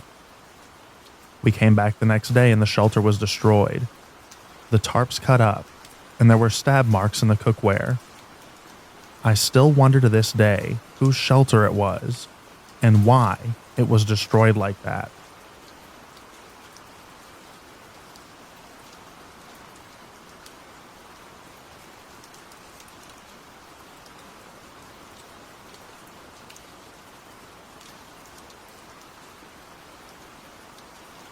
I'm a former Brazilian Marine, 8 years of active duty, and I'd like to report a well-known story among the Marines about the disappearance of a sergeant on an island where we usually conduct military training once a year, known as Ilha da Marambia. The Ilha of Marambaya Island, is an island that during the time when Brazil was still an empire was refuge of slaves who fled the farms and gathered in communities in the most isolated parts of the island. These people are known as quilombolas, and to this day, they still survive on the island through hunting and fishing. At one of these military trainings that takes place every year, a newly graduated sergeant, I don't know his name, but let's call him Ricardo to make it easier to tell the story, made friends with one of the quilombolas who lived there in the region, which is very rare to happen, as we are advised to avoid any contact with them, as they are known to be hostile to the military man. During some conversations with the quilombola, he told Sergeant Ricardo about an ancient story of an old treasure hidden inside a cave in one of the isolated areas of the island. This old treasure that was hidden there by a group of thieves who shipwrecked on the island many years ago, during the time when Brazil was still an empire. However, he told Sergeant Ricardo that he should not enter the cave because any Quilombola that had already entered into it never returned again, so it was known to be inhabited by a spirit who protected the treasure from outsiders. Ricardo was skeptical and did not believe much in spirits, so he asked for the Quilombola to show him where the cave was. The same refused to show the cave entrance because he said that it was very dangerous. Ricardo then did not insist and decided to forget that story and just focus on the military training. Years passed, and Ricardo never forgot the story of the treasure on the island, and he was thinking about how his life would be changed if he managed to find that treasure. The life of a Marine in Brazil was very rough, and the salary was very low, so he dreamed of getting out of the Marine Corps and starting his own business, and that treasure could help him with that. So he decided that the next time that he went to attend a military training on the Marambaya Island, he would insist that the Quilombola show him where the cave entrance is, even if for that he had to offer him money to show him the way. So after a few months, Sergeant Ricardo became aware that he would be chosen to be part of the next training on the island. So that would be his chance to change his life, and he would not let that escape. Arriving on the island, he attended the usual training drills and waited until the day off, which was one of the days when there would be no training, and he would have more time to explore the cave. He waited for dawn to go to the Quilombola's place, without anyone from his squad seeing him, since the exploration of the island by the military was prohibited by the officers, as there have been cases of military disappearing in previous training. And then he asked one of the Quilombolas to show him the way to the cave. Before he went to the Quilombola, Ricardo invited a close friend to go with him to help him find the treasure. This close friend is the person who spread the story that you are reading, and said that if they found the treasure, he would share the treasure with him. The sergeant's friend refused to go because he said it was very dangerous and advised him to not go there either. He ignored his friend's advice and decided to go there anyway. After finding one of the Quilombolas and insisting that it showed him the way, he agreed and took Ricardo to the entrance of the cave, where the sergeant entered in search of the treasure that could change his life. The next day, the sergeant's friend noticed that he had not returned from his search in the cave and told the officers what had happened. Search teams were requested, and it took about a week to find the entrance to the cave where the sergeant entered. After conducting searches inside the cave, they found the Sergeant Ricardo's dead body. Probably he was lost inside and could not find the exit, or was bit by a snake. Heavy rain on that island is very common, and normally snakes take refuge inside of the caves. It's said that the Marine Corps compensated the sergeant's family and hid the case from the public so that it did not appear in the newspapers.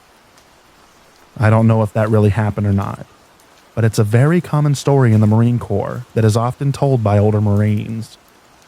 It's said that this story happened in the early 1990s, so I think at the time it was not very difficult to hide this kind of story from the media.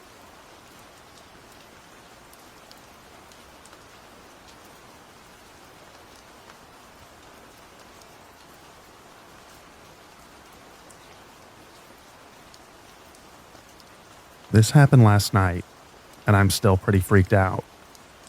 We're up at my father-in-law's for Christmas. He lives in South Jersey, in a pretty remote area just north of Bern State Forest. It's quiet, and always a little eerie, but felt especially weird with the overcast weather and unseasonable warmth of the last few days.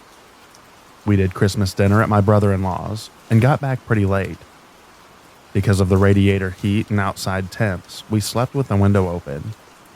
I woke up in the middle of the night to use the bathroom, and as I was drifting back to sleep, I heard a low wail, building in volume for a few seconds before stopping abruptly.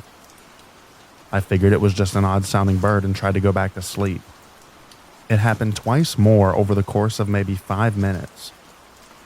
I was basically able to put it out of my head and start drifting back to sleep when I heard a loud, shrill blast, like a too high elephant's trumpet. At that point, I shot up, heart racing. I knew I had to close the window and took a beat to build up to it.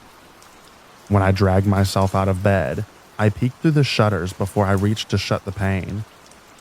Whatever it was had tripped a motion sensor light at the back of the property and was half illuminated, standing maybe 100 feet from the back door, right at the tree line. It was cloaked, with its head partially shrouded. The bottom of its face looked flat and round like the back of a dinner plate, with another smaller, half-uncovered black circle at its center. I immediately slammed the window shut and it didn't move, just stood there with its face tilted towards the window. I shut the blinds and crept into bed, and basically hid until the sun came up. I didn't hear any more sounds. I dared another look out the window after dawn, and the figure was gone, and I managed to drift back to sleep for a few hours. Has anyone seen anything like this, or know what it might be? I'm frantically Googling, but nothing is really coming up.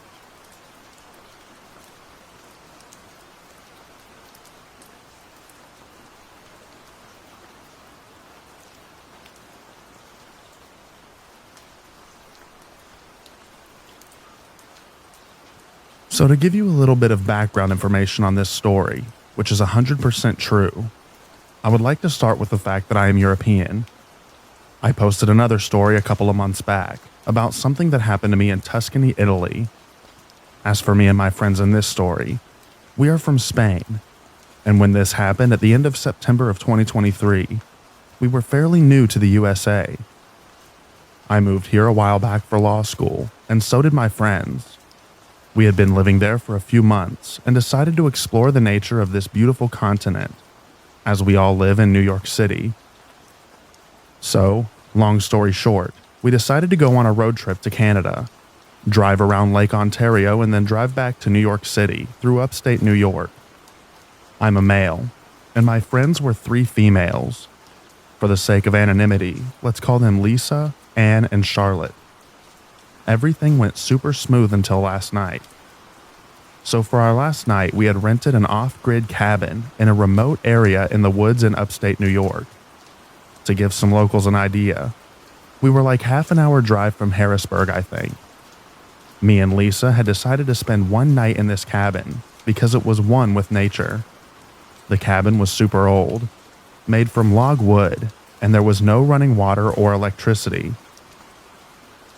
Both me and Lisa had experience with survival in the wild in Europe. I, for myself, had been a Boy Scout my whole life, and even was a scout leader for a while.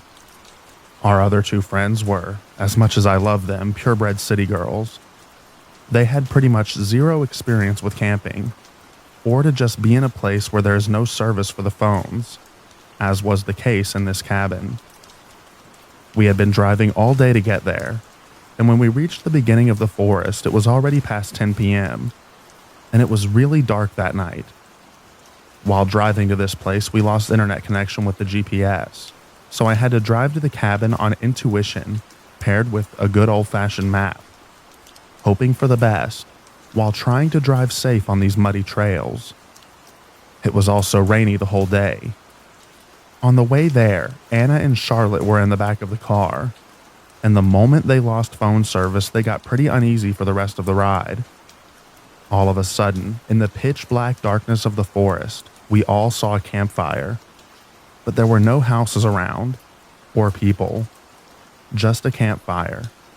A well-organized one since the fire was not spreading, and it was not as big as a bonfire. It kind of startled all of us, as this was a little bit weird, since there was no one around and we were really deep in the forest already. Plus, it was getting very late. When this happened, we also reached the end of the trail, and we figured we had taken the wrong trail at a crossroads before. So I turned around and we were on our way again. Half an hour later, and a couple of wrong trails later, we finally had arrived at our destination. as we could finally see the first glimpse of this godforsaken cabin in the middle of nowhere. To give you an idea of how old it was, the outhouse was made of wood and was outside of the cabin. When we arrived, it was still raining, and both Anne and Lisa were definitely not in the mood for getting out of the car and getting in the cabin with zero lights. So me and Lisa left the lights on in the car, and we went inside the cabin while also using our phone flashlights to check the cabin out and see if we could find any old flashlights, which we did, and to see if we could turn on the fireplace, which we didn't, because all of the wood was still wet from the rain, and it seemed that no one had prepared dry wood anywhere. So with a couple of old flashlights and a small improvised fire that I managed to make in the stove, we all four got in the cabin and started to make some pasta for ourselves. Meanwhile, the girls were preparing the beds and closing the windows since it was already cold in this part of the state. The cabin had a small ladder which led to an elevated room/space with a bed where all three of the girls could fit in, and I would sleep downstairs in a bunk bed that seemed older than the First World War. While making pasta, Anna, one of the city girls, came up to me, and knowing that both Lisa and Charlotte did not like to hear anything scary at night, told me that she had seen an old cemetery in the middle of the forest on the way to our cabin, and that she had seen a figure walk around there. I first laughed it off as nothing. As I mentioned in my previous story, I do not consider myself a big believer of scary stuff. Being from Spain, we take promises very seriously. To swear to God is very serious for us. And she swore to God that she was not lying. I told her then that I believed her, but that there was no need to panic, as I would lock all the doors when we would go to sleep.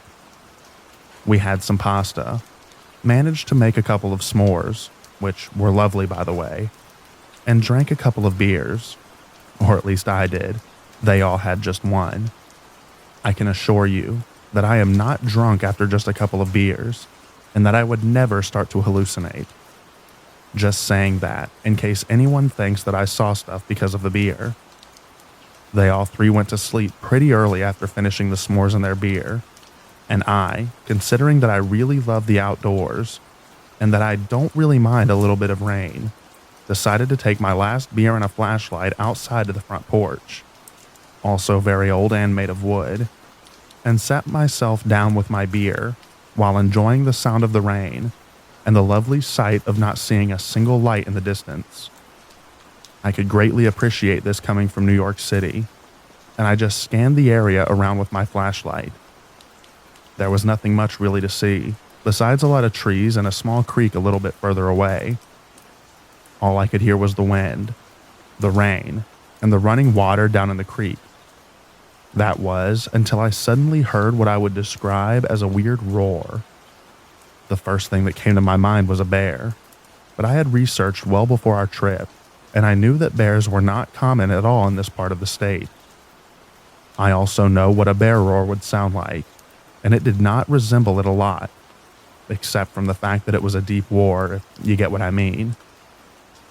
Startled but not really scared, I continued to scan the rest of the forest for as far as I could see from the porch. It was then when my eyes caught the glimpse of a figure, well hidden deep into a tree line. I would describe the figure as tall. For a reference, I'm 6'4", and I thought that this thing was at least a foot or two higher than me. It was well hidden because with its brown fur, that is what I think it was at least, or the skin in any case, blended in well with the trees in autumn. It was definitely aware of our presence, as I saw two eyes glimpsing into my flashlight. I could not tell you what it was, but I swear to God that it was not a bear.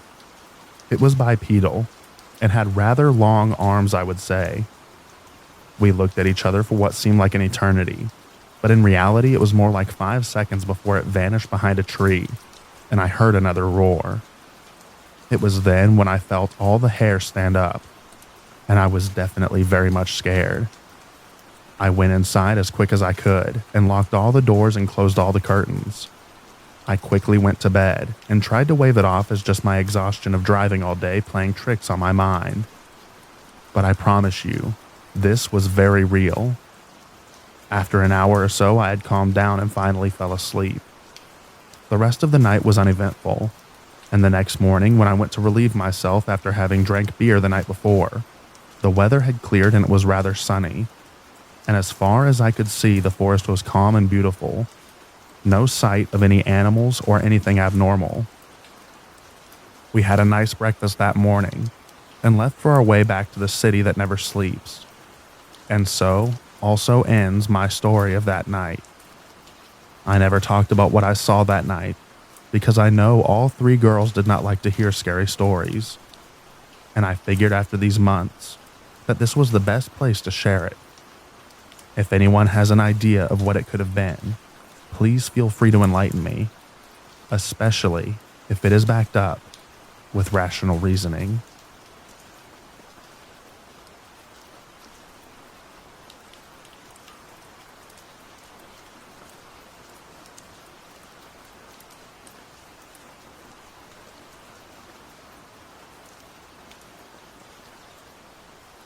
Hi everyone. I've debated posting this for a long time, but never got around to it, mainly because I try to keep calm and keep this memory out of my brain.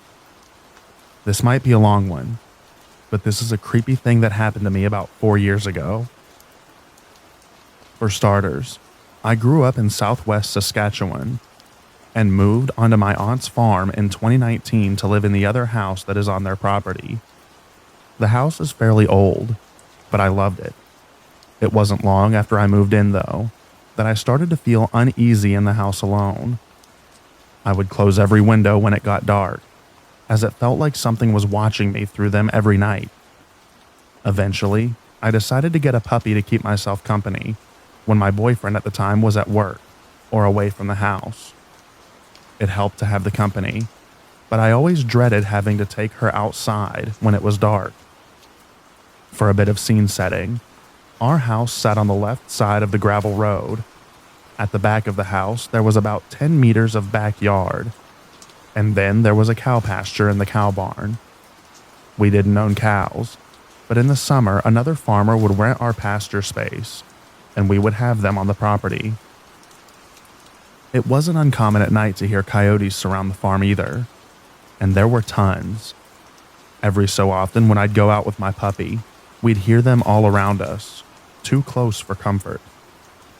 We had a farm dog too, who would keep the coyotes away for the most part, as she was huge. But every so often, she'd wander elsewhere on the property to scout, and the coyotes would get a little too close for comfort. They always tried to lure my puppy out to them, but luckily I kept her leashed. Now, one thing you should know about my pup is that it takes her forever to find a spot to go potty. This is still a problem today, 4 years later, but back then, it was the bane of my existence. She would pace for at least 5 minutes, and that was only after finding a suitable spot. Sometimes we would be out there for almost a half an hour, just so that she would go, and not go in the house, another problem of hers. Huskies, am I right? On this particular night, it was raining pretty heavily. I was not happy to be out there, and she had decided that she wasn't going to go until she found her perfect spot. We had already been out there for 15 minutes, and at this point she was also getting frustrated with the rain and wanted to go inside. But I wanted her to go before we went in, since we'd already been out there for so long. So, as any annoyed puppy mother would do, I started getting a little frustrated and would repeat, "Go, go potty," every time she'd get distracted from her objective. It was dark. I was cold and annoyed, and to make matters worse, the cows behind us were fussing fairly loudly. This was out of the ordinary for them. They were usually quiet and sleeping at this time of night. I was also hearing what sounded like a strange bird whistling, but shook it off as probably being an owl. I tried to keep it off my mind as I kept shouting and pleading "go" through the rain to my small, fuzzy white dog. I was facing away from the pasture, and suddenly, In my left ear, I heard it. Go. Now, one thing you should know about me is I have a very strong flight response typically, but this froze me on the spot, as I was mostly confused at what the heck I had just heard. I tried telling myself that I didn't hear it. I tried telling myself that it was just a moo from a cow that I had heard wrong. But again, as if spoken directly behind me, I heard it again. Go. Go. It sounded unnatural. It was as if it came from someone who had never spoken a word before. A raspy, deep, monotone go. It almost sounded like it was coming out of an old radio. But of course, there were no radios out there. Every time it said it, it sounded the exact same as the first time it was said. And whatever it was had started repeating it as if it had been taught its new favorite word. At this point, I spun around to the pasture to find nothing there. Then again from behind me, go. This had all happened in the span of about 3 seconds. And at this point, I remember shouting out loud, "All right, don't have to tell me twice," as I picked up my little fur ball and made a mad dash for my front door. I swiftly locked both doors behind me and sat bewildered in my kitchen. The puppy went back to puppying immediately, obviously unbothered by it all, and happy mom wasn't making her stay out in the rain any longer.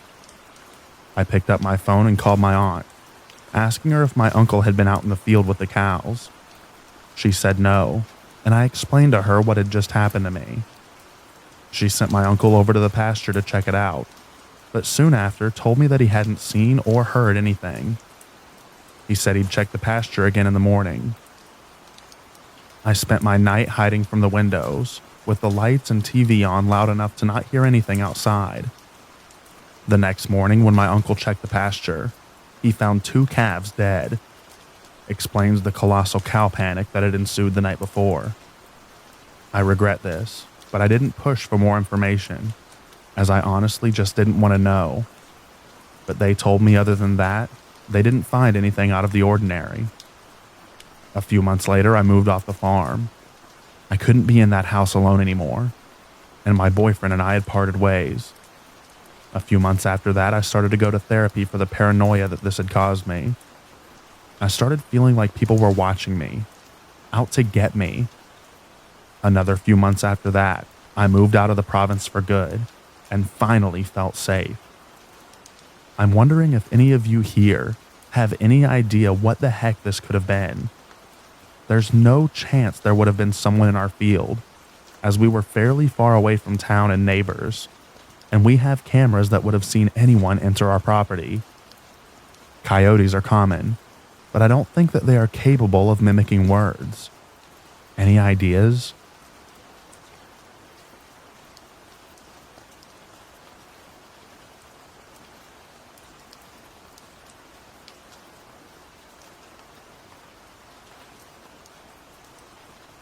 In many rural areas of the American West, cutting firewood in national forests is a necessary chore if you want a warm house through the winter.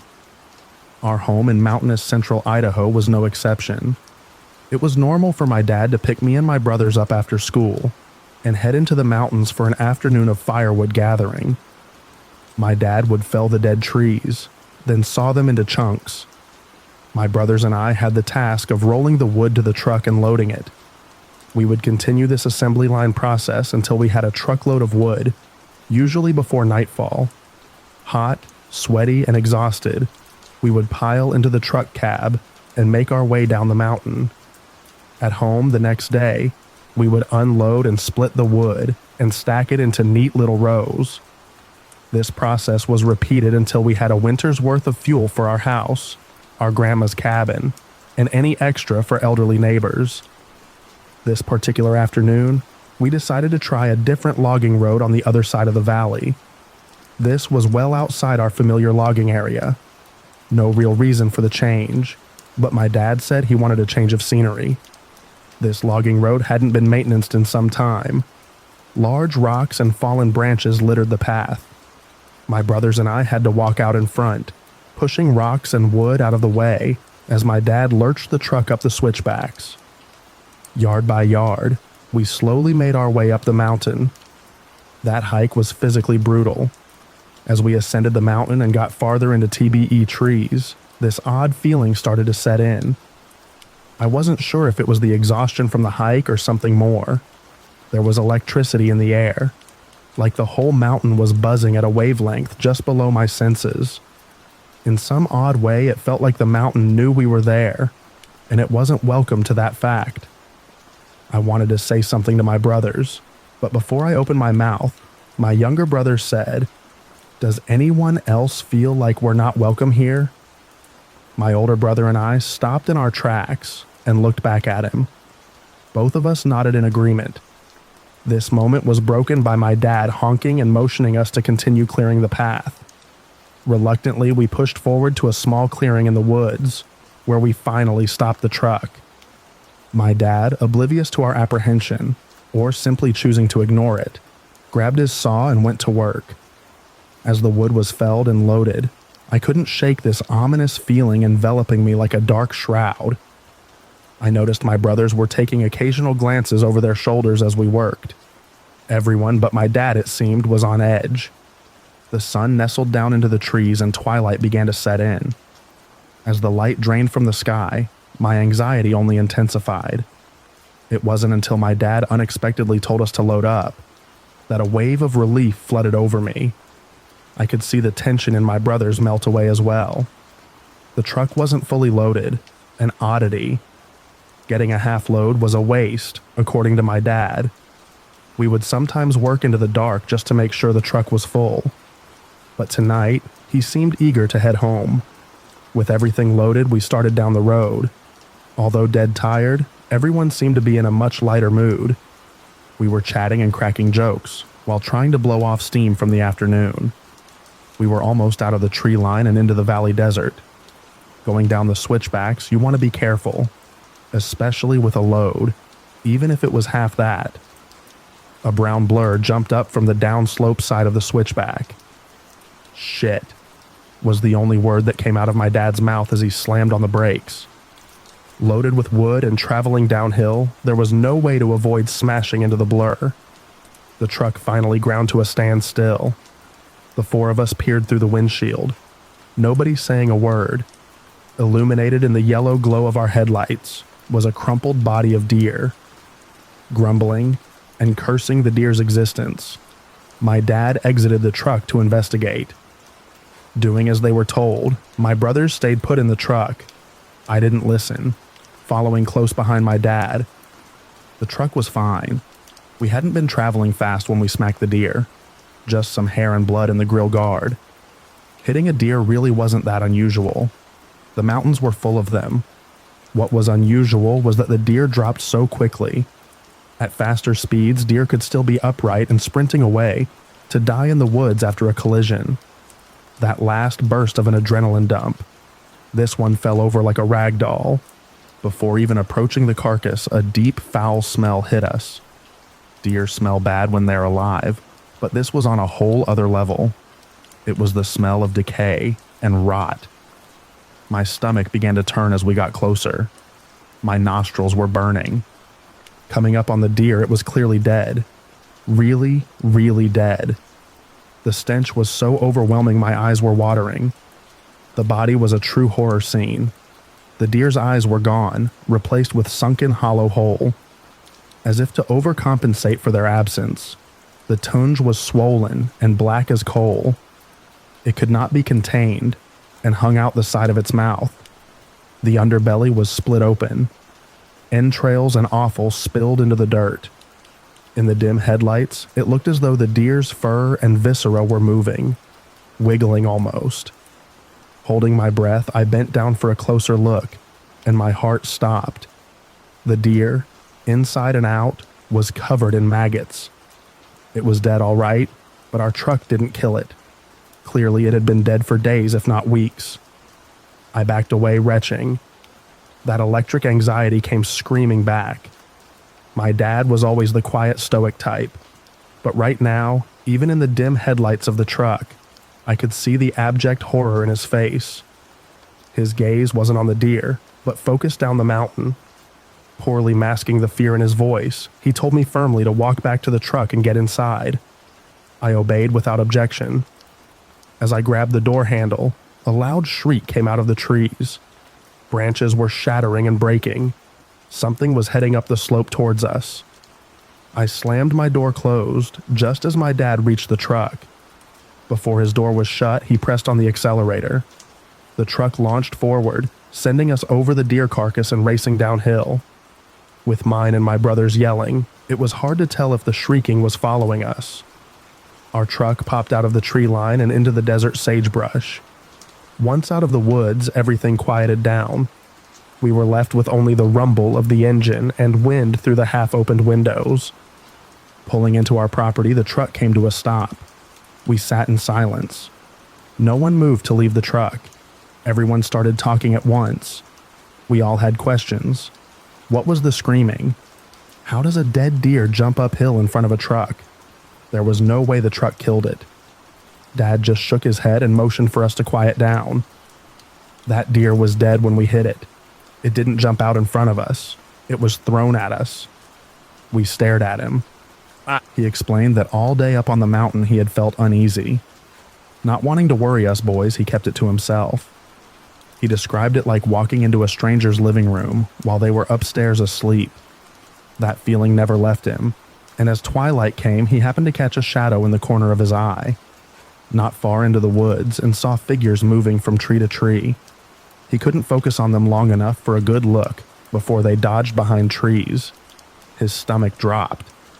Working hard to keep his composure, he hurried us to the truck to leave. It was after hitting the deer and discovering it was long dead that my dad pieced together what was happening. Something threw that deer to get us to stop. Before the shrieking began, he could hear something moving in the darkness beyond the road. It was a trap. Running back to the truck could have started an ambush or triggered a prey drive, so we walked back to the truck. The second we were inside, he drove that truck downhill with no intention of stopping for anyone or anything. That feeling of electricity didn't disappear until we hit the county highway. My brothers and I never saw anything as we drove away, but those screams from the forest will never leave my mind. We didn't gather firewood the rest of the season.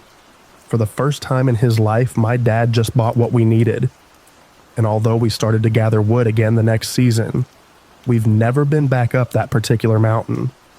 The Forest Service has permanently closed and reclaimed that road. The only way back up into those woods is a long hike, one I'm not interested in ever taking again. Whatever was on that mountain, whatever threw that deer carcass, whatever chased us out of the woods, it did not want us there. It wanted us gone. Or worse, it wanted us dead.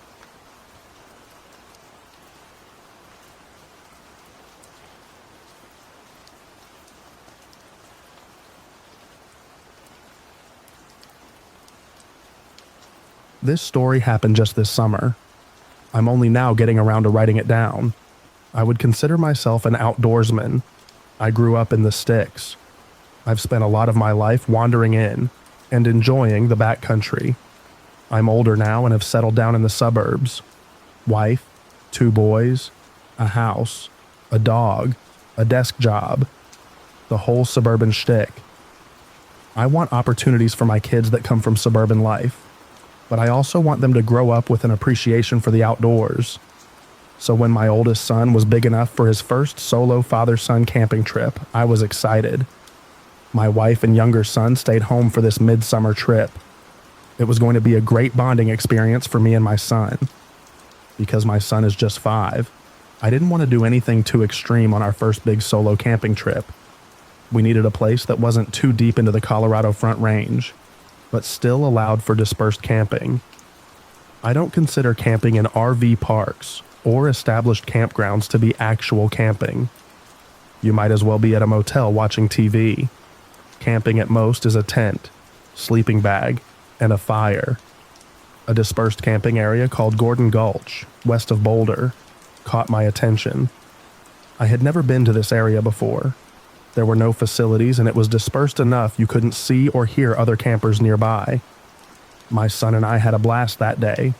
We set up camp, collected firewood, went for a hike, saw a moose and a bobcat, tried a little fishing, and finally, as the sunlight faded, we returned to our campsite to light a fire. We had a traditional and nutritious camping meal of fire-burned hot dogs and marshmallows. It was a good day. Definitely a core memory for both my son and me. The perfect first camping experience for a preschooler. Or so I thought. After all that fun, my son and I were exhausted. It was time for bed. The sound of an evening summer breeze through the pines is better than any commercial sleep aid. I don't even remember drifting off. It was a hard, dreamless sleep that only physical exertion can bring. One thing about my son, he inherited many things from me: hair color, eye shape, disposition, and my unusually wide feet. But one peculiar thing he got from his mother was sleep talking. It's not unusual to hear him having full conversations in his sleep. It gets more pronounced when he's overly tired. I was catapulted out of the void of sleep. Not sure what aroused me, I sat up, collecting myself. The world seemed to be at peace. It was quiet, just me and the breeze through the treetops. I couldn't figure out what woke me so suddenly. The sound of my son laughing in his sleep cut through my groggy confusion. It was a deep belly laugh. Must be a fun dream, I thought hazily. Gently rocking him was enough to quiet him down. That must have been what startled me, I determined. As I repositioned to fall back to sleep, my son burst out laughing. I sighed and closed my eyes.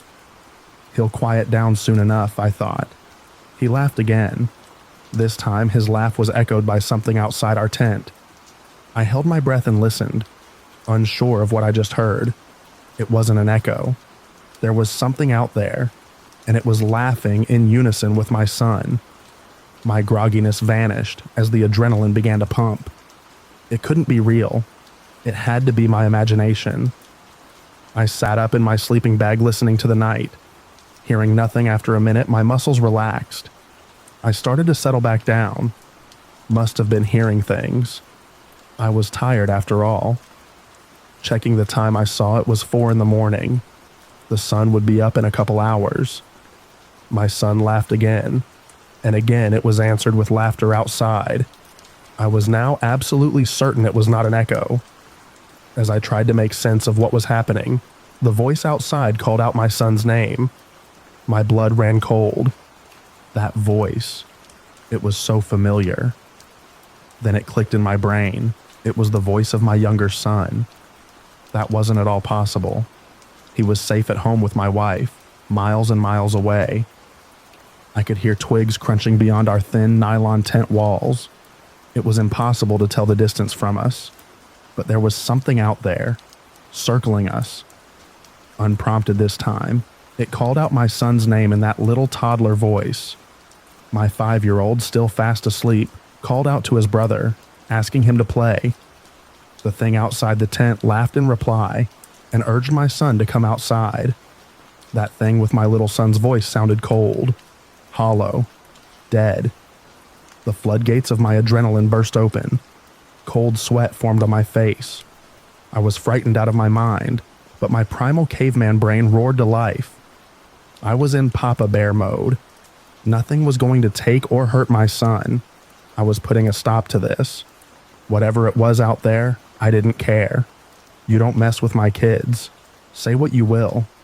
But when you're camping miles from anything, it's not worth the risk of being unarmed. Wild animals, wild people, you have to be prepared. I almost always take a firearm with me when I'm camping. Pepper spray and bear bells are great, but nothing gets attention from a conscious threat faster than the sound of chambering around. I spoke loudly into the night that I had a gun and was coming out. I hoped the fear in my voice was masked by my aggressiveness. The only reply was the breeze through the treetops. My son was still asleep. Kid's a hard sleeper. Another trait from his mom. My wife and I have joked that he could sleep through a tornado. Stepping out into the cool summer night, a gun in one hand and a flashlight in the other, I surveyed the campsite. The fire was down to embers. Our fishing gear was leaning against the pickup. The firewood was still neatly stacked. Nothing seemed out of place. Not wanting to stray far from the tent or my sleeping son, I sat down outside the entrance. I waited in the dark with the flashlight off. Not far into the trees, I heard a branch break. Then another snapped, this time closer. I stood up and flashed my light in the direction of the sound. Nothing was there. The voice called out, this time from behind, and this time focused towards me. "Daddy, Daddy." It was my youngest son's voice again, crying out for me from the dark forest. I threw the light beam in that direction. A pair of shimmering green eyes were illuminated by my flashlight. They were only 2 or so feet above the ground, the same height as a toddler. I took a small step toward it. I wanted to see more. I needed to see more.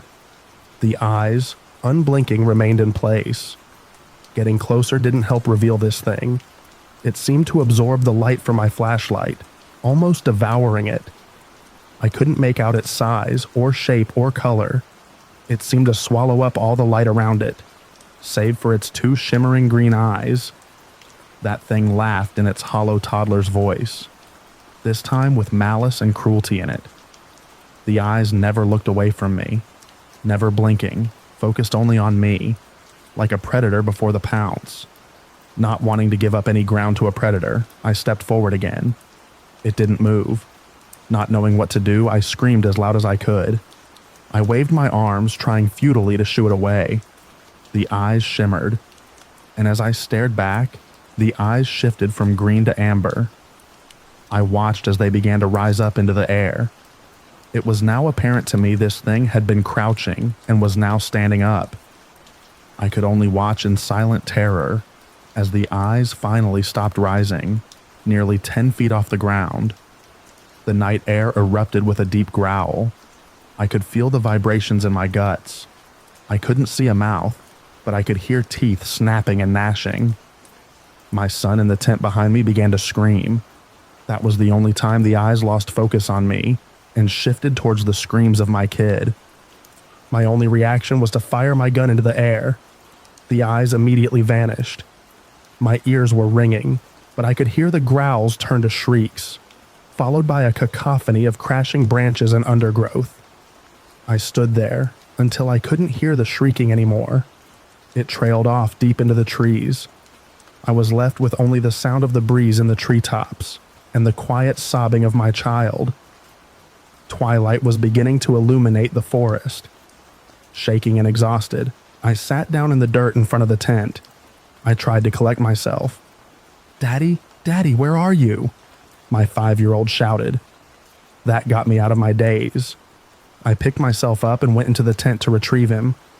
Putting him in the truck, I locked the doors and wasted little time breaking down camp. We were out of that camp and back on the road by the time the sun broke over the horizon. I have no idea what is in those woods.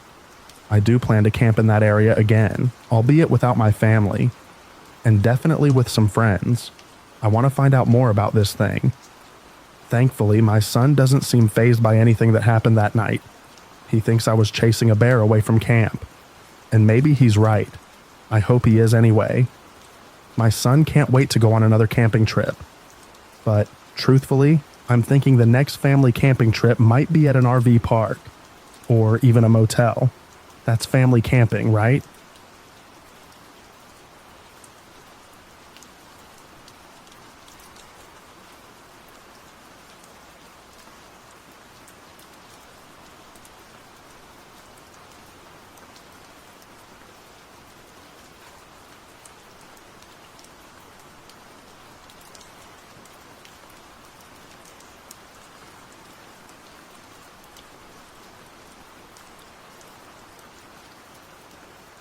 A few years ago, a group of friends and I went camping together. The campground we wanted to go to was full, so we ended up camping deep into the forest, several miles away from any other campers. Well, the first night we woke up at about 2 in the morning to drumming and singing. It sounded like a traditional Native American type of song and music. I don't know how to describe it, but I got the feeling that something was very wrong. It was like the feeling you get when something bad happens. And the sound didn't sound like it was coming from anywhere in particular, but was just all around us. Anyway, we were completely freaked out and decided to sleep in our car. The next night, we decided to see if we could find any other campers near us that might have made the noise. We literally saw no sign of life anywhere around us, and we were in a somewhat clear part of the forest, so if anyone was camped near us, we would have seen them. We were still freaked out, but decided it was probably nothing, so we spent another night. That night, we woke up at the same time again to loud music, but it sounded closer this time.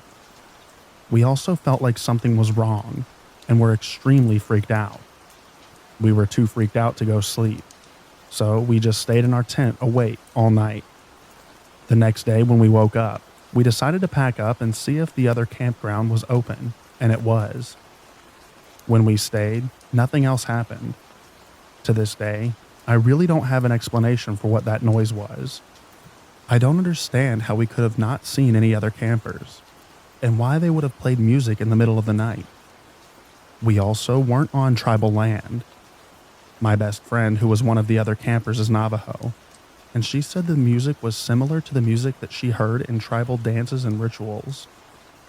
I'm still freaked out about the whole ordeal, and it's hard to explain, but my body was just telling me that something was very wrong when this was happening.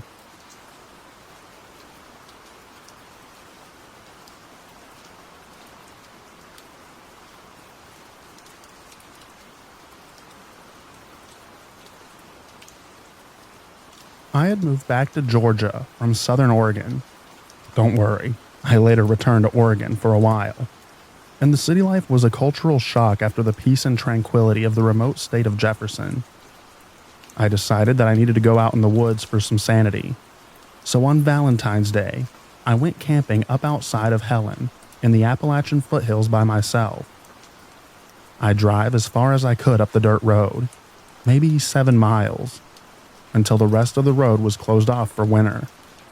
Nobody on the drive anywhere. Set up camp by the creek right there. Had a fire going, still daylight, and a truck pulled up out of nowhere on the road. 2 guys. I'm a female in my 30s, by the way. I hate to stereotype, but they looked like the Appalachian hillbilly part. They also had a bottle of liquor in their hand that they were drinking from.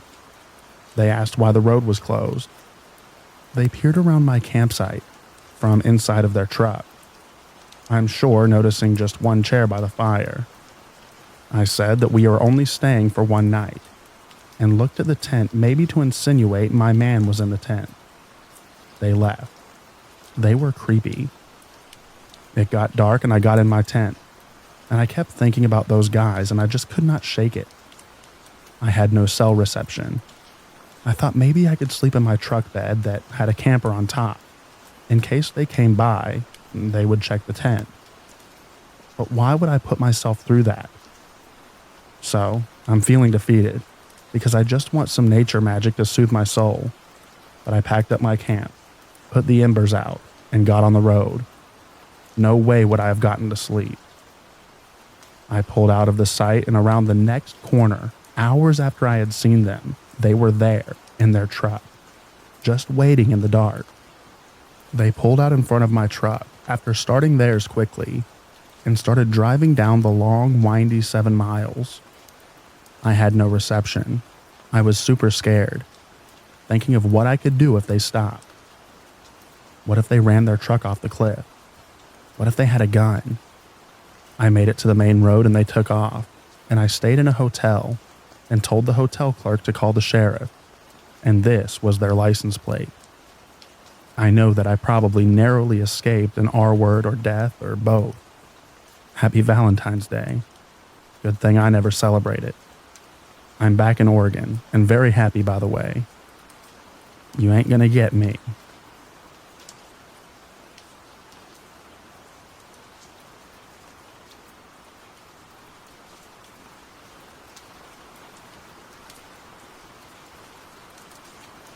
Me and my friends, Mexican graphic design students, went to the Laguna Salada, Salty Lagoon, in Baja California, Mexico, to watch the Milky Way and shoot some star trails photography. The Laguna Salada is a vast patch of salt-encrusted land that was once a lake. It dried quite a bit ago, and you can actually find ancient bleached seashells if you check carefully. Anyways, we arrive at an entrance from the highway and drive around 500 meters deep into the Salada. We come to a nice spot with a lot of bushes at one side, while clear on the other. We thought this was perfect, as the bushes would block out the car headlights from the road. We stop and get out of the car. Then we all notice this strange, hissing, rattling sound all around us. Imagine being surrounded by invisible people playing maracas, some far, some closer. We are so puzzled and fascinated by the sound that we start to throw out theories about what it could be. A friend says it might be echo from the cars. Others says they're insects. And another one jokingly says, alien probes man, etc. With that put aside, we set up the tripod, camera, and shutter switch. We shoot some test shots, and after everything is right, we leave the camera with the lens open to shoot the star trails. We grab some lanterns and decide to go exploring. After walking about 15 minutes, one friend says, in a very fearful voice, 2 men are coming at us. We are like, yeah bro, nice try. But he repeats, not kidding, 2 men are coming at us and they got assault rifles. Almost instantly the 2 men yell, turn off the flashlights, turn of the flashlights now. And we're all like, he's right. We are scared and do as the men command. They get close and say, don't move, keep your hands down, don't do sudden movements. And then they start asking questions in a very aggressive tone. Who are you? What are you doing here? How old are you? What are your names? How long have you been here? Etc. After explaining ourselves, they start whispering to themselves while pointing their rifles at us. We are all frozen with fear, believing we were going to be executed right there for being at the wrong place at the wrong time. One of the men say, go back to your car and keep taking your photos, but do not go near that bush patch because, and I quote him, rifles tend to miss fire in there. As we are walking away from them, I was pretty sure we stumbled into a bunch of narcos doing some shady stuff there. I'm sure we are going to be sprayed from the back. I'm just walking slowly, as our flashlights are off, waiting for that hot lead to enter my back. You know how they say that your life flashes in front of you when you feel you're close to death? I can assure you it's not a lie. Past Christmas come to my mind. Me opening my sweet Super Nintendo, graduating from high school, past girlfriends, etc. I even start to get angry at life, telling myself, I'm gonna get killed by a bunch of scum narcos, all because of some photos. Thank God nothing happened. We get the message and decide to nope out of there. We decide to get out before we become another number in Mexico's narco wars. As we are all grabbing our stuff and packing up, we hear a loud rattling in the floor. A friend turns a flashlight, and turns out it is a baby rattlesnake, inches from my friend's feet, and in attack posture, with rattle shaking like crazy and all, ready to strike. We cannot believe how stupid we were. All the sounds we heard in the beginning turned out to be rattlesnakes. All around us. Narcos and rattlesnakes. We noped out of there, and never came back.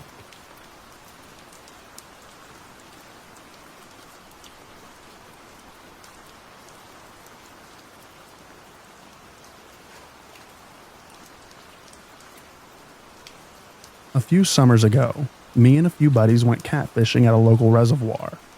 This is rural Ohio, and the reservoir was off a dirt road about 2 miles from the village that it fed, which was a village of about 1,500 people. We had fished this spot tons of times, and we very rarely saw other people during the day, and we never saw anyone out there at night. So the day we went out, it was about 9 p.m., sun's going down. We had a couple of cases of beer. We were planning on staying out until the sun came back up. We didn't want to be bothered. We weren't really allowed to have alcohol around the reservoir anyways, so we actually drove a dirt service road clear around the reservoir, as far away as we could get from the road in. This service road was nothing but compacted dirt, with tree roots running across it, areas that had washed away during flooding, fallen trees in the road that had been there for years, etc.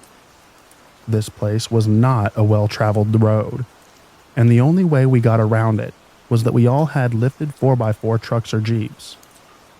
The site we pick is out on a piece of land that stretches out into the water a bit in a teardrop kind of shape. Goes maybe 20 feet out into the reservoir. So we have water on all sides of us besides our back. We figure we can fish from different directions. Since we will have 5 or 6 poles in the water, it would give us a little bit more room to cast without tangling lines. Plus, there was remnants of a fire pit and some wood that was already collected. So, we go to start a fire, bait our poles and start drinking. We fish for 2 or 3 hours and get good and drunk. In the meantime, a thick summer fog creeps in across the pond. Then we hear a huge kersploosh, and we see the ripples coming from across the water to our right.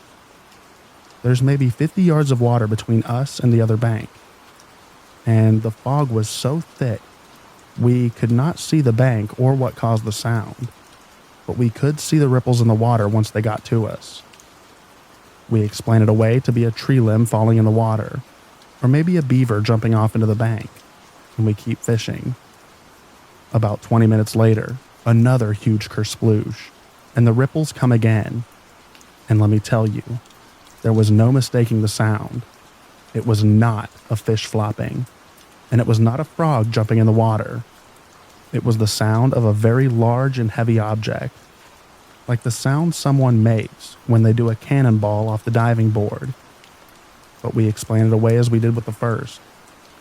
Shortly after that, we run out of wood for the fire, so we leave one guy to watch the poles. Me and a few buddies go into the brush to find fallen sticks and whatnot. We all go our separate ways and meet back at the fire shortly after. One of my buddies comes back to the fire with a white jacket, a pair of rubber boots, and a clown mask in his arms. This was about the time when there were all the posts about the scary clowns who would lurk around towns to scare people. I knew that those stories were crap, so I figured it was just left over from some kids who had a party out there one night and left it. So we get the fire going again. We fish for a little while longer, when we hear twigs breaking in the woods across the water, and then another huge kersploosh. At this point, we know there is someone out there with us, and the sound has to be dropping something in the water. So we call out and we say, "Hey, if there's someone out there, we aren't making trouble, just fishing and drinking some beers. We'd be happy to have you join us." Dead silence. So we call out again to no response. A couple of my buddies are seriously freaking out at this point, between the booze, the clown mask, the fog, and the mystery noises. So I get that drunk courage. You know the kind. And I decide that we should all go walk around the bend and see what the heck's going on. This guy's being a butthole and trying to scare us. I convince 2 of my buddies to come with me, and the other 2 guys watch the poles.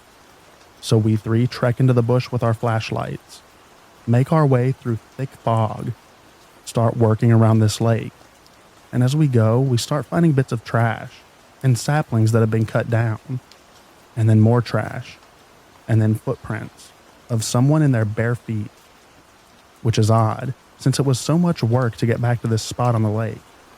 No one would be hiking around this far around the lake to fish in this spot. As I'm sweeping the woods with my flashlight, I walk over the crest of a hill, and not 10 feet in front of my face is a tent. This tent had been there for a long time. There was moss growing on the sides of it, and there was trash and stuff thrown all around this campsite. Most concerning, though, was the pile of propane tanks. There had to have been 15 or 20 of these 5-gallon propane tanks. So we all looked at each other and said, "Well, guess this is none of my business," and we hurriedly made our way back to the fire. threw all of our stuff in the back of the trucks, and made our way out of there in a hurry.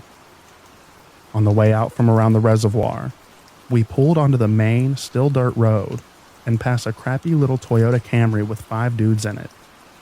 Watching in the rear view, they pull onto the service road that we just left out of. So for those that aren't savvy in rural southern Ohio, we busted a meth lab in the middle of the woods. The owner of said meth lab tried to scare us away by throwing stuff in the lake. I can only assume that when throwing stuff in the lake didn't scare us away, the meth cook called some of his buddies to come scare us out. Or worse yet, the meth cook called his buddies after we saw his operation. In which case, I'm glad that we got out of there before they showed up.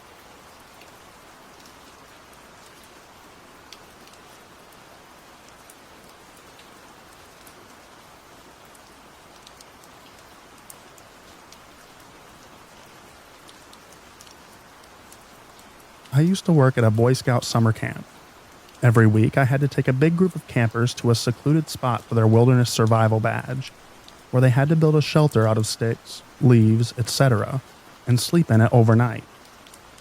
The spot was only about a half a mile from the main camp, but we took them a circuitous route that made it seem really secluded. Anyways, on this one night, all the campers had made their shelters. We had cooked dinner, and we're all just sitting around the campfire. It was getting late, maybe 11 o'clock, so I sent all the campers to their shelters for the night and started cleaning up the fire. That's when we heard in the distance what sounded like church bells. They were pretty faint, but myself and my fellow staffers could definitely hear them. They went on for about 30 minutes, ringing every 30 seconds or so. We were all a little creeped out, as there were no churches or towns within 20 miles of us. After the bells stopped, though, the singing started. It was too faint to hear the words, but it sounded like church choir music, but a lot of people and a lot more enthusiastic. Also, it was almost midnight at this point. The singing went on for well over an hour, sometimes quieting down until we almost couldn't hear it, sometimes getting so loud that we thought it was getting closer. All of the campers were super creeped out, but I lied to them, telling them that there was a church service going on in camp, and that there was nothing to be scared of. Eventually, at almost 1 a.m., the singing stopped.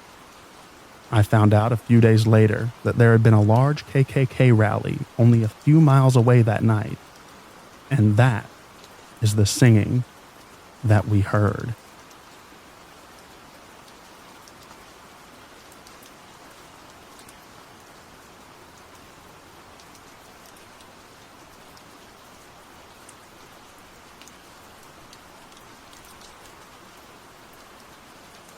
I grew up down a long dirt road in rural Alabama. My family owns a decent amount of land. I still miss the peacefulness sometimes, but I'm a gamer, so I need my high-speed internet. Anyway, the first time my friend and I decided to camp by ourselves, we were about 12 years old. We picked a spot in a field that was right at the edge of the woods. We really weren't that far from the house, maybe 500, 600 yards. Far enough to make us feel like we were being brave, but close enough to run back to the house if needed. Everything was going fine. We had a tiny fire and plenty of junk food to gorge ourselves with. It was probably around 10 or 11 that things took a turn for the worse. We were both just sitting and staring at the flames. There wasn't much noise that night because it was early winter, and the bugs had pretty much vacated by that time. So all we heard was the crackling of the fire and the occasional wind gust blowing what few dead leaves might have remained on the trees. That's when we heard it. I couldn't say exactly how far away the sound was, but it came from the woods. It was a blood-curdling scream. To this day, I've never heard anything in the wild that would make you as uneasy as that sound. We both looked at each other, and I know that we were thinking, run to the house. But we were tough kids, right? So we decided we'd lock ourselves in our tent and brave this new danger we'd discovered. Neither of us had any clue what that noise was, but we knew we weren't setting a foot outside the tent until the sun came up. My friend ended up actually falling asleep an hour or so later. I didn't have an easy time though. I could see the dying light of the fire glimmering through the tent fabric. I just laid there watching the light dance until something disturbed it. It was like the fire went out completely, but then it came back, and I immediately realized something had walked between the fire and the tent. I covered my head with my sleeping bag, scared to death. I never heard a sound. No footsteps. Nothing ever messed with the food we left outside. 30 minutes later, I had to uncover my head because I was pouring sweat and about to suffocate myself. I could still see a tiny glow from what was left of the fire. I couldn't see or hear anything else. I laid there for probably another hour before I finally fell asleep. I woke to sunlight. My friend was already up and outside. We talked about the scream, and I told him what I'd seen after he fell asleep. We looked around and could see no tracks or any other signs that something else had been here besides us. It wasn't until years later and a couple of sightings from different people that we found out what actually made the sound. A panther.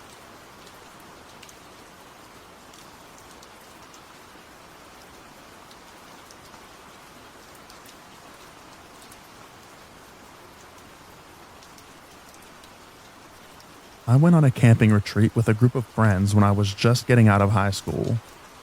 We stayed at a campground that was made up of lots of cabins that had those metal bunk beds and a large main cabin with a kitchen and a socializing area. It was the first night up there, and I wanted to take a walk around the wood near the campgrounds. I walked along some trails until I could no longer see the lights from the cabins, and it was practically pitch black. After a little while, my night vision kicked in, and I continued my exploratory hike. After about 15 minutes of walking in the dark, I could see a shape ahead of me in the path. I stopped and tried to make out what was there. About 100 feet ahead of me was some small guy or kid standing in the middle of the path. He was standing completely still, and it appeared that he was standing in the middle of a bridge that the path led to. I stayed really quiet and started backing away while keeping my eye on him. It was way too dark for me to make out any details about him from where I was. All I could really see was that he was standing completely still. My nerve finally broke, and I hurried back to the campground. When I got back, I told my friends about what I just saw. And of course, a bunch of them wanted to head out to check out what I found. So, a bunch of us group up, and I lead them back to the bridge where I saw the guy standing. As we get closer to the spot, I could see that he was still standing in the same spot. We all kind of stopped and waited. We started whispering to one another about what we should do now. Some wanted to turn back around, and others want me to go over to him to see if he was okay. Being stupid, I agreed. I went ahead of the group and inched my way towards the figure. I was ready to bolt the moment something seemed wrong. So I got close, and when I got to the head of the bridge, I could see what the shape actually was. It was an upright vacuum. Someone had stuck an upright vacuum in the middle of a hiking path for some reason. I guess seeing something so foreign to the surroundings, along with it being completely black and white dark, made our imaginations go a bit wonky. Overall, this was pretty mundane, but the whole experience has stuck with me for decades.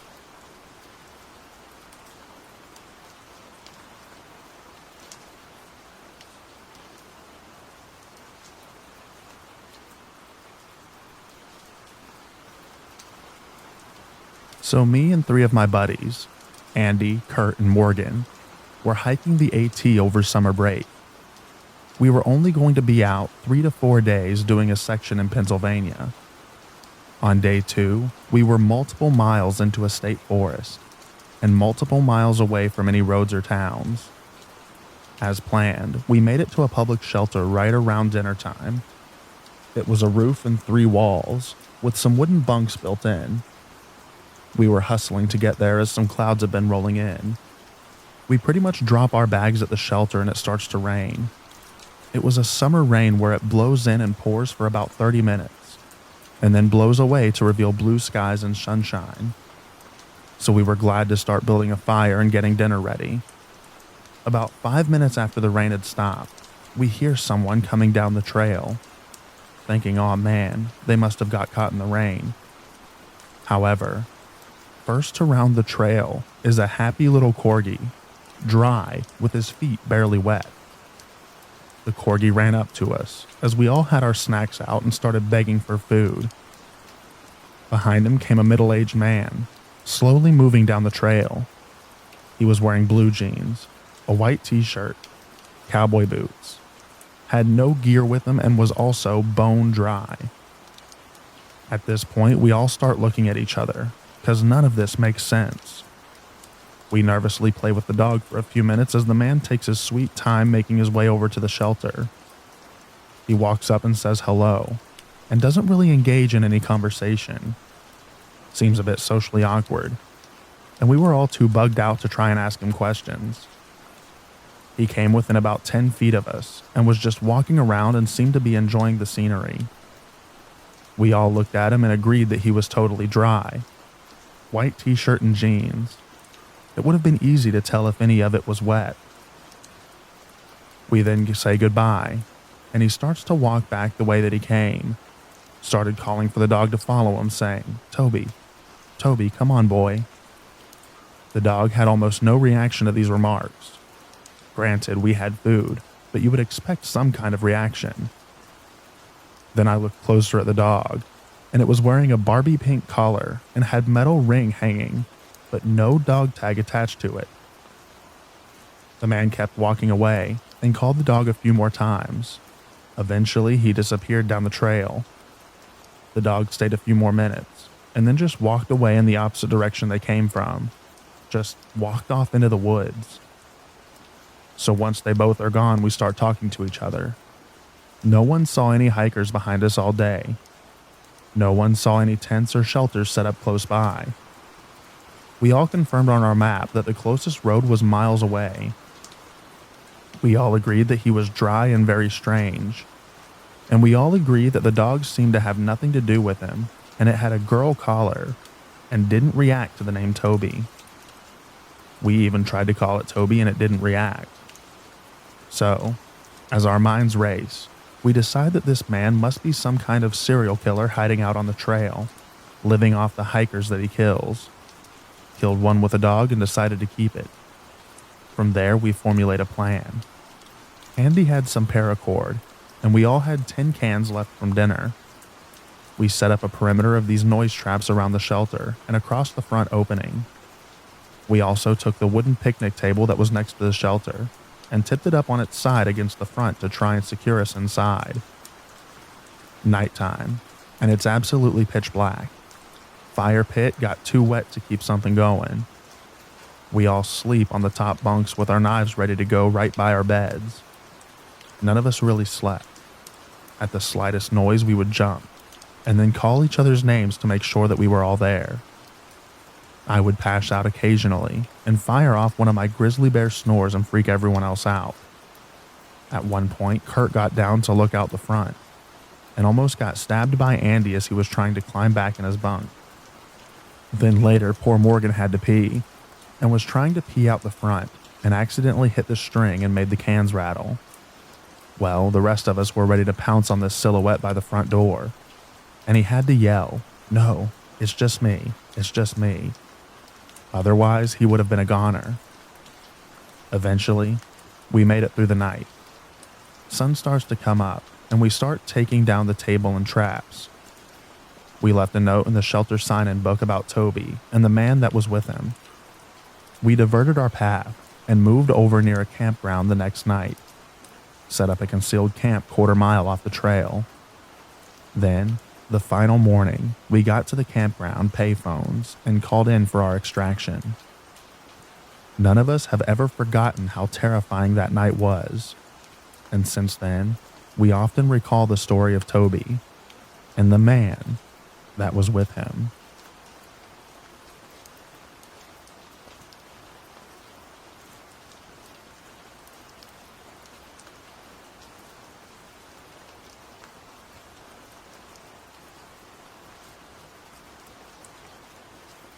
I'm a little late to the party, And it's hiking instead of camping, but it still fits the theme. I'm walking along Striding Edge at Helvellyn in the British Lake District. It's a quite sharp glacial arête, which involves some scrambling. It's considered a technical grade 1, suitable for beginners. I'm with a mate and it's mid-afternoon. One hazard is that fog descends on the area very, very rapidly.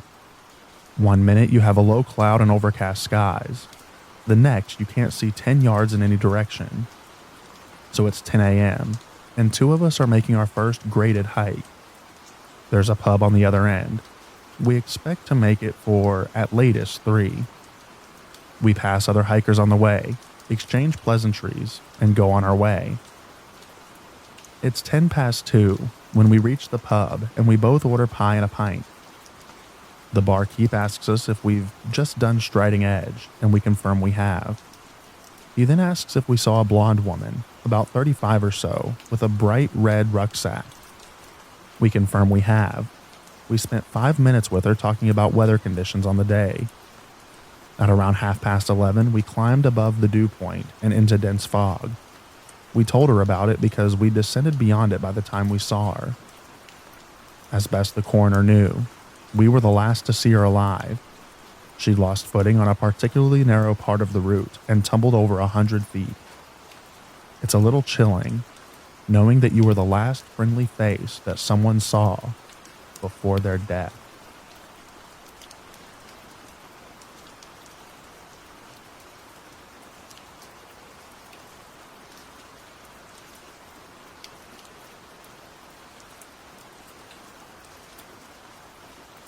My boss and his dog, colleague, and I went on this hunting/camping trip in the California desert some years ago.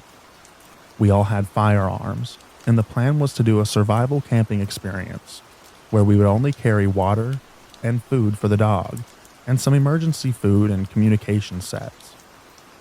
We set up camp very deep inside the desert, and the nearest town was probably an hour's drive away on our 4x4 rental truck. 2 days in and we haven't caught anything, and the heat is driving us crazy. On the second evening, as we're out on the hunt, we see what looks like mountain lion droppings around our camp. No big deal. We've got firearms and stuff on us. We return to base empty-handed on the third evening too, and we haven't eaten solid food in 3 days and are just surviving on water. We start a campfire and put our heads down for some rest, and my friend sees 2 sets of eyes staring at us in the distance. We bring the dog, and the dog goes crazy looking in the same direction as the eyes. We scramble into the tents and bring out our rifles and wait for something to happen. This standoff lasts for about 10 minutes, and we notice the animals move around a bit as we watch it. We don't fire our rifles because killing what looks like a mountain lion would invite a ton of trouble, so we just wait. At some point during this, the animals just turned around and left. I've never been more scared in my life.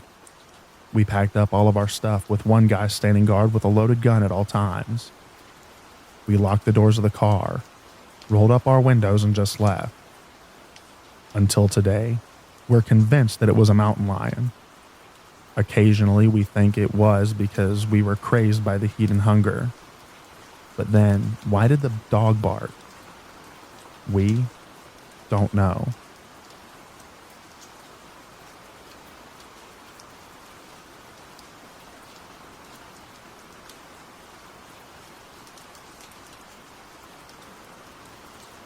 I recently went winter camping at a nearby state park. Had a good hike, found my campsite, and settled in for the night. The campsite was near a park road, only about 200 yards from the road, but on the other side of some trees. My tent wasn't visible from the road, which will be important later. Just as I was starting to drift off to sleep, I hear footsteps coming down the trail toward my site, and when I open my eyes, I can see a beam of light scanning the woods on the other side of the pond I'm camped by. Then the light sweeps toward me, hits my tent, and turns off. Footsteps retreat. I'm a little spooked, and by now I'm definitely making sure my knife is handy, but figure it was maybe another hiker looking for a place to camp, who saw me and turned off the light once he realized someone was already in the site. Either that, or it was the Rangers checking on me. I'd filed an itinerary with them. So then I finally do drift off to sleep, only to be awoken about 30 minutes later by a vehicle coming down the trail toward my tent. I can hear it crunching on the gravel trail, steadily growing louder as it gets closer. Again, I see lights sweeping the woods across the pond, this time headlights, and again they come around the bend in the trail, shining directly onto my tent. At this point, I'm spooked. Knife in hand, I call out, "Hello?" When I do, the vehicle backs up, turns around, and retreats back up the trail. At this point, I'm really spooked. I call the park office and have service, thankfully. No answer. So I call 911. I tell them where I'm at, and she tells me to hold on, puts me on hold. When she comes back, she tells me that officers are in the area looking for someone. I ask if she can give me any more idea about what the problem is, so I can help. I'm an experienced backpacker and my day job is 911 operator, but she won't tell me anything. I tell her I'm a dispatcher, and if it's a missing hiker or suspect, I'll keep an eye out if she gives me the description, but she still won't tell me anything, so we disconnect. No idea who they were looking for, but I'm pretty sure it had to have been a suspect. It was the middle of winter, and I only saw one other person in the park all day, an old man walking his dog, close to the trailhead where I started. Between the cold and the incident, it was definitely my second worst night out backpacking.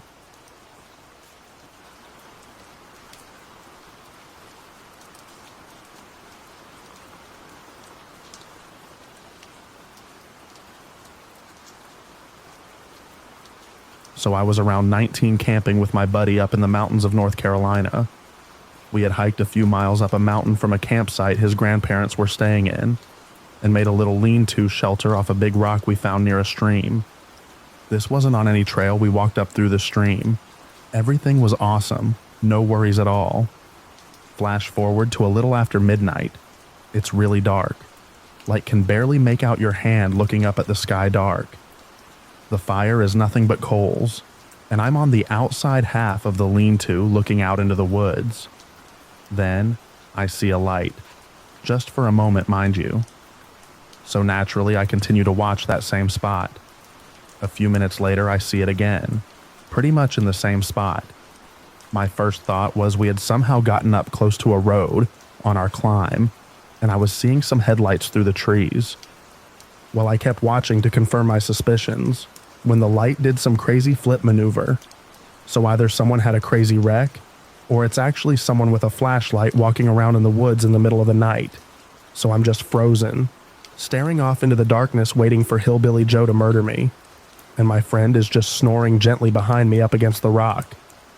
After about 10 minutes with no more sightings of any lights, suddenly a light appears at my feet, out of nowhere. It was an orb, maybe the size of a golf ball. I've had people say, oh, it was just a firefly, but it was white. Like perfect light.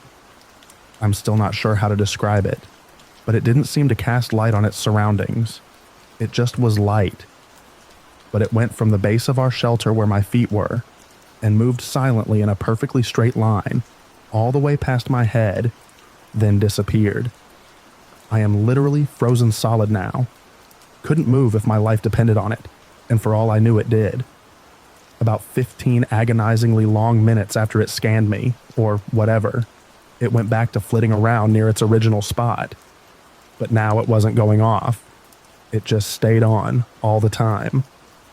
At this point, my friend rolled over in his sleep and was close enough for me to bump him with my elbow, while not making any noise and keeping basically totally still. He was immediately awake and alert, thinking there could be an animal nearby. He leaned up on my back and peeked over my shoulder after I whispered, "Look in the woods." After a few seconds, I heard him whisper, "What the is that?" I'm not crazy. It wasn't a dream. We stayed watching the light dance around for a few minutes until he turned and looked up the hill from our shelter, and there were 2 more lights flitting around up there. We remained awake until the sun came up watching them. They stayed until about an hour before dawn. Once the sun was up, we passed out for a few hours, and then packed our stuff and left. We still don't have an explanation for what they could have been.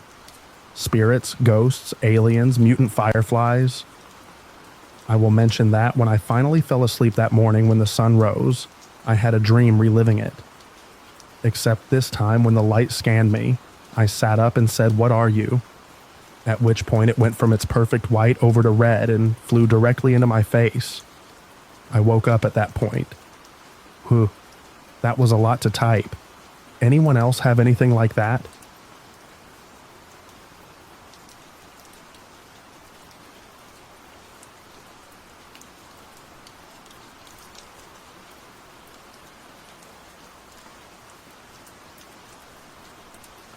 My cousins and I used to do a lot of camping in all seasons.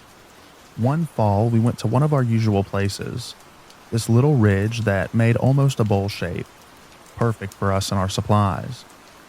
It's about a mile hike into the woods from where we parked. Well, that night, it was late, and we were all sitting around the fire, talking and smoking some weed. We can hear coyotes off in the distance. After a few minutes of hearing the coyotes sound off a few ridges away from us, we start hearing rustling from the ridge above us, and then we hear more coyotes sounding off, even closer than the first ones. The first one sounded off again, and the rising we heard seemed intensified. They were getting excited and restless. We're all looking at each other, completely silent by this point. One of my cousins reaches behind him and grabs his gun and a big mag light. He stands up and walks to the edge of the fire's light and shines his mag light up to the ridge above us. And the eyes, all the pairs of eyes. There had to have been at least a dozen, just on that ridge. He shined the light all the way around us, and everywhere there were more eyes. In total, there had to have been 3 dozen coyotes, the biggest pack I have ever seen. My cousin fired off a few shots, hoping to scare them off, but they barely so much as flinched. It was a long night.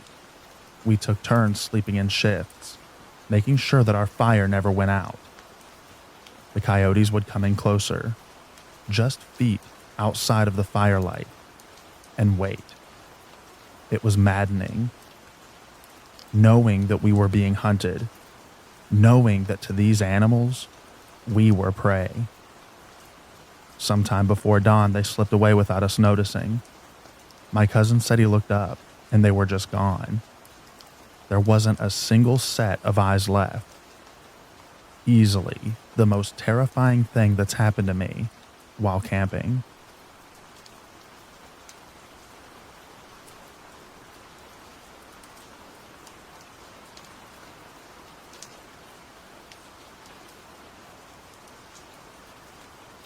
This will probably get lost in the mix, but I used to live on the big island of Hawaii, where the current lava eruption is going on.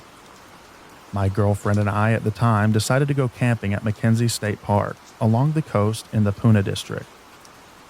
We had planned on staying for 4 nights, but ended up only staying for 2 nights. I had heard about it being haunted before, but sort of wrote it off, and was sure not to mention this to my girlfriend. The first night, around 2 a.m., we woke up to what sounded like multiple people using a pickaxe on lava rock and groaning. This went on for what seemed like a few minutes, and then stopped. It was really weird, as there was only 2 other people at the park that night, and I was sure that they weren't using a pickaxe. We eventually fell back asleep, and asked the other people the next morning if they heard it, and they had not. The second night, it was just my girlfriend and I at the park. I'm getting chicken skin right now thinking of what happened. It was around midnight when I woke up to what sounded like someone sprinting back and forth outside of our tent. Like they were sprinting back and forth at full speed. I was the only one up, and turned my light on and it stopped. It freaked me out, but eventually I fell back asleep. A couple of hours later, my girlfriend is squeezing my arm and whispering directly into my ear, "Someone is outside the tent." It sounded exactly like a couple of hours earlier of someone running back and forth. The corner of the tent closest to me was then lifted off the ground and shaken back and forth. We both started yelling, and the tent was dropped. I immediately grabbed my light and small machete and went outside. Nothing. Nobody around. Just us in the middle of the night along the coastline. My girlfriend was panicking at this point, so we literally picked up the tent with everything in it, threw it in the back of my truck, and just got out of there. After that happened, I talked to locals and said stories like this were not uncommon at all. If you look up McKenzie State Park, you'll find many different stories related to the park being haunted. We are definitely not the only ones to have heard people outside of our tent and have our tent messed with. And needless to say, we never camped there again.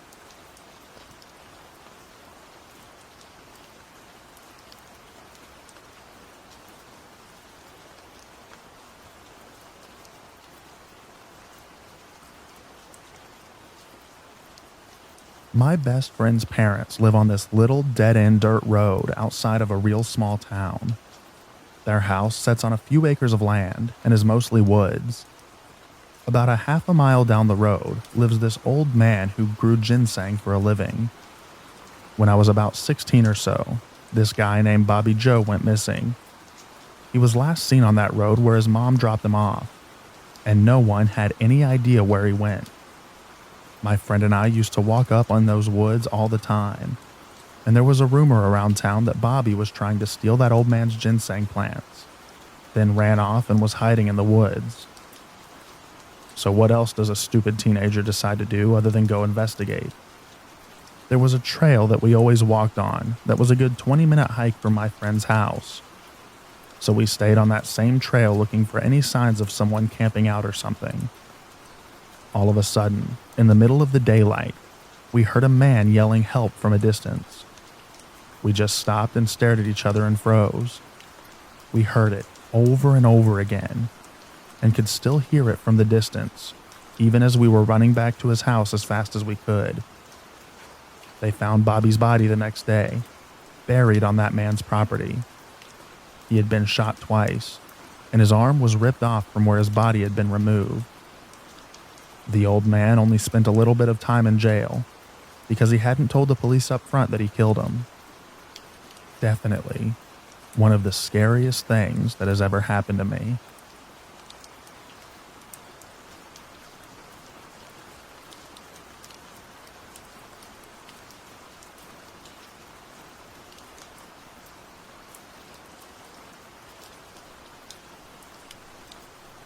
I was a leader of backpacking trips in upstate New York for people ages 14 through college-age individuals. Once, I was leading a group of 14-year-old boys on a bushwhack, off-trail hiking, navigating with a map and compass, from one trail set to another. While deep in the woods, we look up and see that we've all but walked into a pretty elaborate hunting shelter that had intense camouflage and well-constructed insulated walls in a semi-permanent canvas tent. We were hesitant at first, but it looked like no one was using it, so we decided to take a closer look. The inside was pretty filled with old gear, but it also had some equipment that was in pretty good repair. We left the site after marking it on our maps to alert the rangers, as camps like that are illegal in the state park where we were hiking. After the trip, we contacted the ranger's office, and they said they'd be out in the next few days to destroy it. Well, my friend and I knew there as a decent bit of good gear to salvage. So on our day off, we decided to hike back in and see if we could get any of the gear before it was taken by the rangers. We hiked back, following our old bearing in reverse, and found the shelter no problem. The only issue was when we got there, all the newer gear was gone. There were even rings in the dust where the camping stove had been. We turned to leave, and there was the largest buck that I have ever seen in my entire life. 9 or so points, standing, blocking our way back. The buck saw us and kind of puffs his chest out. We stood calm and tall, facing the buck for about 3 to 5 minutes that felt like hours. it starts to dip his head and make threatening sounds. So we decided to pick up some nearby sticks and wave them around, yelling, in hopes that it scares this guy away. Eventually, the buck grunted and walked away very slowly, with his chest still puffed out. The relief was wonderful.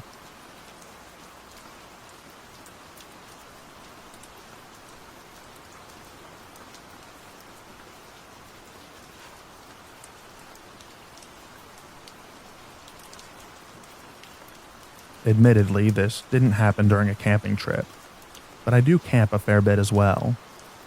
I was in Yosemite with my dad, doing a pretty strenuous 5 to 6-ish mile hike loop, up to some waterfalls while staying in a cabin within the park. So, kind of like diet camping. Maybe halfway up the cliff/mountain/ridge, we hear this weird raspy chirping and meowing noise.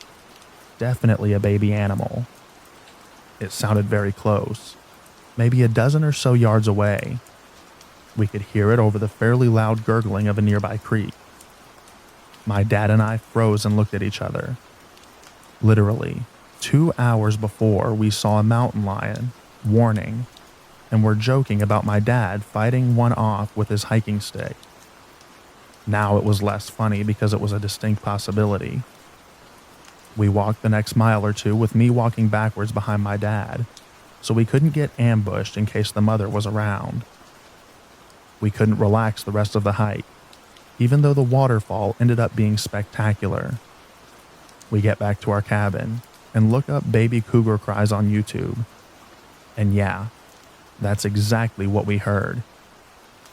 I'm not sure how defensive those cats are of their young, but knowing there was absolutely a mountain lion within 6 miles of us that may want to eat us or would see us as a threat against its cubs, no thanks.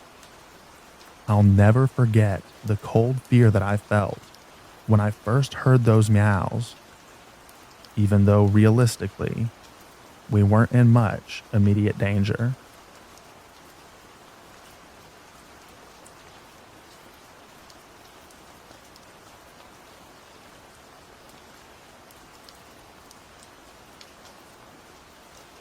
I've had a few of what could be considered paranormal experiences in my life, but this was the most recent and unnerving. I'm an avid outdoorsman and love to hunt and camp around Francis Marion and Sumter National Forest. Back in 2018, I took my young son and dog out to a remote area in the National Forest to test out a new camper shell on my recently purchased truck. We found a secluded area off of a dirt road, made dinner, and then packed it in for the night as soon as it got dark. At around 11 p.m. at night, I sat up and looked out the back of the truck due to my dog growling. In the distance, I saw what looked like hundreds of small white balls of light darting around, then hovering for a few seconds and slowly converging to our campsite. They looked just like the dust orbs that you see on videos, but these were producing light in a completely dark forest. They soon surrounded my truck. Seemed like hundreds of them. They were a soft white light, and they didn't blink. Lightning bugs were out early evening, but those were yellow and blinking. After 30 minutes of them floating around and concentrating to us, I finally worked up the nerve to open the truck and lit a lantern, and they promptly disappeared. After turning off the lights and locking back up, they came back. My son was fast asleep, thank goodness. I watched them until I finally fell asleep around 1 a.m. The next morning when we tried to leave, the battery was dead on the new truck. There wasn't any lights in the back cab where we would have used any power. A week later, I had to replace the electric control module. Not sure if that was relevant info, but I thought I would add it. Has anyone had a similar experience? Just thinking about them again makes the hair on the back of my neck stand up.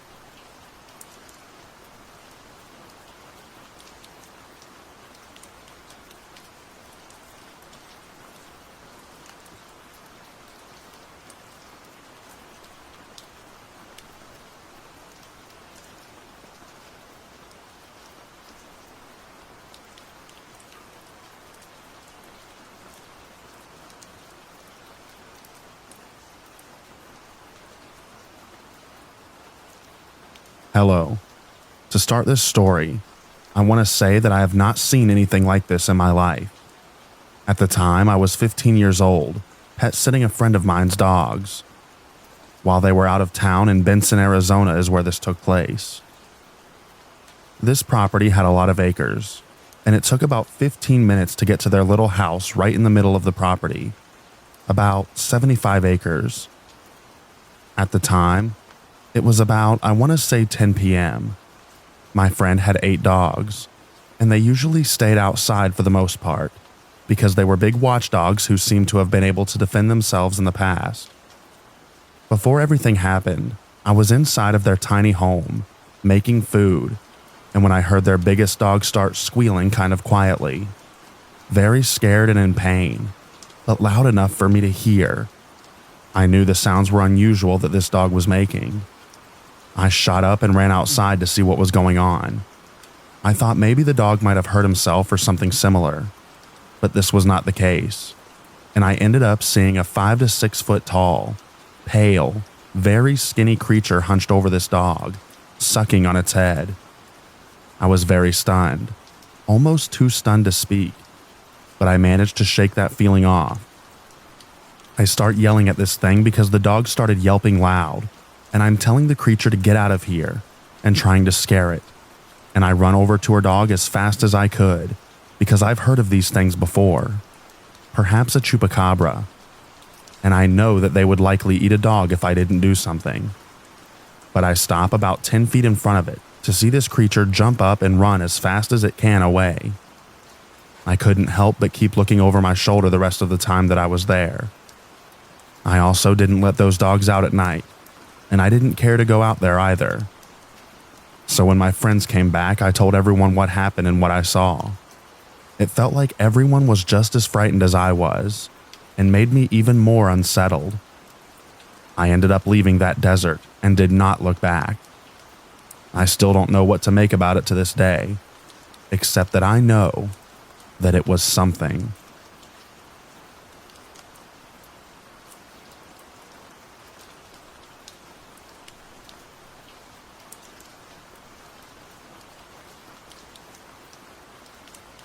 I was talking with my stepmom about late-night driving experiences, and she told me about an encounter that she had in Leroy, Montana, on a road trip from Washington to North Dakota. She was on Route 87 and she was running low on gas. The Fort Benton exit had a lot of construction going on, and she couldn't see any way to get the gas stations from the exit ramp, so she got back on the highway. After a while, she saw an exit sign for Leroy, Montana, and it said that there was gas and food available. She took the exit and saw another sign reading Leroy 5 miles. At this point, they had no service and were relying solely on an atlas. The road took them through a dark wooded forest, and after a while, my stepmom realized that the odometer had gone up 15 miles, and they still hadn't found any sign of a town. But she kept driving and waiting for a friend, who was holding the atlas, to say something. After a few more minutes, her friend spoke up and said that she thinks that they passed Leroy somehow, and my stepmom agreed. They found a fat shoulder to turn around, and as they were pulling off to make their turnaround, they both had an image flash into their heads. A man standing in the middle of the road. Neither of them actually saw him in real life, but both could describe the man in exact detail. He was tall, with a brown flannel, and what looked to be a scythe, broken in half, with the handle wrapped in a white bloody cloth. He also had a thick scar across his forearm. While that by itself is weird enough that my stepmom planned never to go anywhere near that place again, for the next 8 months she received frequent phone calls from Leroy, Montana. After my own research, I've come to find out that Leroy is a ghost town unmarked on Google Maps, unless you specifically search it up. Me and some friends have already planned to go to Leroy over spring break this year and see if we can find anything.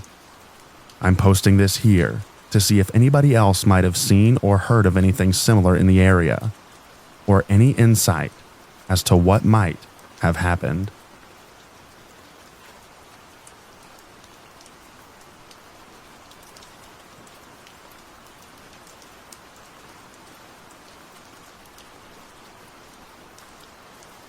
I was homeless for a few years from 18 to 21, and I used to stay in a tent with my ex.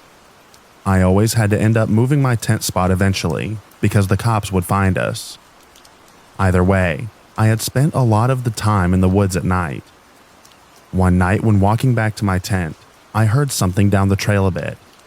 I shined my light in the direction of the sound to be met with glowing eyes reflecting my flashlight. However, where the eyes were made, it was so whatever I was looking at was taller than me, and I'm 5'8". There is no animal that tall in my area. I turn to my ex and tell him to start going to the tent faster. He could tell something was off, so he asked if I was all right. I told him that I'll tell him when we get back to the tent, because I've always been told not to acknowledge such creatures or spirits, as it gives them more power. Then some nights there would be smacking on our tent. It would hit all sides of the tent. We would look out the tent windows and check outside the tent, but we would never find anything or hear any footsteps. Another night during the summer, we had decided to go for a small hike at night because it was way more of a tolerable temperature. About 15 minutes into the hike, I had started feeling paranoid, like I was being watched. About 5 minutes later, I heard a maniacal laugh coming from somewhere in the woods. I couldn't pinpoint which direction though.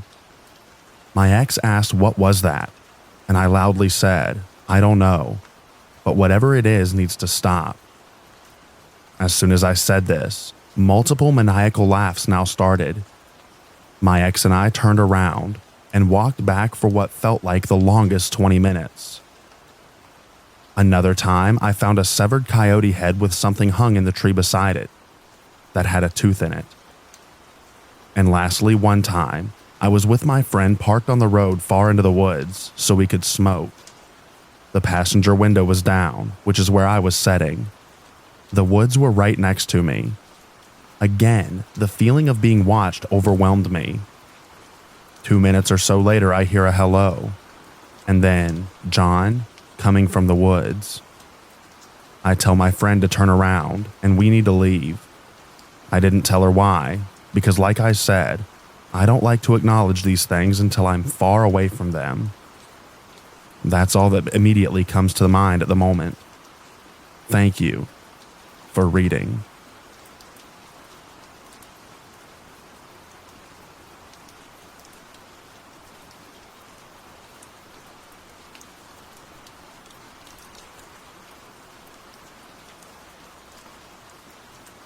So the other night, on a mountain trail that I've gone to for years to watch the sunset, I felt like some guy was tracking me back to my car.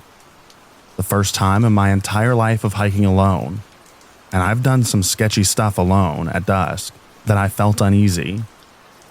So the mountain trail I go to is huge with many different side trails on it, but there is one main trail that goes straight up and down the center of the mountain, which is usually pretty quick to get up to watch the sunset. I've done it hundreds of times at this point, for years now. I've watched the sunset and walked back to my car in pitch black many times. Never felt uneasy the way that I did that night. I get to the peak, walk back down a little bit to my usual viewing spot of the sunset, and suddenly some guy, also alone, comes off one of the side trails. I think nothing of it.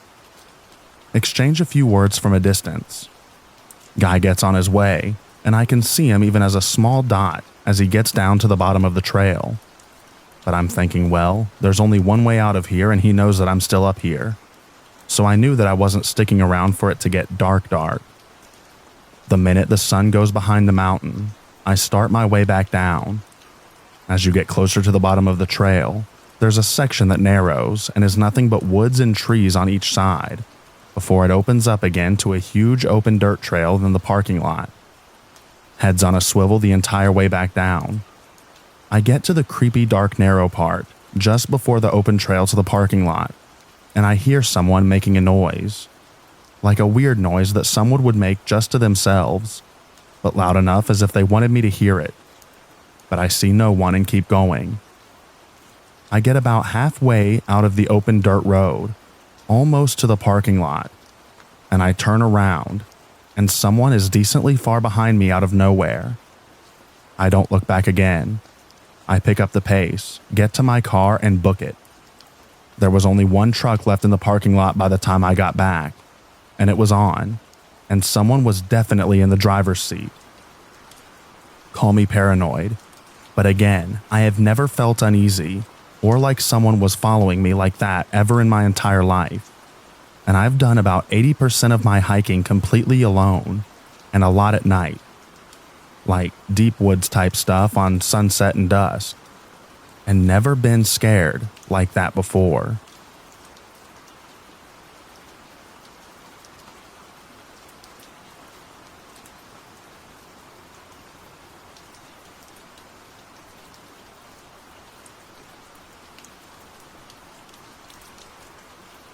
My 3-year-old son suffered from chronic ear infections last year, which led to him having high fevers.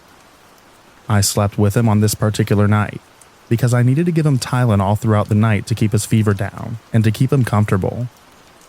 I set my alarm to wake me up at around 2:30 a.m. When I woke up, I went into the kitchen to get the Tylenol. I noticed a bright light shining into the apartment from our deck door, which also illuminated part of the woods behind the apartment. When I went over to see what it was, it turned out to be a car with those bright LED headlights in the parking lot, to the far back right of the apartment. I figured they were dropping someone off. I saw movement of what resembled a dog walking around near the woods. I started to think that the lady who usually walks her dog, a cute little corgi, in that area, purposefully faced her car in that direction so that she could see while she walked her dog. As it got closer, I realized that there was nobody out there walking a dog, and there was no dog.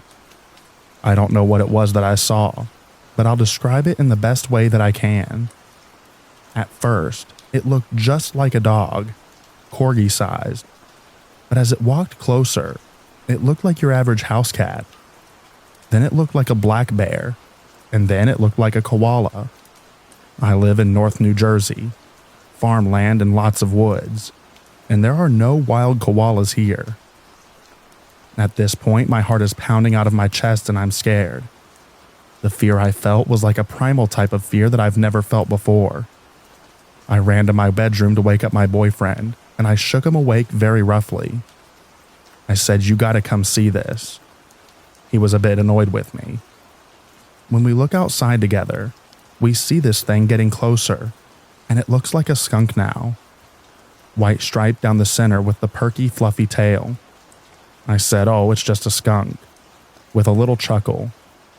I felt a bit embarrassed that I woke him up over a skunk, but at that moment I also felt relieved. However, I was mistaken. As it walked, it looked as if it was struggling to find a form. I thought it looked like it was falling apart, but also coming back together again at the same time. I know this doesn't make much sense, but it's hard to find the words for what we saw. After the skunk formation, it looked almost like a person crawling on the ground, with some type of fur or skin attached to them around the leg. Then it changed again and looked like a raccoon, a groundhog, a black bear, a cat, a koala, a deer, and a skunk. The part that stuck out to me the most was that whatever it seemed to be coming apart or shedding, but at the same time it was growing. Whatever had their headlights on turned them off as soon as it went deeper into the woods. This happened pretty quick. I'd say it was only about a couple of minutes from start to finish.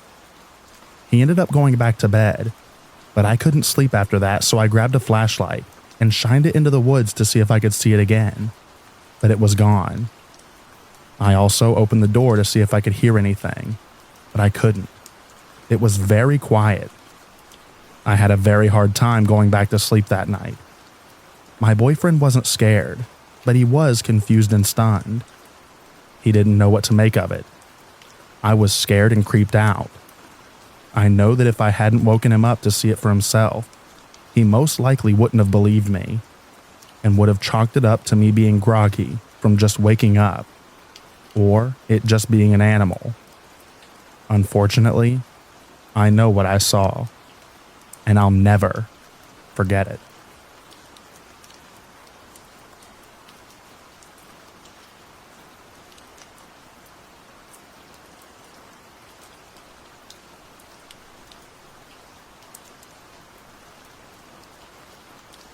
I grew up in Belgium, Europe.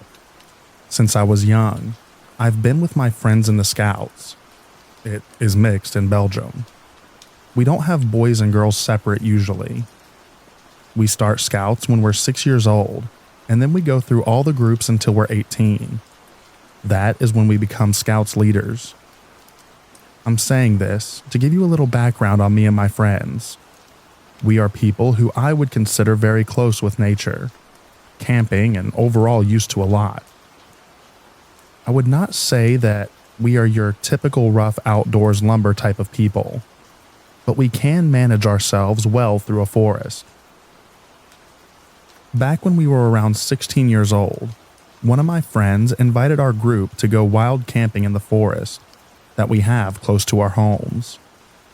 It's not your average American national park. I wish it was, with stories of Bigfoot or worse. But it definitely has its own charm and legends. We got a centuries-old tale about werewolves in our forest, and a couple of legends about witches. It's not a huge forest, but one can easily get lost if they're not familiar with its trails, and all the trees look the same.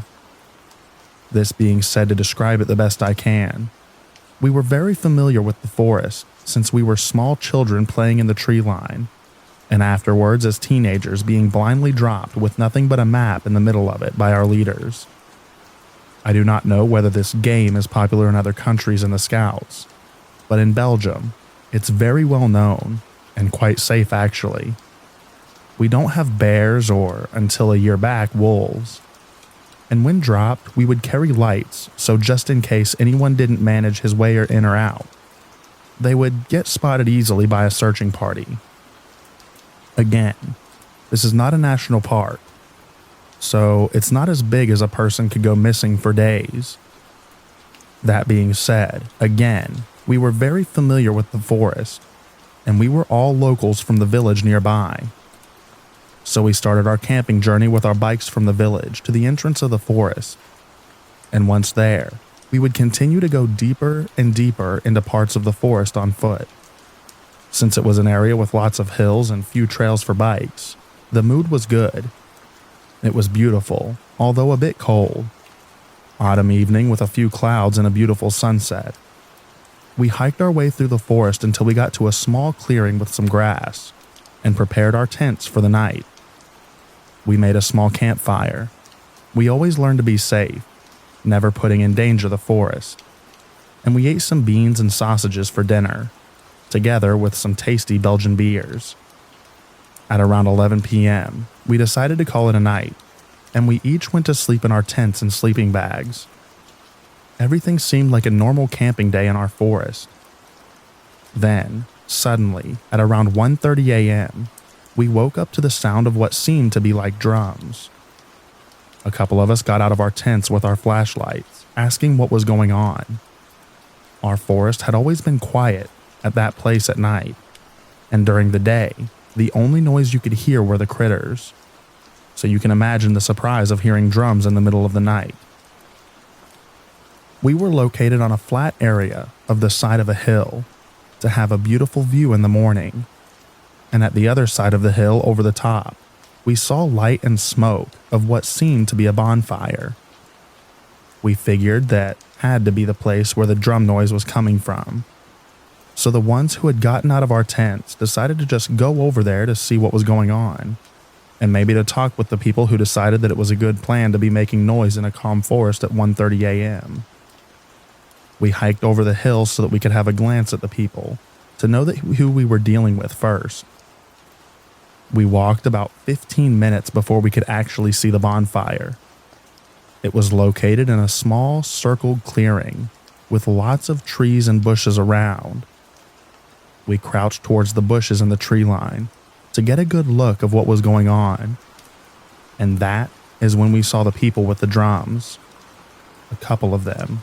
I recall a group of 5 or 6 sat around the fire playing the same tune on the drums the whole time, and another group of people was dancing around the bonfire. Although I say dancing right now, I mean people making weird, unnatural movements, almost as if they were having spasms. And honestly, the best way to describe it is bodies contorting. The people dancing around the circle were wearing suits. At first glance, it would make it look like people dressing to be one with nature. A second glance would make it look like pagan suits, almost like the original celebrations of Halloween.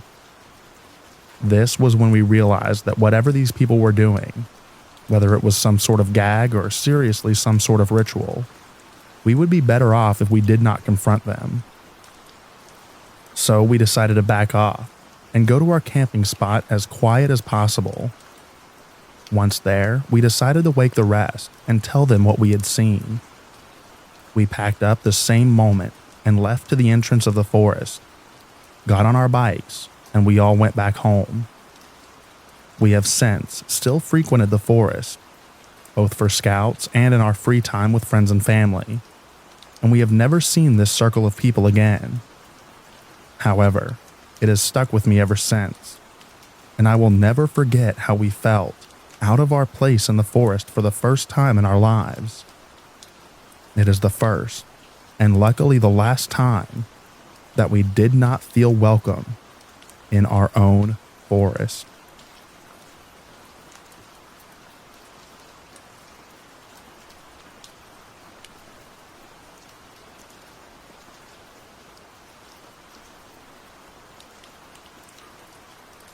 Okay, so this happened when I was around 14 or so around 1999 or 2000-ish, and I lived in southwest Georgia at the time, outside of the small town of Moultrie. I was at my buddy's house for the weekend. We'll call him Joe. So some random other teens that were a little older than us show up at Joe's house, allegedly running from the cops after they stole a parent's car and wrecked it in a ditch. They came up to us on foot, so the story might be true. I'm not sure. They wanted to go camp out in the woods to evade pursuit, so Joe and I say screw it and go with them. We borrowed Joe's dad's tent and started walking off into the fields and woods. Given this area is not super isolated, but there was a wilderness to the air that I cannot describe. We go maybe a mile or two back and set up camp 50 yards away from the turnaround / end of the dirt road. There was 5 of us guys, including me and Joe, and I only remember one other dude's name. Let's call him Mike. The names don't really matter, but I'm just adding any detail that I can recall. Anyway, we mess around in the woods for a while. We started a fire and ate some snacks. We didn't have any drugs except for a bottle of booze, small enough that not any one of us could get drunk off of it, but we share sips anyway. Night comes around, and we've got this 6-person tent for us. I can't say if I ever fell asleep or not, but I laid down with everyone and it got late. I'm not sure what time exactly it was, but likely late night or early in the morning. I begin to hear footsteps in the woods some ways out.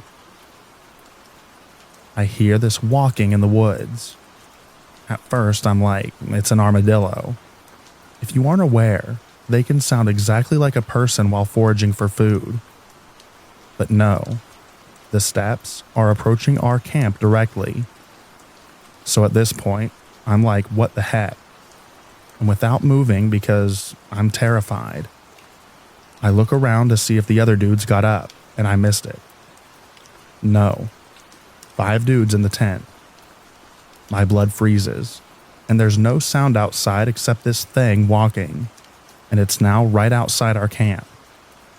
As I attempt to breathe without making a sound, either a very pointed finger or a knife slowly starts from one point on the tent outside and drags very slowly across to the other side. So, I promptly crap myself and hold my breath. The walking sounds stop about 3 feet on the other side of our tent, and they never start again. Daylight slowly fades in. The steps never returned. I have this dazed feeling as if I've been up all night as sunrise happens. One of the guys gets up and slowly others do too, so I get up. No one is talking.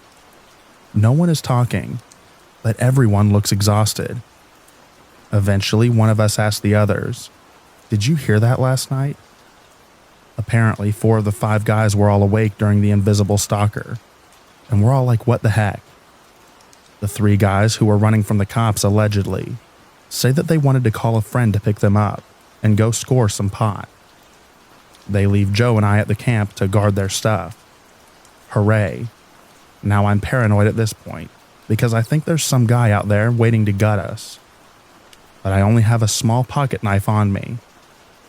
I take it out as they walk down the road to call for a ride. Joe and I are sitting on this discarded door that someone ditched on the edge of this dirt road turnaround like a pair of jerks when we start hearing the walking sounds again. But across the road on the other side in the woods this time, we see no one and nothing there. But it's daylight now, so I'm like, meh, it's an animal. The dirt road goes off and curves to our left, and sounds approach that slowly, but the same pace as before. The sounds stop. We're looking at the road. Absolutely nothing there, and the sounds pick back up on the other side of the road. Now I'm scared. I notice Joe has his head buried in his knees, like an ostrich burying his head in the sand. And since I'm scared for the second time in the past 12 hours, I also put my head in my lap. I also place the pocket knife in open and hold it closely. The steps are now slowly circling me and Joe, to say that they went kind of behind us at that same slow pace. They get directly behind me, but maybe 30 feet away. They slowly walk up to my back, my spine tingling more and more the entire time. I'm pouring sweat, and as they approach directly behind me, I jump up and swing this little baby pocket knife around like I know what I'm doing. Time slowed down during this little bit, as I'm swinging the knife at a puff of air. The car with our other 3 guys is coming around the corner of the dirt road to pick us up. Joe and I run to the car and jump in. The 3 dudes ditch everything that we had at camp. No one asks Joe and I what was wrong, but I could tell that they were looking at us and knew something else happened. Joe and I never said a word about it.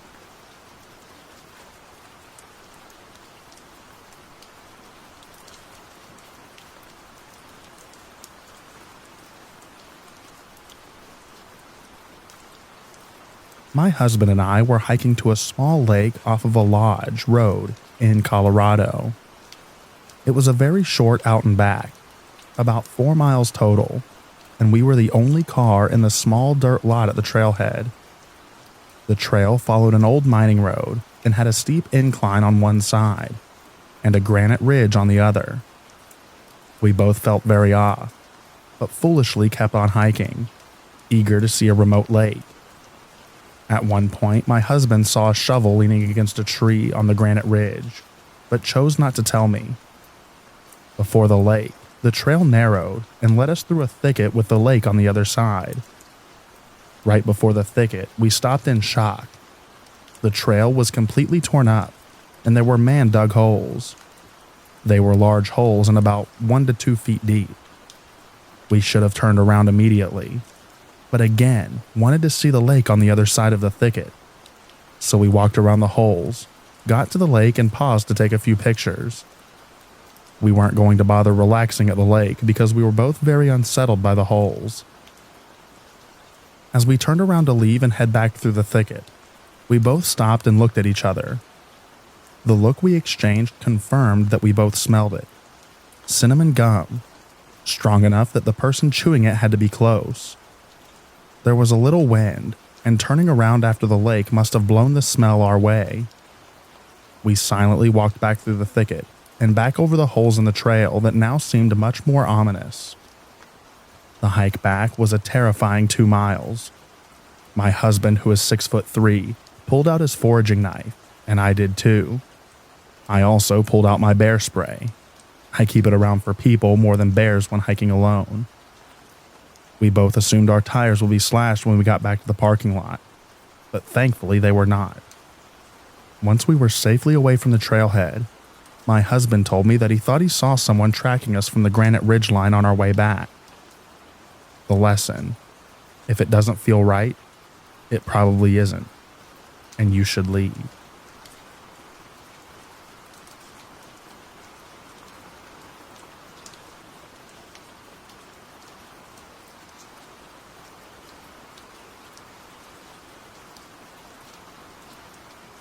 Back when I was younger, I did some survey work for a logging company in Alaska, and I was fit and liked to hike.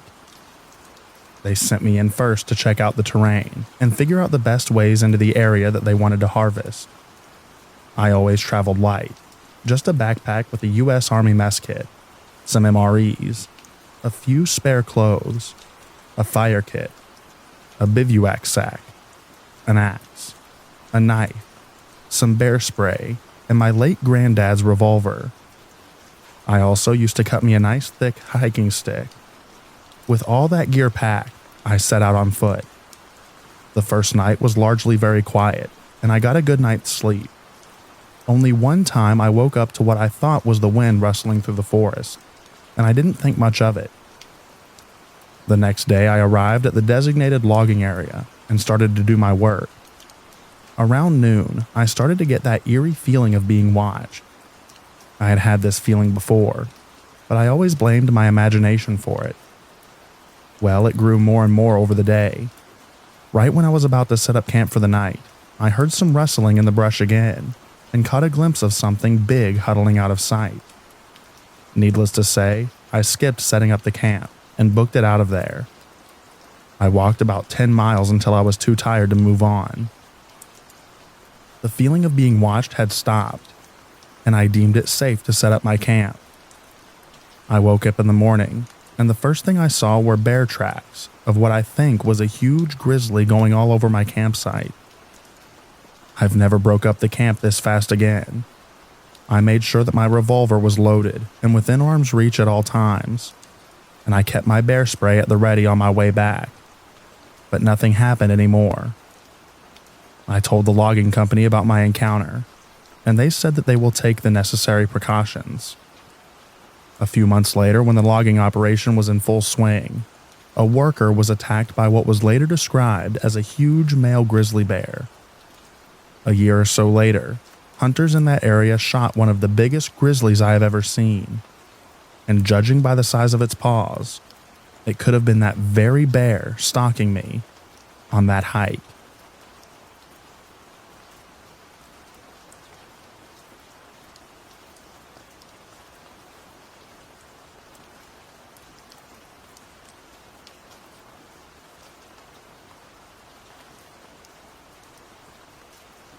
I shared this story on another subreddit a little while ago, so I'm just pasting it here. It wasn't unsettling to me during the experience, but thinking back on it, it is very weird. My mom and I were visiting family and staying in a cabin at my uncle's ranch. There's a main house, a bunch of animal pens and fields, a dog kennel, and then the guest cabin across the lot from the main house. There are other homes nearby, so it wasn't super remote, but we were surrounded by forest, mountains, and fields. So, middle of the night, my mom and I are sleeping, and we both wake up because there's suddenly a really strong, weird smell permeating the cabin. We commented that it must be a skunk.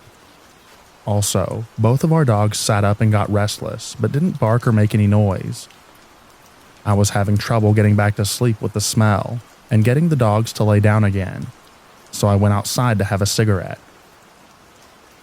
It was nearly pitch black out, but I could see my immediate area from a dim porch light. I was leaning against my car, and I started to hear someone walking across the gravel. From the sound, I presumed that the footsteps originated from the forest area behind the barn, then walked through the gravel parking lot and turned towards the cabin. I thought it was weird that whoever it was seemed to have passed by the kennel, and the dogs weren't making any noise. None of the animals were. But I figured it had to be my uncle or one of my cousins out doing something. I was curious what they were doing out so late at night. I was tracking where the footsteps were from the sound as they were getting closer and just waiting for someone to walk near enough that I would see who they were. I almost called out but decided to wait. Eventually, I saw what appeared to be someone wearing a hairy, brown coat walking toward the field next to me. So this is where it got weird.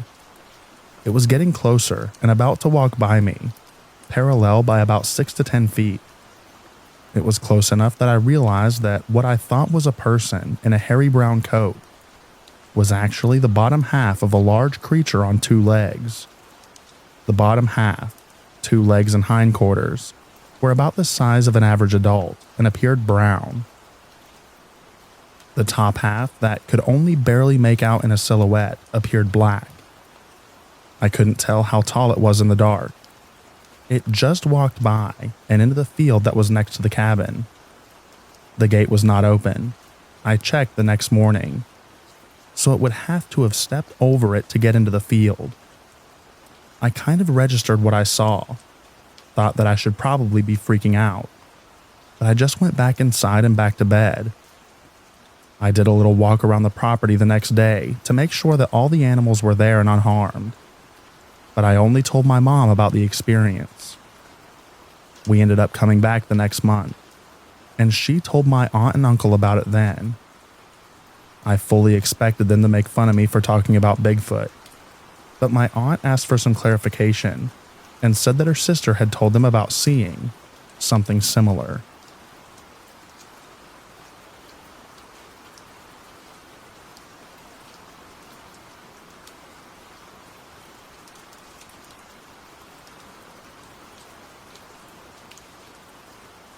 Back in the 80s, I was camping with some high school friends deep in the forest, about 10 miles down this old logging road.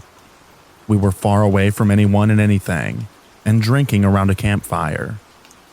We were just fooling around, when suddenly we heard a massive, loud, and deep roar from the forest. It stopped all the fun dead in its tracks. We didn't want to drive because we'd been drinking, so we put the fire out and spent an uncomfortable and sleepless night in our cars. Back then, there weren't supposed to be any bears around here, though I had seen one on the other side of the country a few years before, but I've never heard a bear make a noise like that. You could tell by the echo that it wasn't very close, but it was so loud that it sounded close. It wasn't anything like the typical roar of a bear, more like a high-pitched scream or howl, with a huge bass rumble underneath it. The echo seemed to last forever. It only happened once. I know we didn't drunkenly imagine or exaggerate it, because we had a boombox and were recording us telling each other jokes. The roar was so loud that it distorted the microphone on the boombox. A while back, I ran into the guy who owned the tape. We were both still mystified about what that could have been. And sadly, his basement flooded years ago, and the cassette was ruined.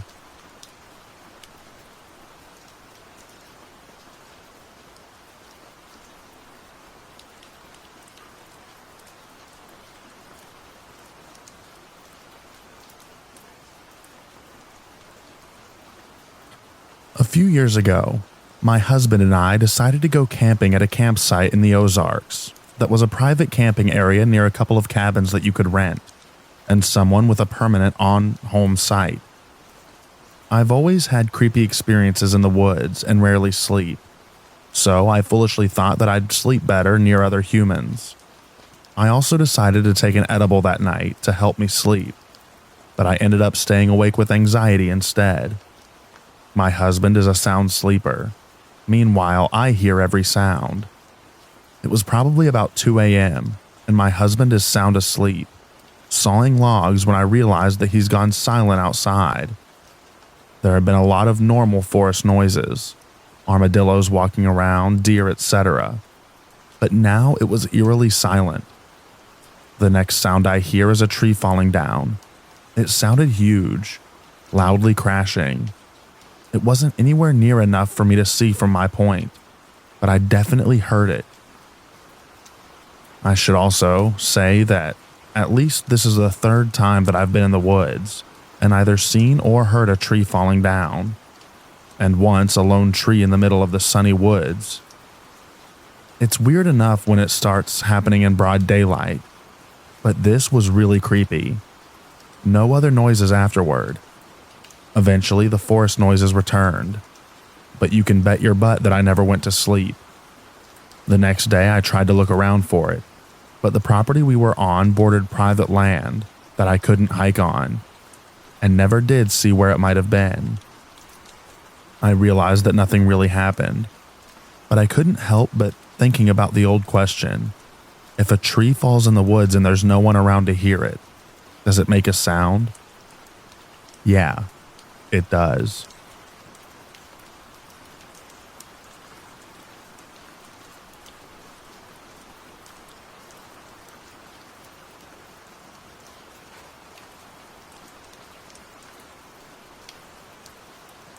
I live in a small mountain town, so not way out in the woods, but I could walk a quarter mile from my house and be out in sagebrush hills on BLM or state land. I've posted this story elsewhere, but I'll include it here since it still creeps me out to think about it. About 10 or so years ago, I was running one evening after dark on an unlit pedestrian bike path that goes behind my subdivision with my dog. It was late October or early November, after the time change, and fully dark, but no snow on the ground yet. I got a couple of miles from my house with the dog running off leash, sniffing and doing her own thing.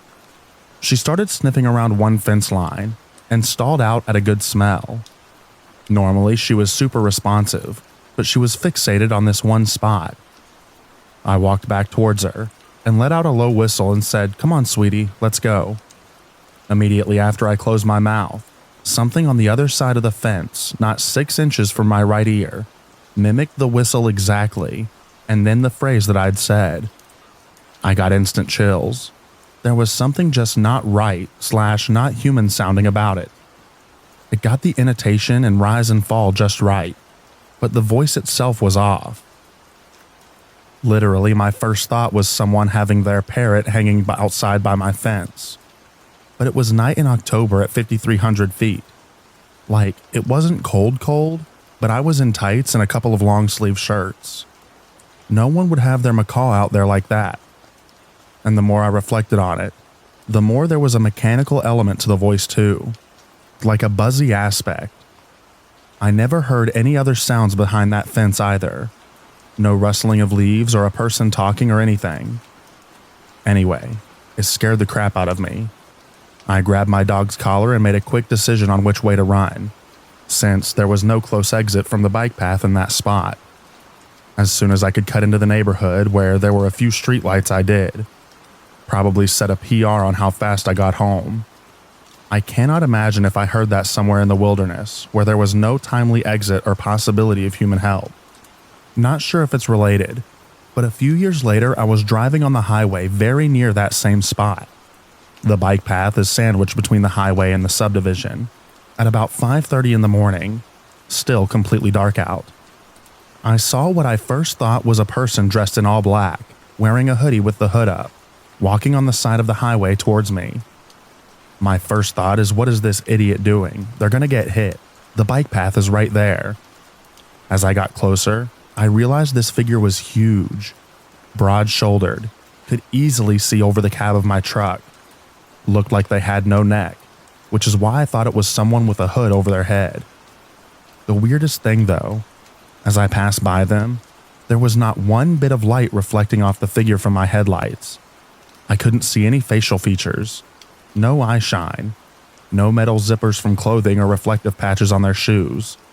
Just a massive, all-black humanoid shape striding down the highway, almost directly across from where I'd heard the voice about 5 years earlier.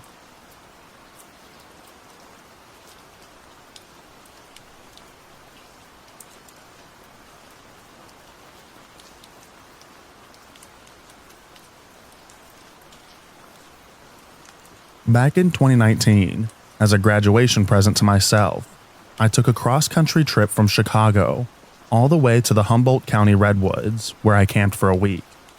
It had been a bucket list dream of mine to do ever since I was a kid, and I wanted to treat myself. Now keep in mind, I'd been in several road trips with friends, been to the same redwoods 5 years earlier on a hiking trip, so I was prepared for the trip. It was just my first solo trip.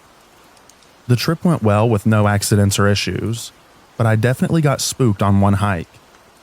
I was staying at the Elk Prairie campground, so I was in prime distance from all the trails. Still, I drove up to the Big Tree Wayside Parkside, as I planned to grab dinner in Eureka after the hike. I parked the car, started my hike, and enjoyed the scenery. I'm a hobbyist photographer, so I was getting lots of pictures in and just generally enjoying myself on the trail. It was a semi-cloudy day, the kind where the sun goes in and out.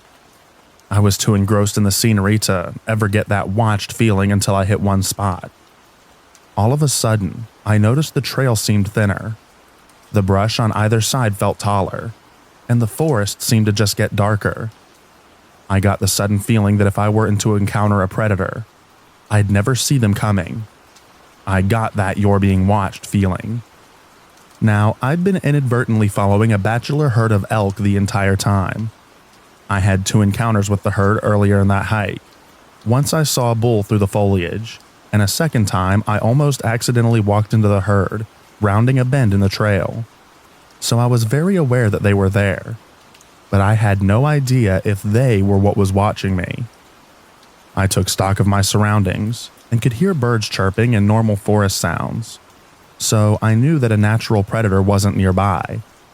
That's when I realized I hadn't seen a human hiker in a while. The sky had also completely clouded over, and I couldn't tell if I was north or south of the parking lot, as I'd crossed the road onto another trail. It was just after Memorial Day weekend, so the park was fairly well populated with fellow campers. But being alone in a darkened forest like that, surrounded by high brush and the world's tallest trees, you feel isolated and vulnerable. I pulled my buck 120 and a can of bear mace and booked it out of that spot. I ran a good 10 minutes until I saw a direction sign.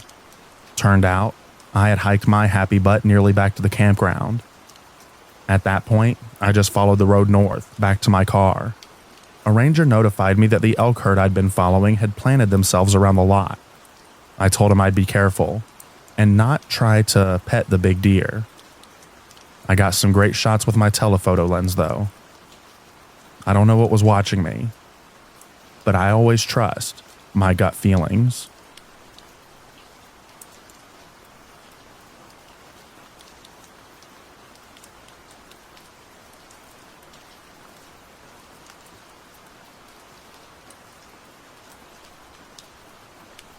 I used to go to this low water crossing that was smack dab in the middle of the woods.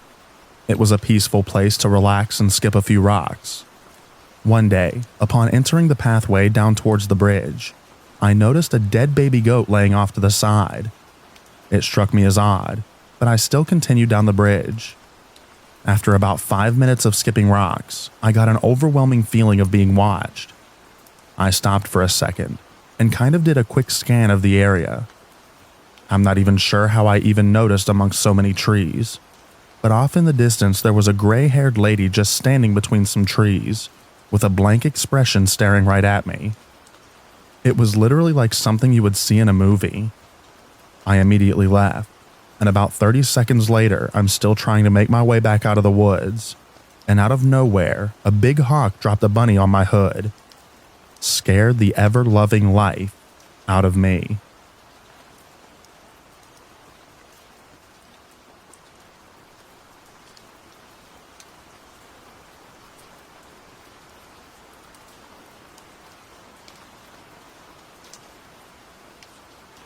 In recent years, hiking and camping trip on the Appalachian Trail, we set up camp. All is well. Ran into a few other people during the hike. But later that night, after we were all in our tents, a person walking the trail lights up our tents with a flashlight. They probably didn't see us at first. No big deal. It was a remote area, but Instead of just continuing to walk the trail with the light on, they turned the light off, and it was hard to tell if they continued walking or were hanging around our sight. So we started talking from the tent. It wasn't scary considering all four of us are grown men, and we all had firearms on us. It was just a little unsettling that they continued to choose to turn off the flashlight. It was pitch black. The woods were thick, and this part of the Appalachian Trail is extremely rocky and hard to not fall, even in the daytime.